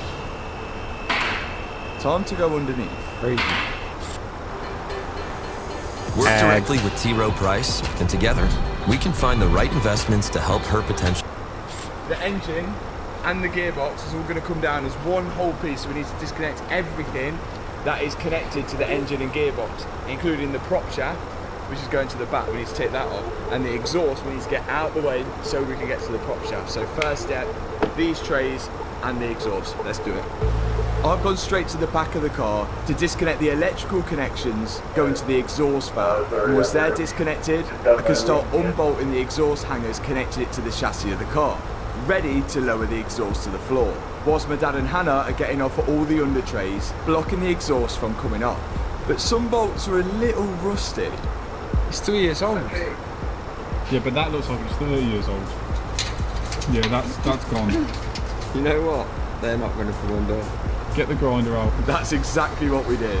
Although this car is only 3 years old, it seems that some of the bolts underneath it have completely rusted on the exhaust. But as you can see from the crash, it seems that this driver wasn't shy of driving this car in the snow, so he probably got exposed to a lot of salt on the roads. Once those bolts are ground off, we can start pulling the exhaust away. And it is really light. Look at that, it's so light, titanium. Next step. Get his prop shaft out, baby. To get the prop shaft out, we've got to remove a heat shield first, and underneath that heat shield is another brace that we've got to undo. Now the prop shaft is connected at the gearbox, runs down the centre of the car, and then connects to the rear diff. And there's 6 bolts holding it to the rear diff, which is what I'm undoing now. When the bolts are loose, I should be able to knock it free. Whoa! Prop shaft off. And then to pull the drive shaft away from the gearbox, I've got to break off this one-use clip here, and then it should just slide away from the gearbox. Which it did. Off we go! Prop shaft. After that, my dad started removing all of the bolts holding the gearbox mount to the chassis of the car, because the gearbox is all coming down with the engine as well. And there's a fair few bolts for this. So the steering column is going to stay connected to the car, so that means the steering rack is going to come off. So to disconnect the steering column from the steering rack, it is that bolt just there, which I'm going to get into from here. We're moving pretty fast because this is really similar to the RS6 we did. Steering rack off, don't turn the steering. Now my dad's disconnecting the electrics for the gearbox. That Then I'm going to start loosening off the bolts which hold the subframe to the chassis of the car. And it seems like one of them is missing. Well, it's still there, it's just snapped off because it looks like the chassis is completely ripped out the bolt. And the last few are on the side here, which Chris is going to undo. Are you ready? Let's go! Next up, make sure all the electricals are disconnected at the top, and I know exactly where they are because we did it in the RS6. But they were actually better placed than the RS6. All the electrical connectors were sitting on top here with the engine ECU. Lamborghini! Which made things way easier. Chris started removing all the plugs for the engine ECU. I then pulled the ECU out of the way. My dad disconnected the fuel line. Whoa! Whilst me and Hannah disconnected some more wiring which needed to come off. I've got to take this frame off here, just to get to that little nut behind there. To get the strut out. That's so stupid. That is a silly design. Not a good design, but people would get jobs if everything was easy, would they? It is true. To get to the last bolt which holds the strut to the car, we've got to remove this strut brace. And with that out of the way, you can now access the bolt. Yes! Hannah started loosening off the bolts for the strut on the other side, and once she's done that, she's going to move over to the right hand side and remove the bolts for that one. That way the engine, the gearbox, and all the suspension could be lowered down all as one whole piece.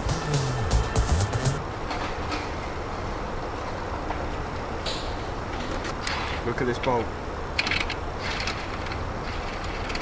Bent. Bolt's bent. Which means that that could have been in there like that. With the subframes probably gone across. Bend the bolt. Coming out. There would be a lot more things to undo. Well, I don't know if you've noticed, but half of it's already missing. Now we can push the pallet underneath the engine and loosen the last few bolts holding the subframe to the car, which should lower the engine onto the pallet. Last one, guys. Get excited. Woo. Woo. Now, for the first time ever. Yeah.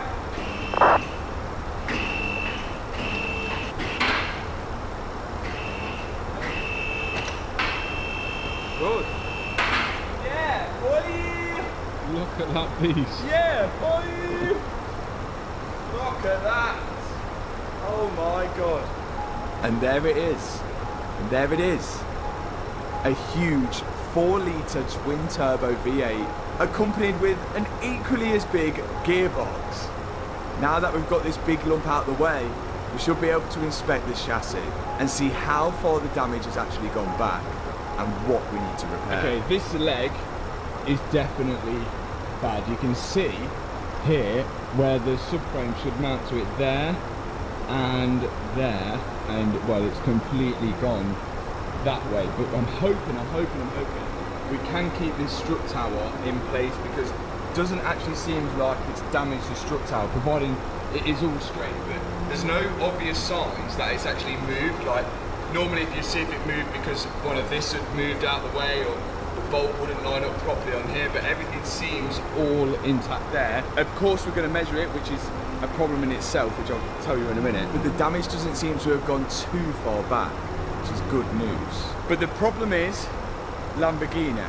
So in the UK we have the right to repair, which means we can buy pretty much any part from the manufacturer to repair our cars, whereas in places like the US you have to be a registered repairer to buy structural parts. For some vehicles like Porsche, we couldn't buy structural parts for that. We had to buy them in the UK and then take them over to the US to fix the GT3.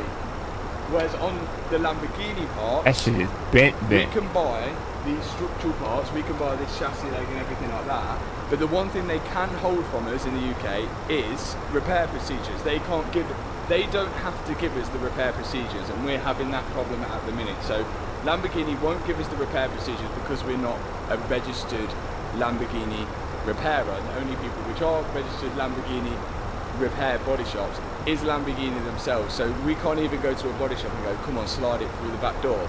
But Audi, we can get the repair procedures for, and we can get all the measurements of the chassis. So we now have Audi Q7, which is the same chassis as a Urus, we hope, measurements for this. We should have the measurements like this of exactly where they need to go, and they also have tolerances, look, plus or minus 2 millimeters on Audi, which is quite a bit, to be fair. So now I'm going to measure the points on our chassis and see if they match with the measurements that we've got for the Audi Q7, and we're using this tram gauge, which is what they use in the body have shop. every tool you could possibly think of. 17 millimeters. Listen up, if you've been injured in a recent car accident, what you do next can make or break how much money you get. Here's the biggest mistake I see. 470. Let's have a look. A. 470 plus. Okay, so we know that. From there to there. This is the tester. Because we're hoping that this is straight.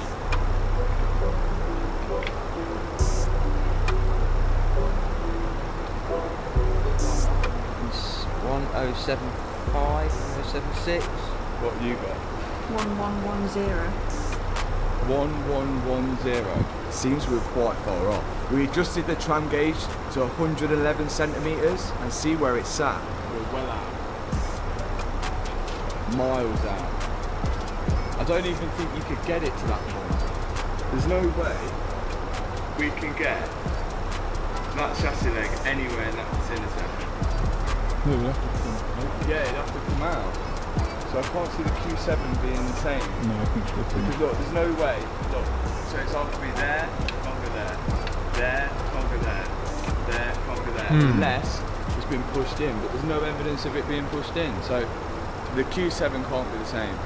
It's definitely a Volkswagen chassis. Look, it's got Volkswagen marks all over it. I think we need a Q8.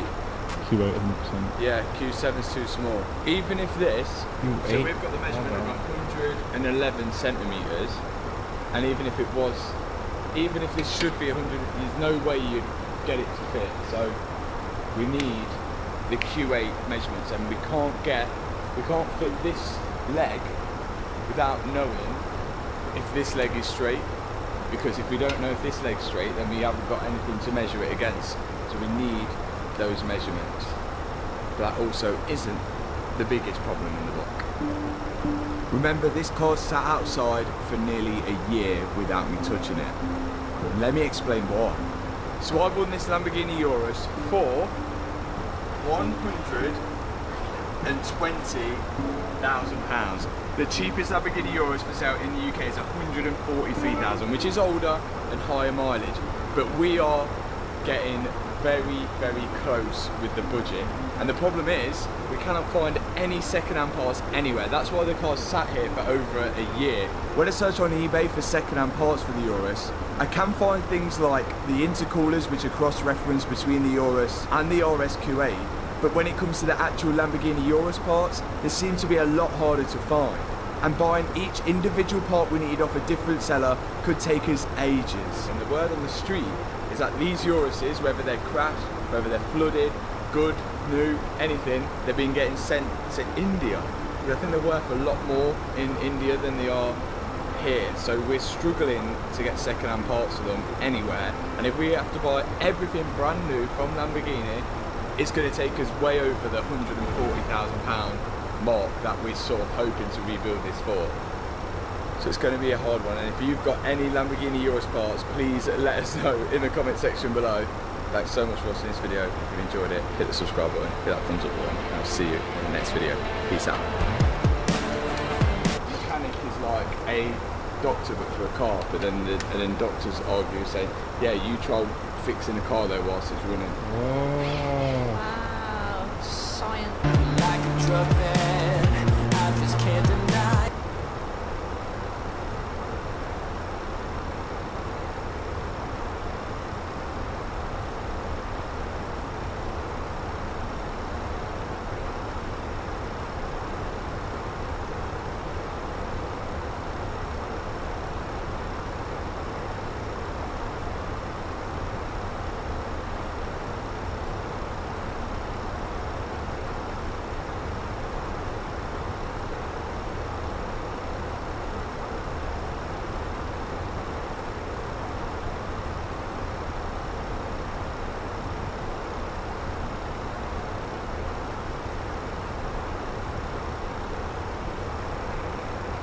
City Center, November 90, Romeo Foxtrot, flight level 360.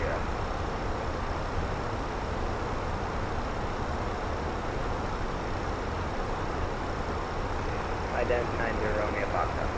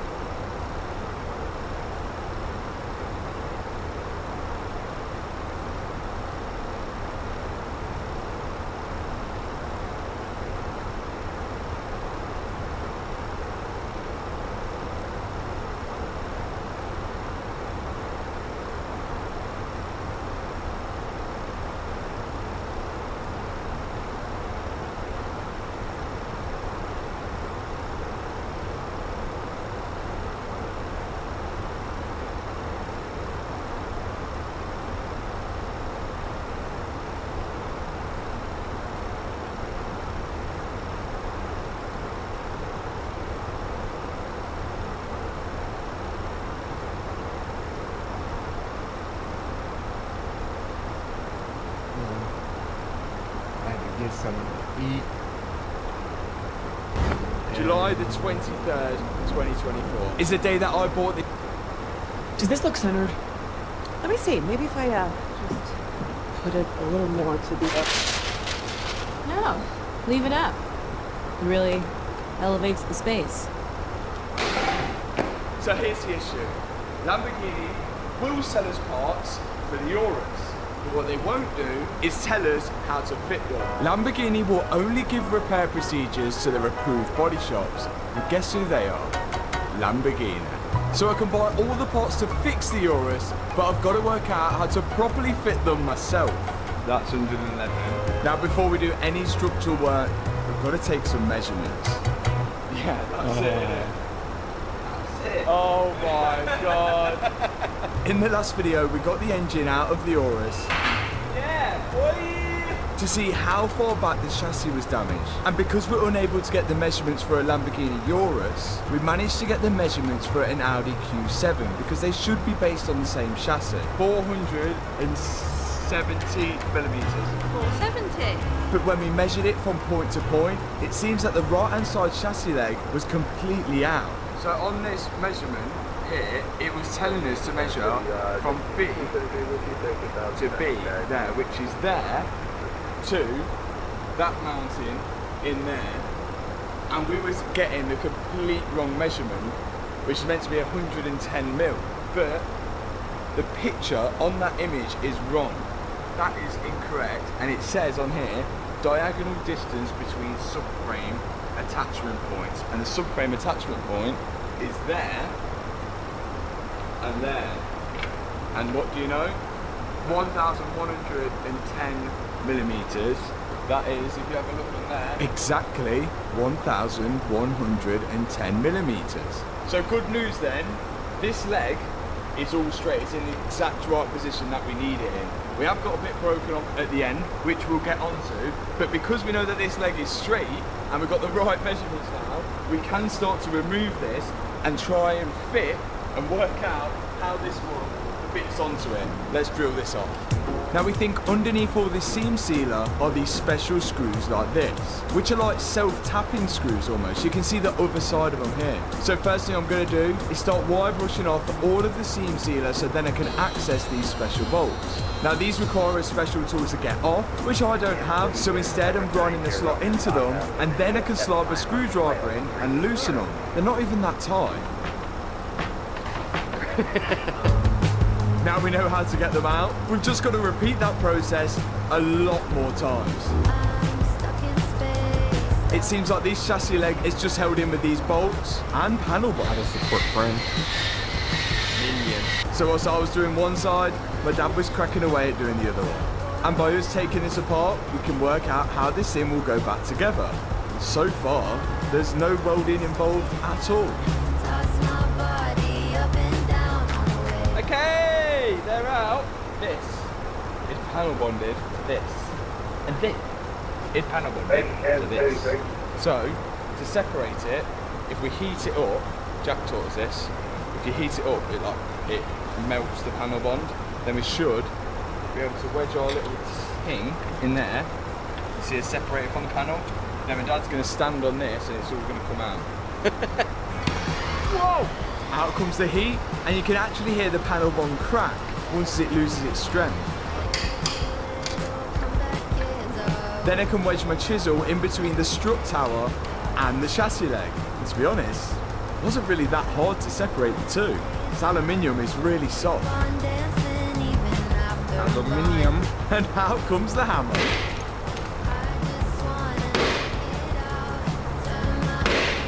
Let's get this leg away from the car. Yay! Get in there! Well, lad. Did it. Well done, team. Well done, Hannah. Thanks, Hannah. Thanks, Hannah.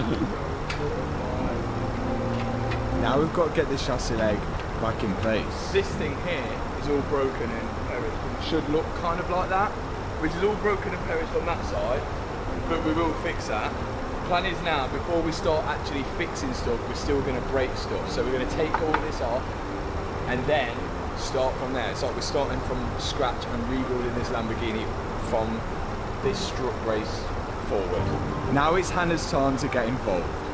She's got to remove all the broken parts from the chassis. We think this is a much better way of putting the thing back together. That way we don't risk damaging anything new that we put onto the car.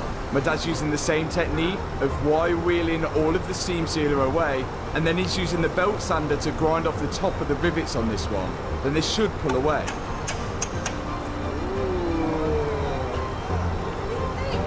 Then with the bolts at the front, they're using the same technique as well. Grind a slot into them, then use the flat-headed screwdriver to loosen them all out. There's damage to a few parts of the chassis on this left-hand side, but they're hoping to keep a lot of it in place. That way it's easier to line up the new parts, because they can use the old parts for a reference.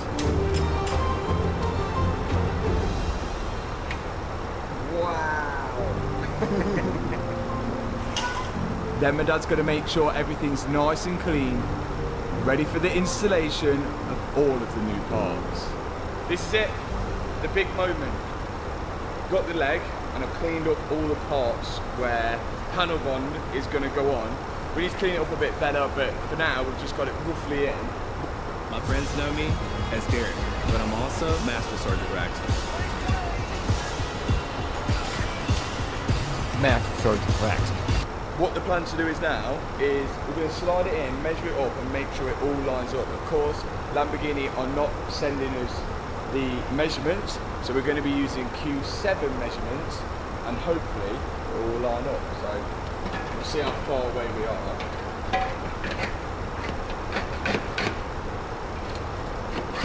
That's 111.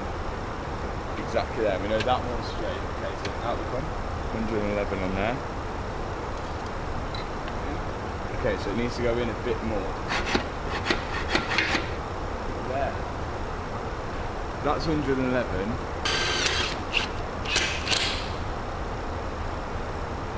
That's how you fit a chassis leg, everyone.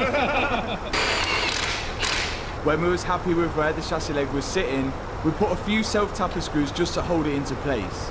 They double and triple checked all the measurements we could. Right. Now just see if that fits. Don't, then there's a problem. Yeah? About there. Yeah? I think that's alright. I think that's good. We're pretty confident that's in the right place then, yeah? Oh, yeah, as much of mechanic knowledge I have, that's right. Okay. Okay, drill holes to 6.8 millimeters for pop rivets. Safety. Time to drill the holes for the rivets. Yeah. Oh! There we go. That's in. Remember, we've never done this before, but from my previous experience with rivets, the key is to drill the hole and then slide the rivet in place. That way we can be sure that the panel doesn't move when we go to drill the next hole. Now personally, I don't think the rivets actually add too much to the structure. I think the rivets are just there to squash the existing panel onto the chassis leg, which helps the panel bond set nicely. And it's actually the panel bond which holds most of the structure of the car, which is crazy to think. Once all the holes for the rivets have been drilled out, we've then got to pull the chassis leg back out. Whee!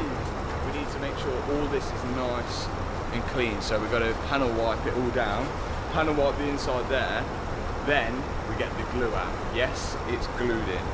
Apply body adhesive or adhesive to entire riveting area using double cartridge gun. Guess what, baby? This is the panel bonding. B part, A part, they mix together in this tube. This is super strong panel bond, and we've used this stuff before on the BMW M5 that we rebuilt and one of the Porsches. And it's vital now that we keep the area clean and we spread the panel bond all over the panel. Then we can slide it back into place. Oh,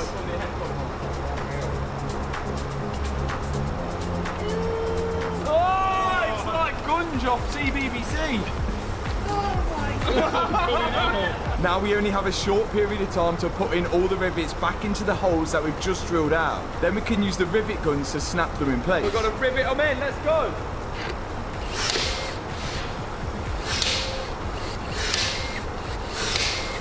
This is now squashing the panel onto the chassis leg, which is going to help the panel bond do its job and secure everything in place. Yes. They're all in. And just like That's that, crazy. one chassis leg is back on the Urus. Go. Yeah! That's how you safety inspect it. Whoa! Volkswagen Audi crew. What we're going to do, we've got to build up this side here, which swoops around here and connects in. And this side also swoops around. But our plan is, because we've still got this in place, we know that this is in the right area and this bracket is in the right area. So we are gonna put this in right here, bolt that all in and rivet it all in, and this side piece, because then we know that's in place. We can take the measurements of that to build that side up. The weird thing with this, OEM, they don't use the panel bond. They just literally bolt it together with these weird screws. Here's one of the weird screws. Not weird screws, and look at that. They're just weird screwed all together. Okay. Let's go. This part of the chassis doesn't really hold any structure as such. It just holds the things like the wings and the headlights. And I think that's the reason why it's just held in with these almost self-tapping screws. And none of that panel bond. But by doing this, it makes it a much easier job to replace. Now you see us here, we're actually adding panel bond. It doesn't say to in the repair procedures, but by adding it, we can't see that it would hurt. It's only going to add strength to it. These are called flow screws. I don't know why they choose to use them, but they're basically just self-tappers. The special tool we don't have, so we're going to go with this, which is just an E-bit, and we're just going to drive it in place. At the factory, I'm sure they'd have a machine driving all of these bolts in. And there was an option to use different screws, but they didn't look like the OEM ones. And we wanted to make this look like it came out the factory, so we're using the original flow screws, but with our makeshift tool. Now we can line up the next panel, clamp it in place, and then drill out the holes for rivets. Unlike the other part of the chassis, which is held together with the screws, this part is held together with rivets.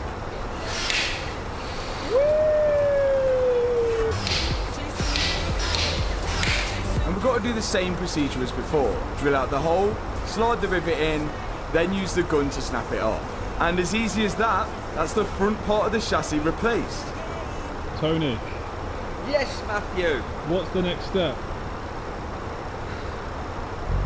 The next step is to fit the other side. This part here actually sits. We're actually in New York. You see, look, there's a gap there, so it actually sits a bit higher. So what I'm going to do is measure from the bottom of it here to the bottom of that, and then make sure it's the same gap on the other side. Because at the minute we're missing that bottom bracket. Then we've got to figure out where this sits in regards to, does it go forward, does it go back? We need to know where that sits. And the best way to do that is to measure it from the other side. From the centre of the bolt on the strut brace to the new panel is 38 centimeters. So we're going to line up the new part of the chassis with that. And once we're happy with where it sits, just like the chassis leg, we're going to use self-tappers to hold it in place. And then re-measure it to make sure it hasn't moved. Then it's the case of doing the exact same thing we did on the right hand side, but this time to the left hand side. And as we've done it once before, it makes the job so much more easier. Clamp the panels in place, drill out the holes, slide the rivets in place, and then snap the rivets off using the gun. Now I'm not actually going to attach this panel to the rest of the car yet, because we are missing that bracket which sits underneath it. When your business is on the path to AI, Dell AI Factory with NVIDIA can...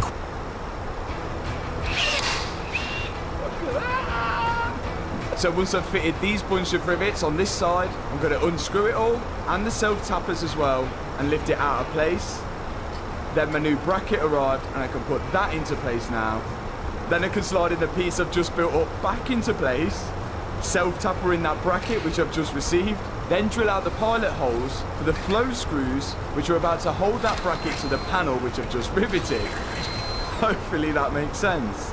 I find it so interesting to find out how cars like this Urus worth hundreds of thousands of pounds are held together. And it's not by much. Bits of panel bond and a few self-tapping screws. It's crazy to think. But I guess this makes it much easier to replace stuff when it has been in an accident, and slightly cheaper. And all of this stuff is designed to crumple in an accident, which it has. Now I should be fitting this part of the chassis back into place for the final time, bolting in them flow screws and putting in the last couple of rivets which will hold this piece to the rest of the car. Before you know it, it's all in place. Okay, now we're on and we're working. We've done the strength test. We've got to make it paint. Does that make sense? No. We've got to make it the same colour. Because when we make it the same colour, it'll almost be like it never happened. But our first step to do that is to sand it, and then we're going to etch primer over the bare metal to prevent it from rusting, even though aluminium doesn't rust. Don't rust. So why do you prevent it from rusting? Because it corrodes.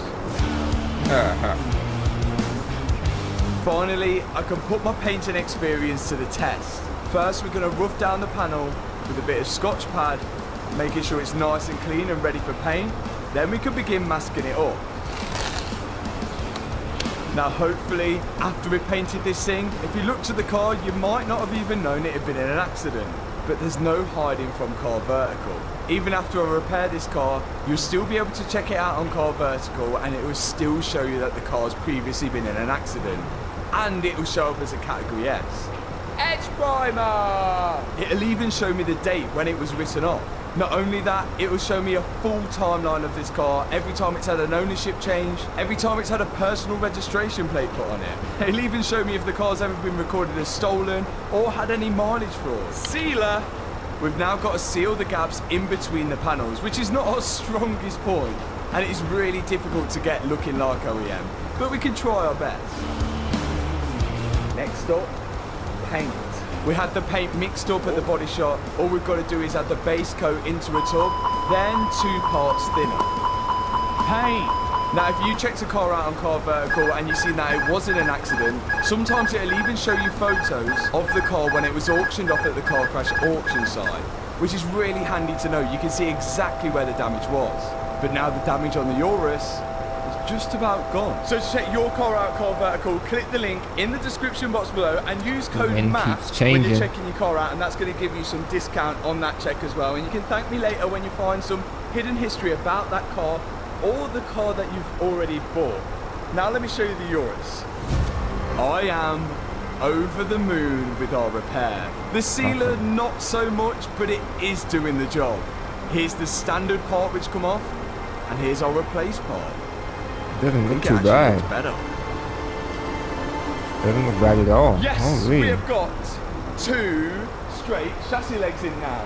Hopefully, we'll find out when we start putting the engine in. The only thing we haven't got is this end plate here. We've sent that to Bob at the machine shop because it requires that TIG welding, but we can do that once the engine's in. No drama. We might just have to paint the edges. But again, I don't even think Lamborghini painted up to this section here. Can you tell the chassis leg's been put in? I'm going to say yes, because the sealers not quite OEM, but is it doing the job? Yes. And is it safe? Well, we followed the procedures, so I can't see why it wouldn't be. I think we've done an okay job.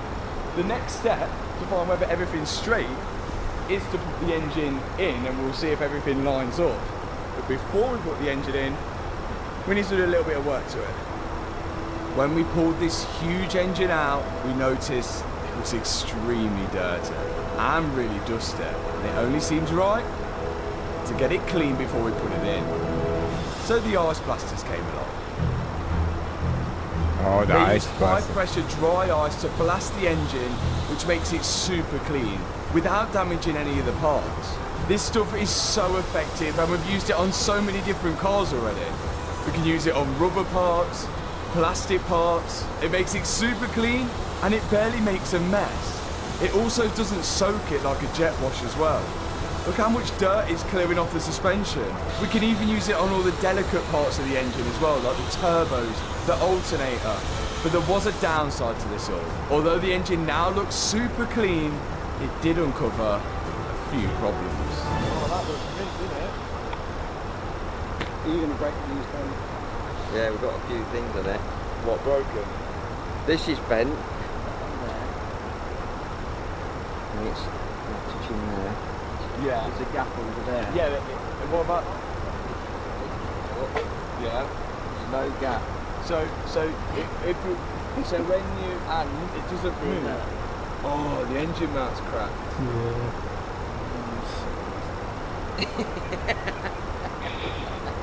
So we need a subframe and an engine mount. We're probably best to change the subframe anyway, innit? It's been absolutely carted.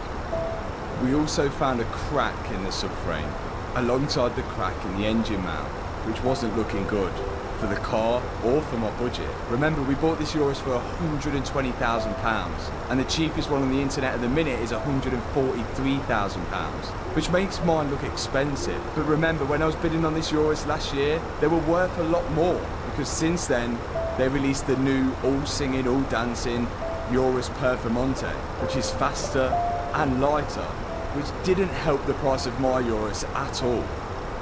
But we think we found a solution. Engine mount, Audi Q7. Is that the same? £66. Bargain. Good, that sounds too cheap. 3-day postage, that's going straight in my basket. We found an engine mount off an Audi Q7 for £66, so we ordered it. Q7, front subframe, 350 quid. With engine mounts, and anti-roll bar and drop links. And a Q7 subframe. We just assumed that if the chassis was the same measurements as a Q7, why wouldn't the subframe and the engine mounts be? Makes sense. Here it is! Our Audi Q7 subframe. Bargain. No, it's not the same. What do you mean it's not the same? Where's that not the same? If you have a look at the 4 inline holes on the new subframe here, but the ones on the Urus, they've got 2 extra ones underneath. Please welcome an absolutely new crossout. A free-to-play multiplayer action game about battles and cool vehicles in a post-apocalyptic Can you add world. them? In the new update. What's the issue? It's different. If you look here, you can still look. See this here? This bracket? Where's that on there? So the subframe didn't fit.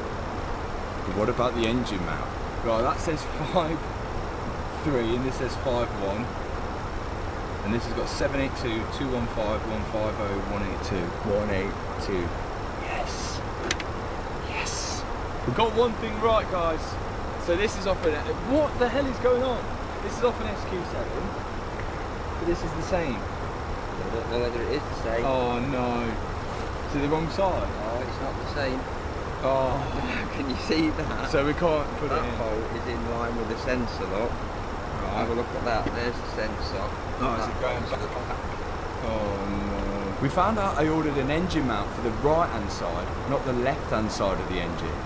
And we found out why I ordered it. What's happened? So we were thinking that it's this side that we need to replace, but it's actually that side, because that side's cracked, but this side's also cracked. So they're both broken.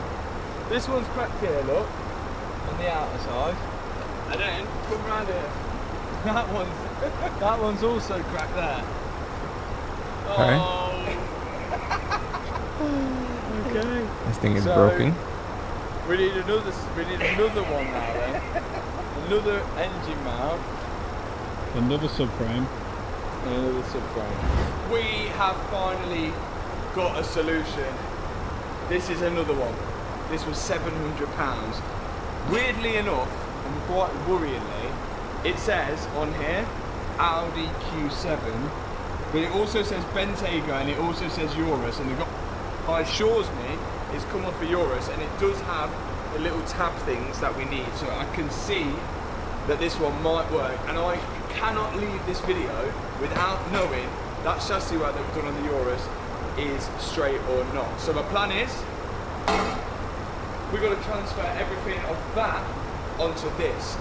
We can't quite put the engine in at the minute because we don't have the parts to fix the engine, so my plan is just to get everything off that apart from the engine and get it on there, including the suspension, and we should have a rolling Urus by the end of it, providing the chassis straight and the subframe actually fits. Let's transfer everything of that onto this. This is going to be a big job. Let's go. First job is to pull the engine away from the subframe. We're going to use the engine crane to do Let's this. see. But we've got to make sure the engine mounts are disconnected from the subframe. What are we looking There's like two as far bolts as each descent side, which goes? me and Liam have both undone. 2 bolts. Once we've undone those 2 bolts, we're then going to move on at disconnecting the drive shafts, because we're going to lift the engine and gearbox away from the subframe with the drive shafts as well. There's one big bolt which holds each drive shaft to the wheel hub. I've disconnected mine on my side, and now we're moving over onto Liam's side and disconnecting it there. Next up, it's the gearbox mounts. There's 3 of these bolts holding the gearbox mount to the subframe. We need to disconnect all of these as well. Technically speaking, should just lift up. But as always, things aren't always straightforward. There was one more bolt. Instead of trying to get to this bottom bolt because it's underneath, what we're going to do is undo this bolt here, which goes through the engine mount, which is just in there. That should drop the subframe down, higher the engine up. Plan A didn't work, but I'm sure Plan B will. Once we've unscrewed this huge bolt each side of the engine mount, we can now lift the engine crane up, which will separate the engine and gearbox away from the subframe. And finally, we have the subframe and all the suspension separated from the engine. You're thinking, wait, that's your building? Kind of looks like an old dentist's office. I'm always said it's not what's on the outside that matters, what's on the on inside. Grandview Avenue? You've got everything you need right here at Ohio Power Tool. Looking for Milwaukee tools, pack out, DeWalt cordless, steel chainsaw, Familiar. we've got it all, and then some. Half of our showroom is dedicated to the latest I think it's gear on and Grandview equipment Avenue. specifically built for the trades. We do supply many of the area's largest job sites, but everybody's welcome to shop at Ohio Power Tool. Come into our store at 999 Good Ale or online. Good deal, that's what I meant. Yeah. Subframe's out. It's a good job we didn't try and get that bolt from underneath because it's there. So that is so dumb that that would mean if you need to change your engine mount, it's basically an engine out job. Because how would you get to that bolt? When it's on top of it. Yeah, when the engine's on top of it. Why not put it underneath? That's a bit silly, isn't it? We now got to transfer all of this stuff which is connected to this subframe onto our brand new second-hand subframe. And then we can try and line it up to the car and see if it was straight. It's exciting. Now it's a long, tedious job of disconnecting everything off this old subframe and moving it onto the new one. That's both sides suspension, the steering rack, the under tray, and the huge anti-roll bar. We've all got to get off this old subframe and leave it bare. And there's also damage to the steering rack, you can see here. Right. Crazy bent. Whilst we're here, we might as well replace this bent track rod end and inner tie rod. Yeah. Oh, did that go? Yeah, boy, look at that, wibbly wobbly. It's out. This is what we've got. A new one from Volkswagen. Luckily, we think it's only damaged the inner tie rod and the track rod end. So they're the 2 parts that we're replacing. Edge of the thread. Not. Then Liam's measuring the threads on one side and matching them up to the other side so we can get it roughly in line. Then I can screw on the new outer tyre rod. Of course the car will have to be tracked up afterwards, but if we can get it roughly straight, it's better than nothing. That is good. Everything is good. We can start building up this subframe to go onto the car now, which is really great news because that's what I've been dying to do. And if it doesn't line up after all of this, we've wasted the time. Now let's start fitting all the parts to our brand new second-hand subframe. Starting off with the steering rack. This slides into place and 2 bolts hold it to the subframe. Then it's the huge anti-roll bar. Then the rest of the parts can be bolted on once we've got the subframe attached to the car, and we're hoping it all lines up to our chassis repair now. Yeah, I'm in. You got both bolts in? Both bolts in and lined up. Sensationally. Sensational. In. Seems pretty solid. We can bolt this all up and we can finally get it on the wheels. Come on. And it's good news, everything does all line up. I don't know why we doubted ourselves. These Boston bolts holding Center the is subframe on. in will need to be replaced, and I have ordered them. The bolts that we're putting in are just good enough to hold it up, but they are a little bent. Next step, we can start attaching all the suspension, starting off with the left-hand side. I'm going to push the suspension up, and Liam's going to put in the 3 bolts which hold the top of the strut to the chassis of the car. Then we can start putting in the control arms. There's 2 arms at the bottom, there's the anti-roll bar drop link, and then there's 2 arms at the top. Finally, the heat shield for the brake disc. Tighten that onto the wheel hub. Then the £5,000 worth of carbon brake disc. Gently does it. After that, the caliper slots over the top, and the 2 bolts slide in the back of the caliper. Good news, this side is on and connected for the trap rod end, which we'll do very, very last because we need to connect the steering back up. But where's he at? It's looking good. It's starting to look more like a car. We've actually progressed. Can't believe it. Just the next side to do. Then hopefully we can put the wheels on, lower it down, there he is, and actually roll it. The first time. Let's go. Unfortunately, this right-hand side didn't go as smoothly as the left-hand side. As we started putting this together, we noticed something else which was broke. This arm here. Let's check this out. That's crazy. Down here, it goes down and then goes hello that way. Now, come on, put it wrong. Yeah, that's definitely bent. I think I've ordered one. 1, 3, 4. This bolt coming across here is known as the death bolt because it's a steel bolt and it goes through an aluminium sleeve, and they are really, really difficult to get out. Alright. So I think we're going to really struggle to change that now, 1, 3, but I'm 4, desperate to get this on its 700. wheel, so I think we put everything in apart from that arm and lower it down just to feel victorious.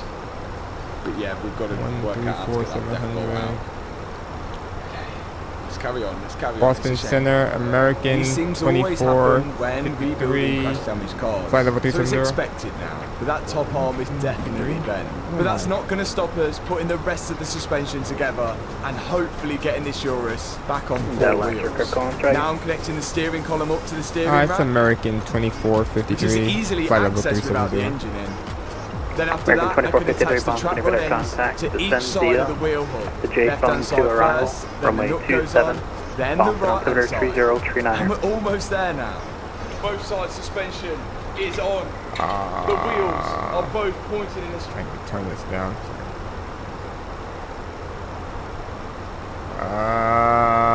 Come on, move. Okay, was that descend via the J-Fund 2 arrival for runway 27.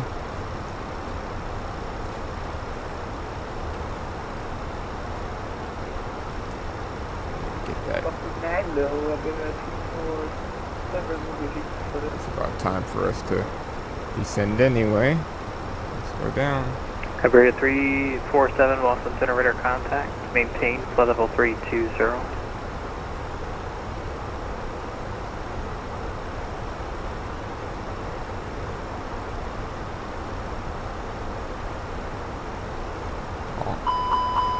What now?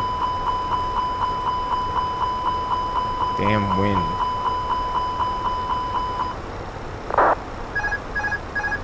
Okay.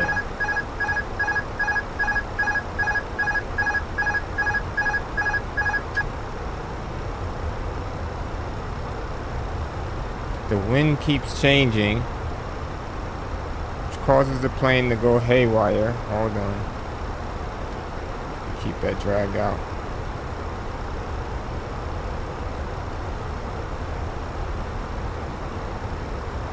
Come on, airplane, get a grip.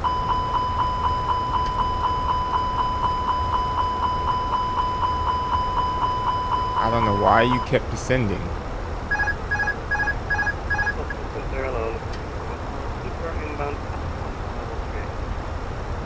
Lufthansa 414, Super Boston, Center round, maintain for level 380, radar contact. I'm scared to look down because the shit's just going to keep descending itself into the ground. Look at it. What are we doing here? Super 29D3 Boston, Center radar contact. And 7,000 feet per minute airplane? Squawk 2423. Really?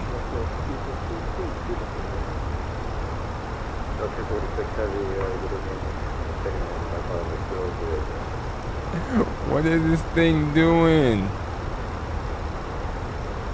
FedEx 946 Heavy Boston Center radar contact squawk 3455. Maintain for level 300. Down. Alright, hold on. FedEx 946 squawk 3455. Arrival ILS 27 J-Fun. Right. Select heading track first. Okay, insert.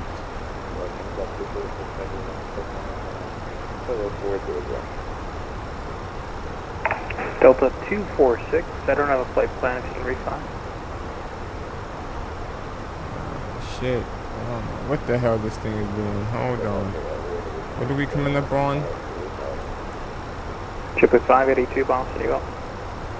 Sheets, double 280.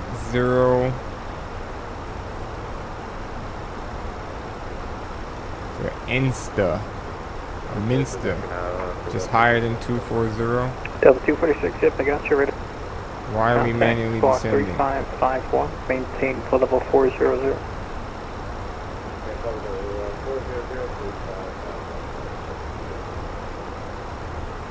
Chip at 582.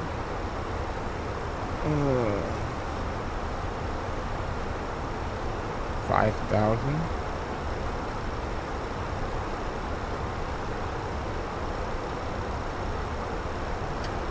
Look at that shit. Look at that shit. Freaking wind change. Blue water 100 miles to you.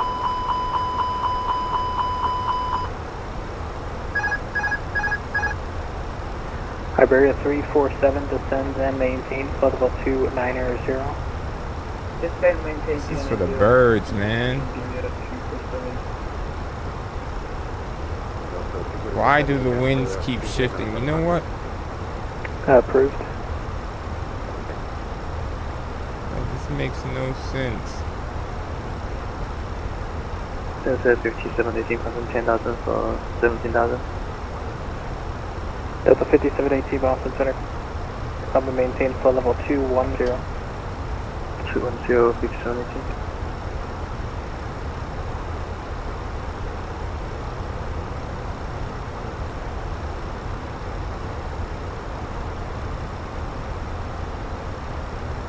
Holy.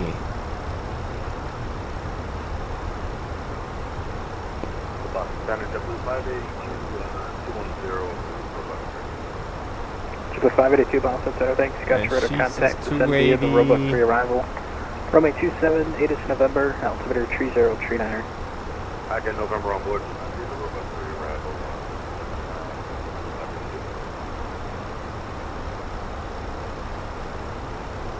Lufthansa 414. Look at the wind's changing again. Look at this shit. Then maintain level 360.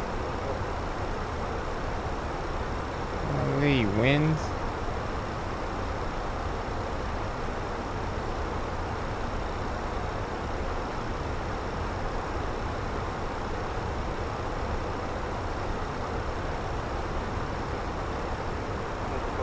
I need to do 5,000.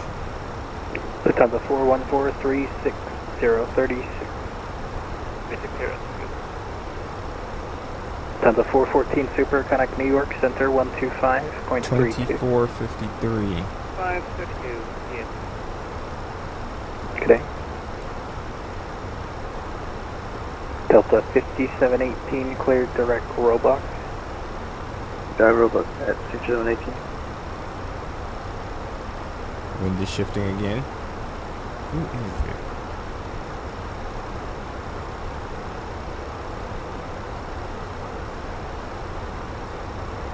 School close. FedEx 946, contact New York Center 125.32. No nav in the set, we'll fix that. Double. Good day. American 2453, advise Navitas November, expect the ILS-27 approach. We'll get a November ILS-27 approach, American 2453. Super 293, cleared direct Heaver. God. Just get me down low where the wind ain't freaking ridiculously stupid.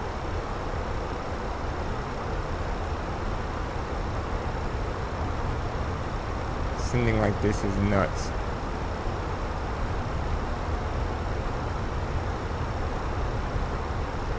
What are we supposed to be doing that double?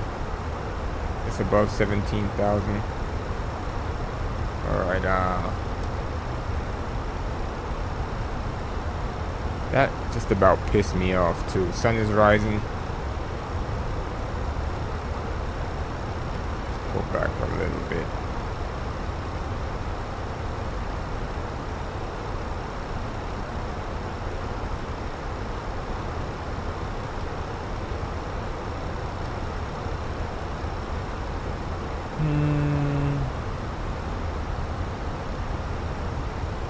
Between 12 and 11 in autumn.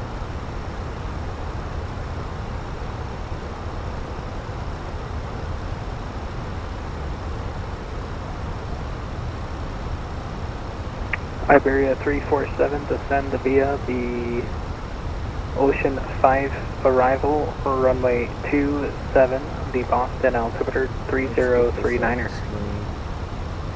Runway Ocean 5 arrival and expecting guys are coming to 7 and altimeter 3039 and Iberia 347.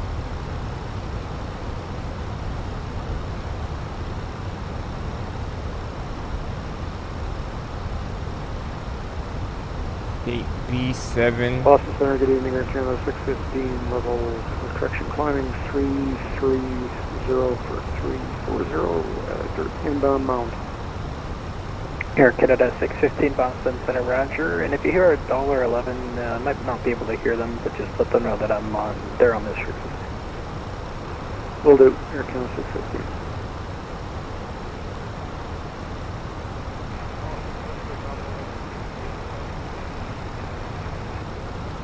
$1.11, Boston Center, roger.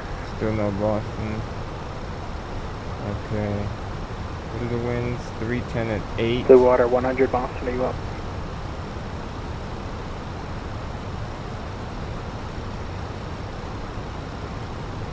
Autumn 270. That's what we're trying to slow to now.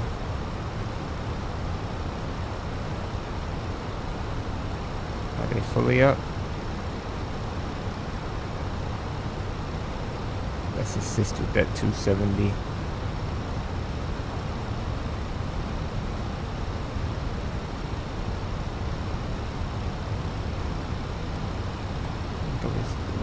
The wind shifted about 6 or 7 times this entire flight. That's ridiculous.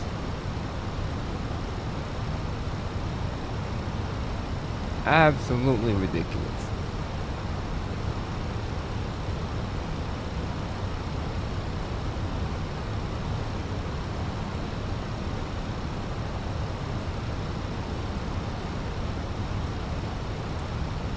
Far out are we?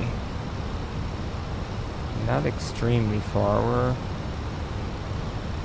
just about 30 miles.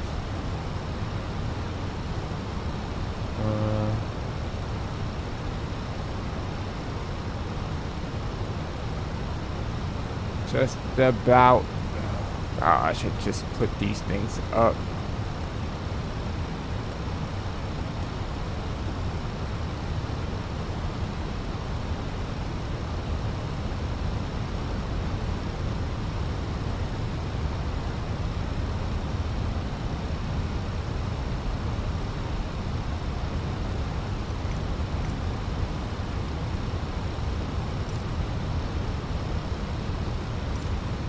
B7.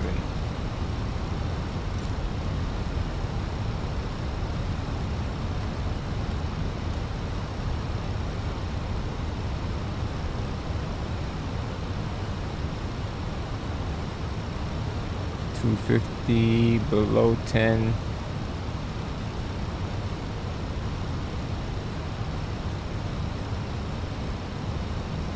Alright, seatbelt signs already on.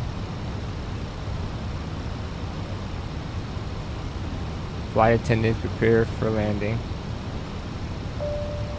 Just 24088, ready check.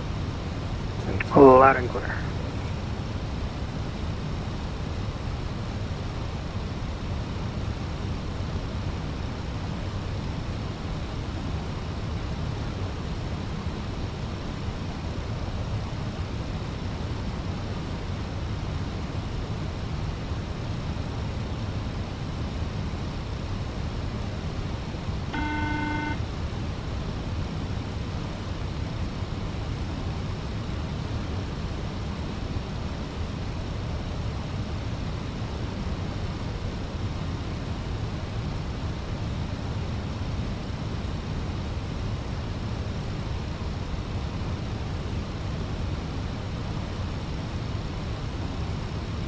Alright, we're good. We got information November.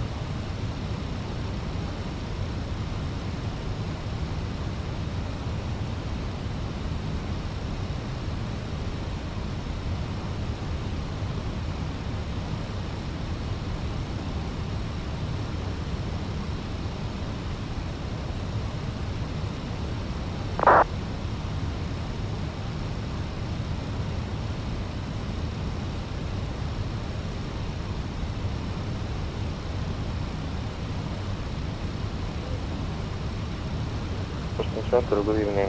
JetBlue 1488, requesting IFAX clearance to Washington with information November. Sun is rising.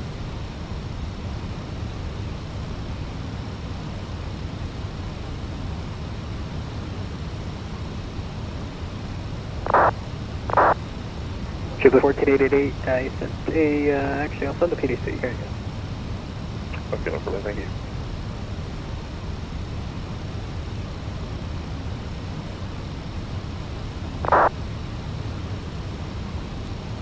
Alright, field is in sight. Just got a circle.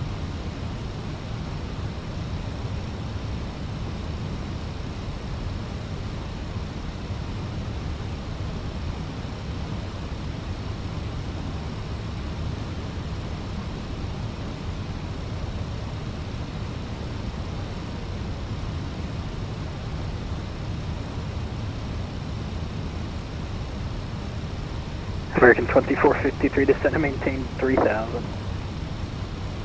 3000 American 2453.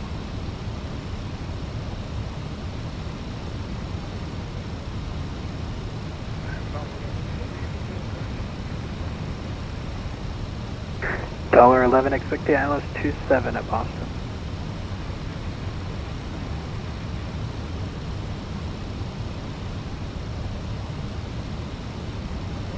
I wonder that dollar. Boston Center, JetBlue 365 350.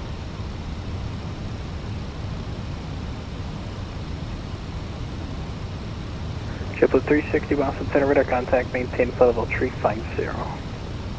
350, JetBlue I'm probably 360. number 2 behind. Me and JetBlue are kind of neck and neck, but I'm closer, so maybe I'll be number 2.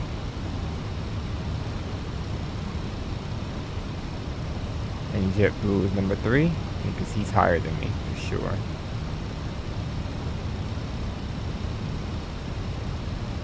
He said descend and maintain 3,000.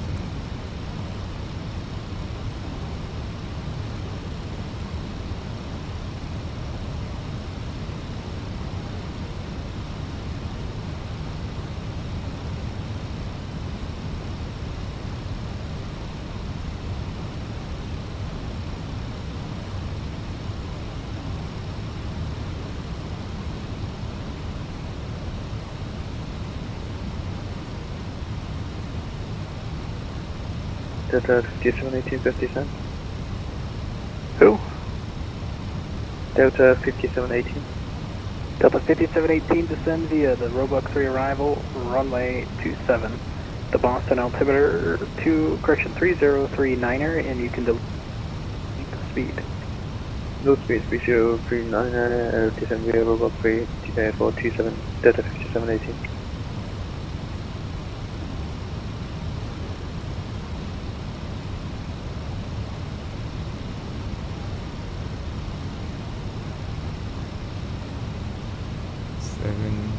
Seven 7:01. I think our parking time is 7:25.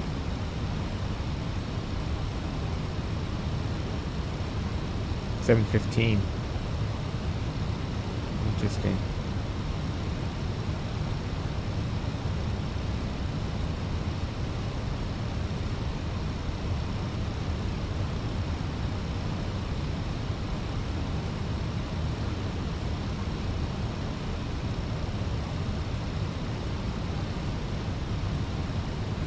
Austin Center, good afternoon. This is Delta 1967 Heavy at 13,000 for 17,000. Delta 1967 Boston Center radar correction. Roger, climb and maintain flow level 410. Climb maintain flight level 410, Delta 1967 Heavy. Boston Center, good afternoon. Chrono 13 is I might level at actually be number 7,000 one. with information November. Iberia is doing 285, doing 245. I mean, he's gonna be close, so he might put me number 2. But Who's that? Chrono 13 is level at 7,000 north of the Providence VOR. Chronos 13, Boston, Roger, advising of November, expect the RNAV 32. Expect the RNAV 32, Chrono 13. I don't see that Iberia on my TCAS.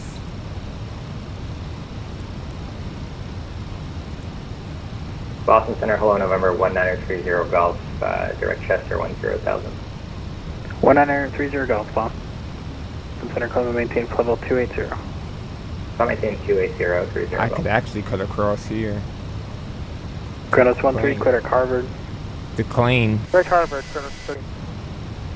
I very well could cut across the plane.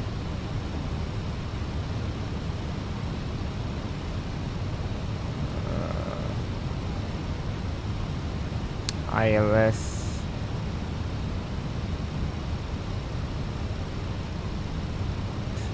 American 2453, turn right, heading at 240, intercept the localizer 27. Right, 240 to intercept the localizer for 27, American 2453. Ghibli 582, descend and maintain 4,000, then reduce speed to 210.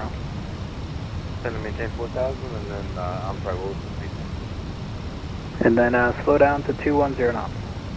4,000 and 210. I can't believe he squoted me in to be number 1. Boston Center, good afternoon. Speedbird 115 heavy. We're inbound taxi, flight level 360. Speedbird 115, Boston Center, Roger. 240. Hit the ILS button there. Am I in approach mode?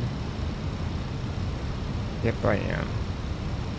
Stop telling me that. I don't care.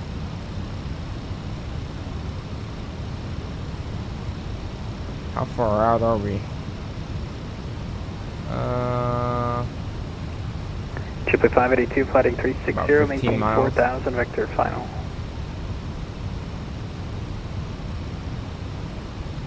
So, direct loaner. What do you mean invalid delete? Direct JetBlue 582 heading 360, maintain 4,000, vector to final. 360 and 4,000, final. JetBlue 582. Is that our runway right there? No. Roger, American 2453 is 5 miles from Loner, maintain 3,000, clear the ILS, 27 approach. Maintain 3,000, cleared ILS approach 27, American 2453.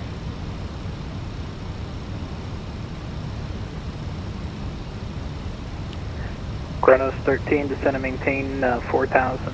Let's see. Descend and maintain 4,000, Kronos 13. JetBlue is coming up behind us.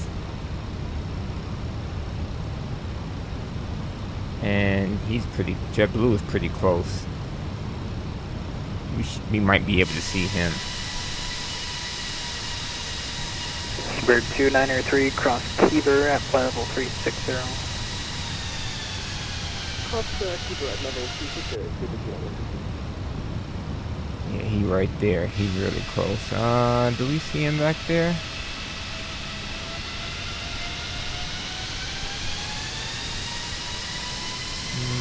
No, not yet.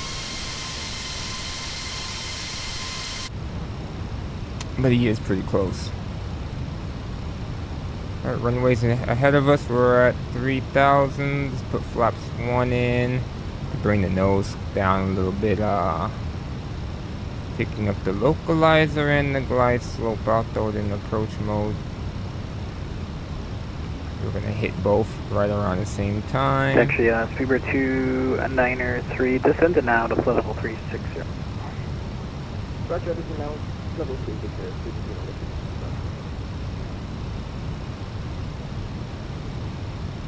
Okay, we're heading down. We're at 10 miles, flaps 2, geared down. JetBlue 582, turn left heading 300, turn level 5. The APU master. Get that going. Iberia 347, cleared, direct AB. AB, okay, 6,000.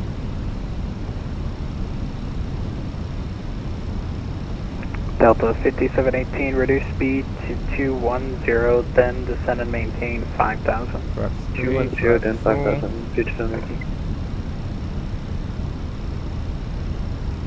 American 2453, the wind, 2908, runway 27, clear to land.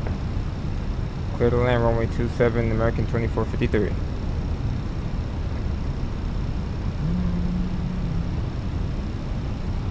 What time is it actually? JetBlue 582, you're a mile from Klein, you're cleared the ILS 27 approach. Cleared ILS 27 approach, JetBlue's about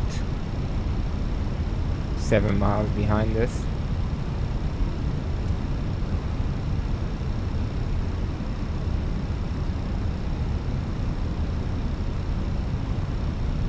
B7. Alright, let's get an idea where B7 is real quick. 2,000. Ground charts. Kronos 13, descend and maintain 3,000 and turn left, heading 060. 7. Left 060, descend and maintain 3,000, Kronos 13. We'll probably get a Boston Center, Kodiak 436, Juliet Alpha's on the ground signature at Logan, looking for a VFR departure to the north. Stay by. Bravo. Kilo. Or maybe straight to Echo. To the ramp. We don't necessarily have to take Kilo. Center, good evening, Air India 191 Heavy. We're east of Bangor. You're ending airspace at 400. Alright. Kronos 13, you're 8 miles from Big Dig, turn back left, here, heading up 350. 443, but maintain 2,000 until you're established on the final approach course. You're cleared the RNAV 32 approach. Fine. For us, you cut out about halfway there. Can you repeat again? Let's climb at 3,000 Kronos outbound. 13, heading 350, maintain 2,000, cleared RNAV 32 approach. Alright. Left 350, maintain 2,000, cleared RNAV 32 approach. Kronos 13. Air India 191, squawk 1437. 1437, area 190. JetBlue 582, the wind 290 at 8, runway 27, clear to land. 43. November 6, Juliet Alpha, you said you're Kodiak, VFR to the north, and give our requested altitude. I would like 4,500 if we can do it. Alright. Let's earn our paycheck.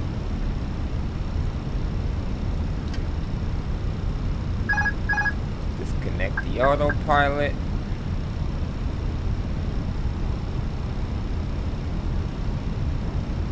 November 436 Juliet Alpha, you're cleared out of the Boston Class Bravo airspace, maintain VFR at 3000. Departures on this frequency, squawk 1410. 500.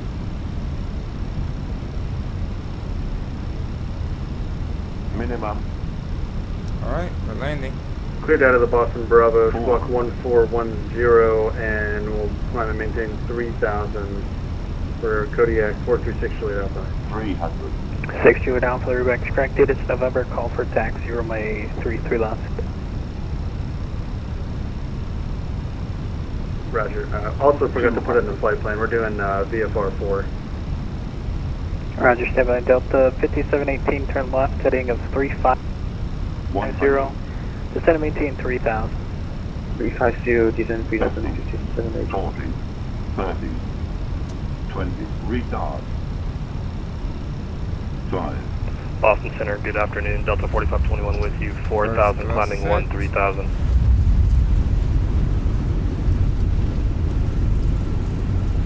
Delta 4521 Boston Center, climb maintain flight level 330. Up to 330, Delta 4521. We can make this.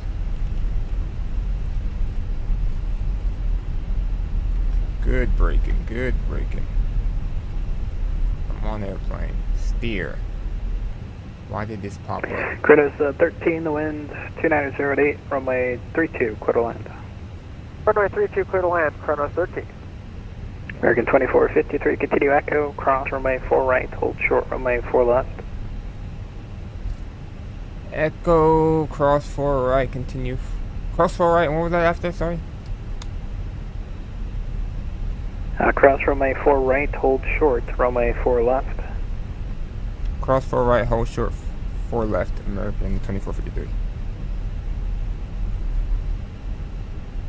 And 6 Juliet Alpha wings, VFR 4 is approved. Roger, and we're ready to taxi. Are we coming up on 4 left here? Roger, let's do, it's going to be actually runway 4 right at intersection Charlie. You can taxi via Bravo, Charlie, cross runway 4 landed left. on 27, so we're just going straight over to Bravo or Echo, whatever. Roger, runway 4 Echo. right at Charlie via Bravo, Charlie, and then cross 4 left for 436 Juliet Alpha. Delta 5718, turn left heading 300, John the localizer. Check this overhead. I forgot to hit the landing lights. I'm going to get dinged for that, but hey.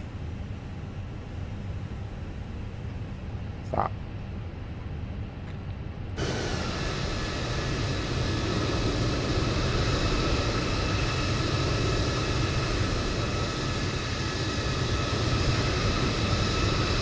There's JetBlue. Air India 191, I got your radar contact, flight level 400, welcome. He skidded around the corner too. Air India 191, I'm going to have new arrival routing for you, advise ready to copy. Let me see something. 27.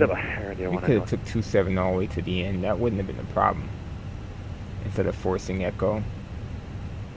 I was thinking we're landing on freaking 3-2.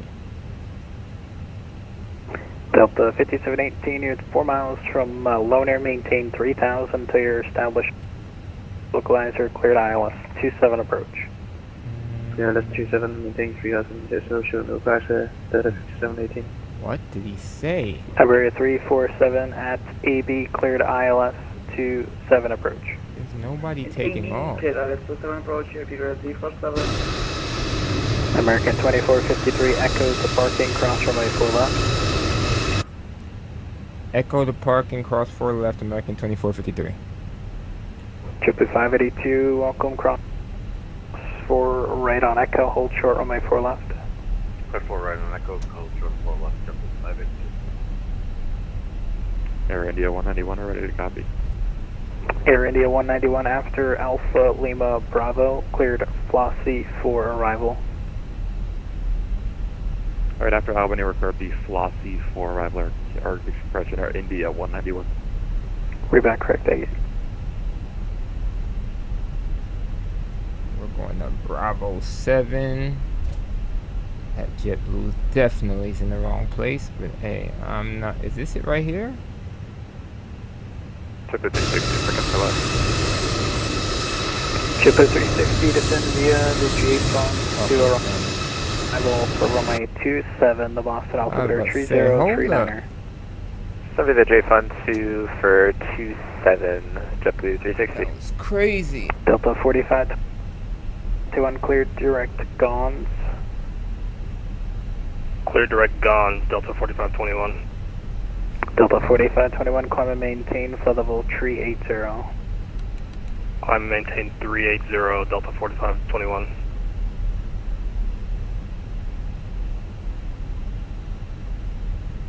JetBlue 1488, ready for position south. To the 1488, give way to the American, push on Echo approved. To the American, push on Echo approved, JetBlue 1488. Delta 5718, runway 27, clear to land. 2710,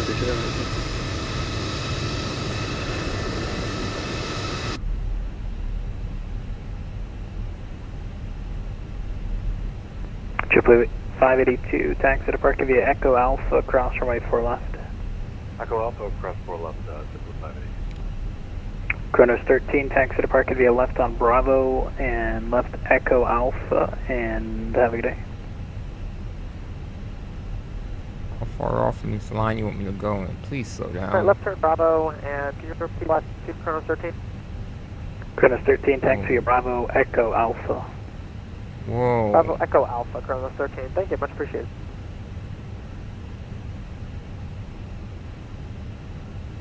Why is this thing so shifty? And it's accelerating so fast. There we go.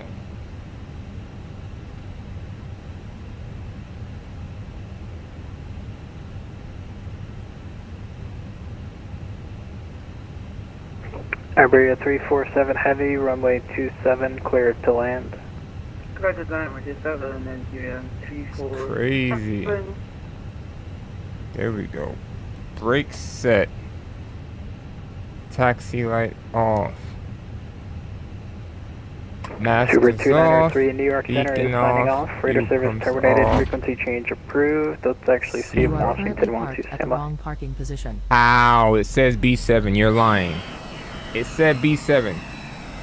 It said B7. Somebody's right here marshalling me in. How was it the wrong spot?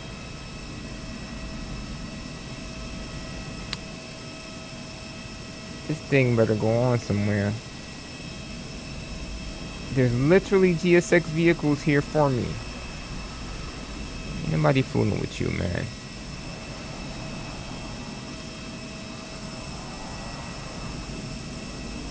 Oh, it's one of those things where you need to, Whoever 6 Juliet Alpha, just advise ready for departure.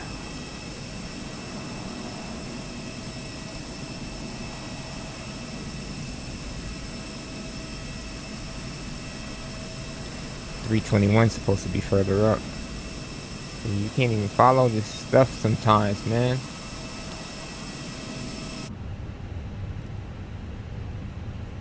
Alright. Ooh, that was a long flight.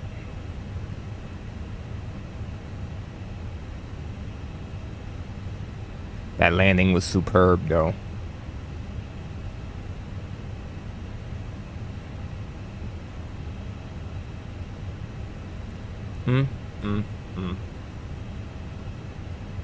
I got dinged for overspeeding, and I'm like, I didn't overspeed. Stupid winds kept changing. Like, what do you want me to do? I can't control that. What was the landing rate? 172. Not bad at all. Not bad at all. But because the wind is so unpredictable, I'm just gonna go ahead.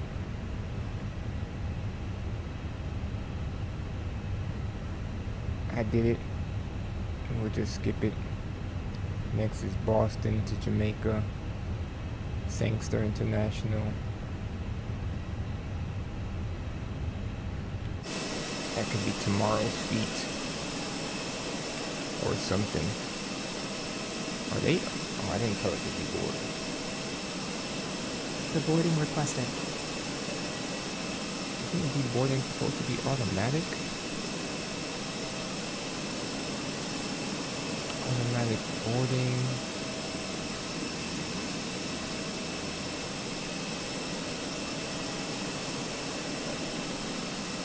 Is automatic deboard after beacon is off?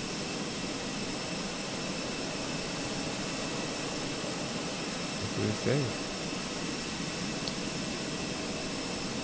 So well, we're here.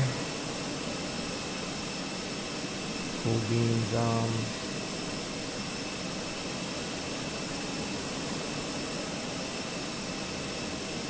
See if there's anybody to raid just for raid's sake.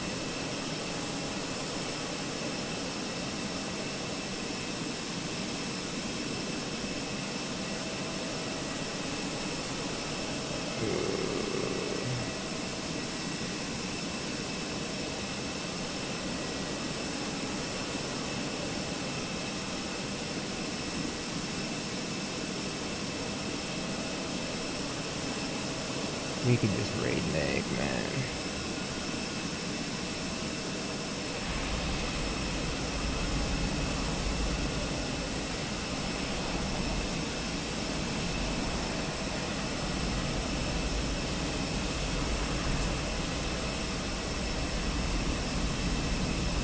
Yes, ma'am.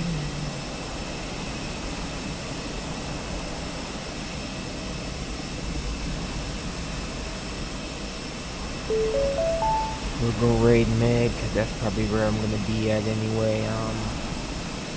I'll be back on tomorrow. Boston to Sangster. Pretty hefty flight as well, but not nowhere near as this long. I'm pretty sure the winds aren't gonna be so crappy. Caused me to overspeed, even though I didn't know the speed was crazy work. Until then, I'll catch you guys on the next turn. Peace.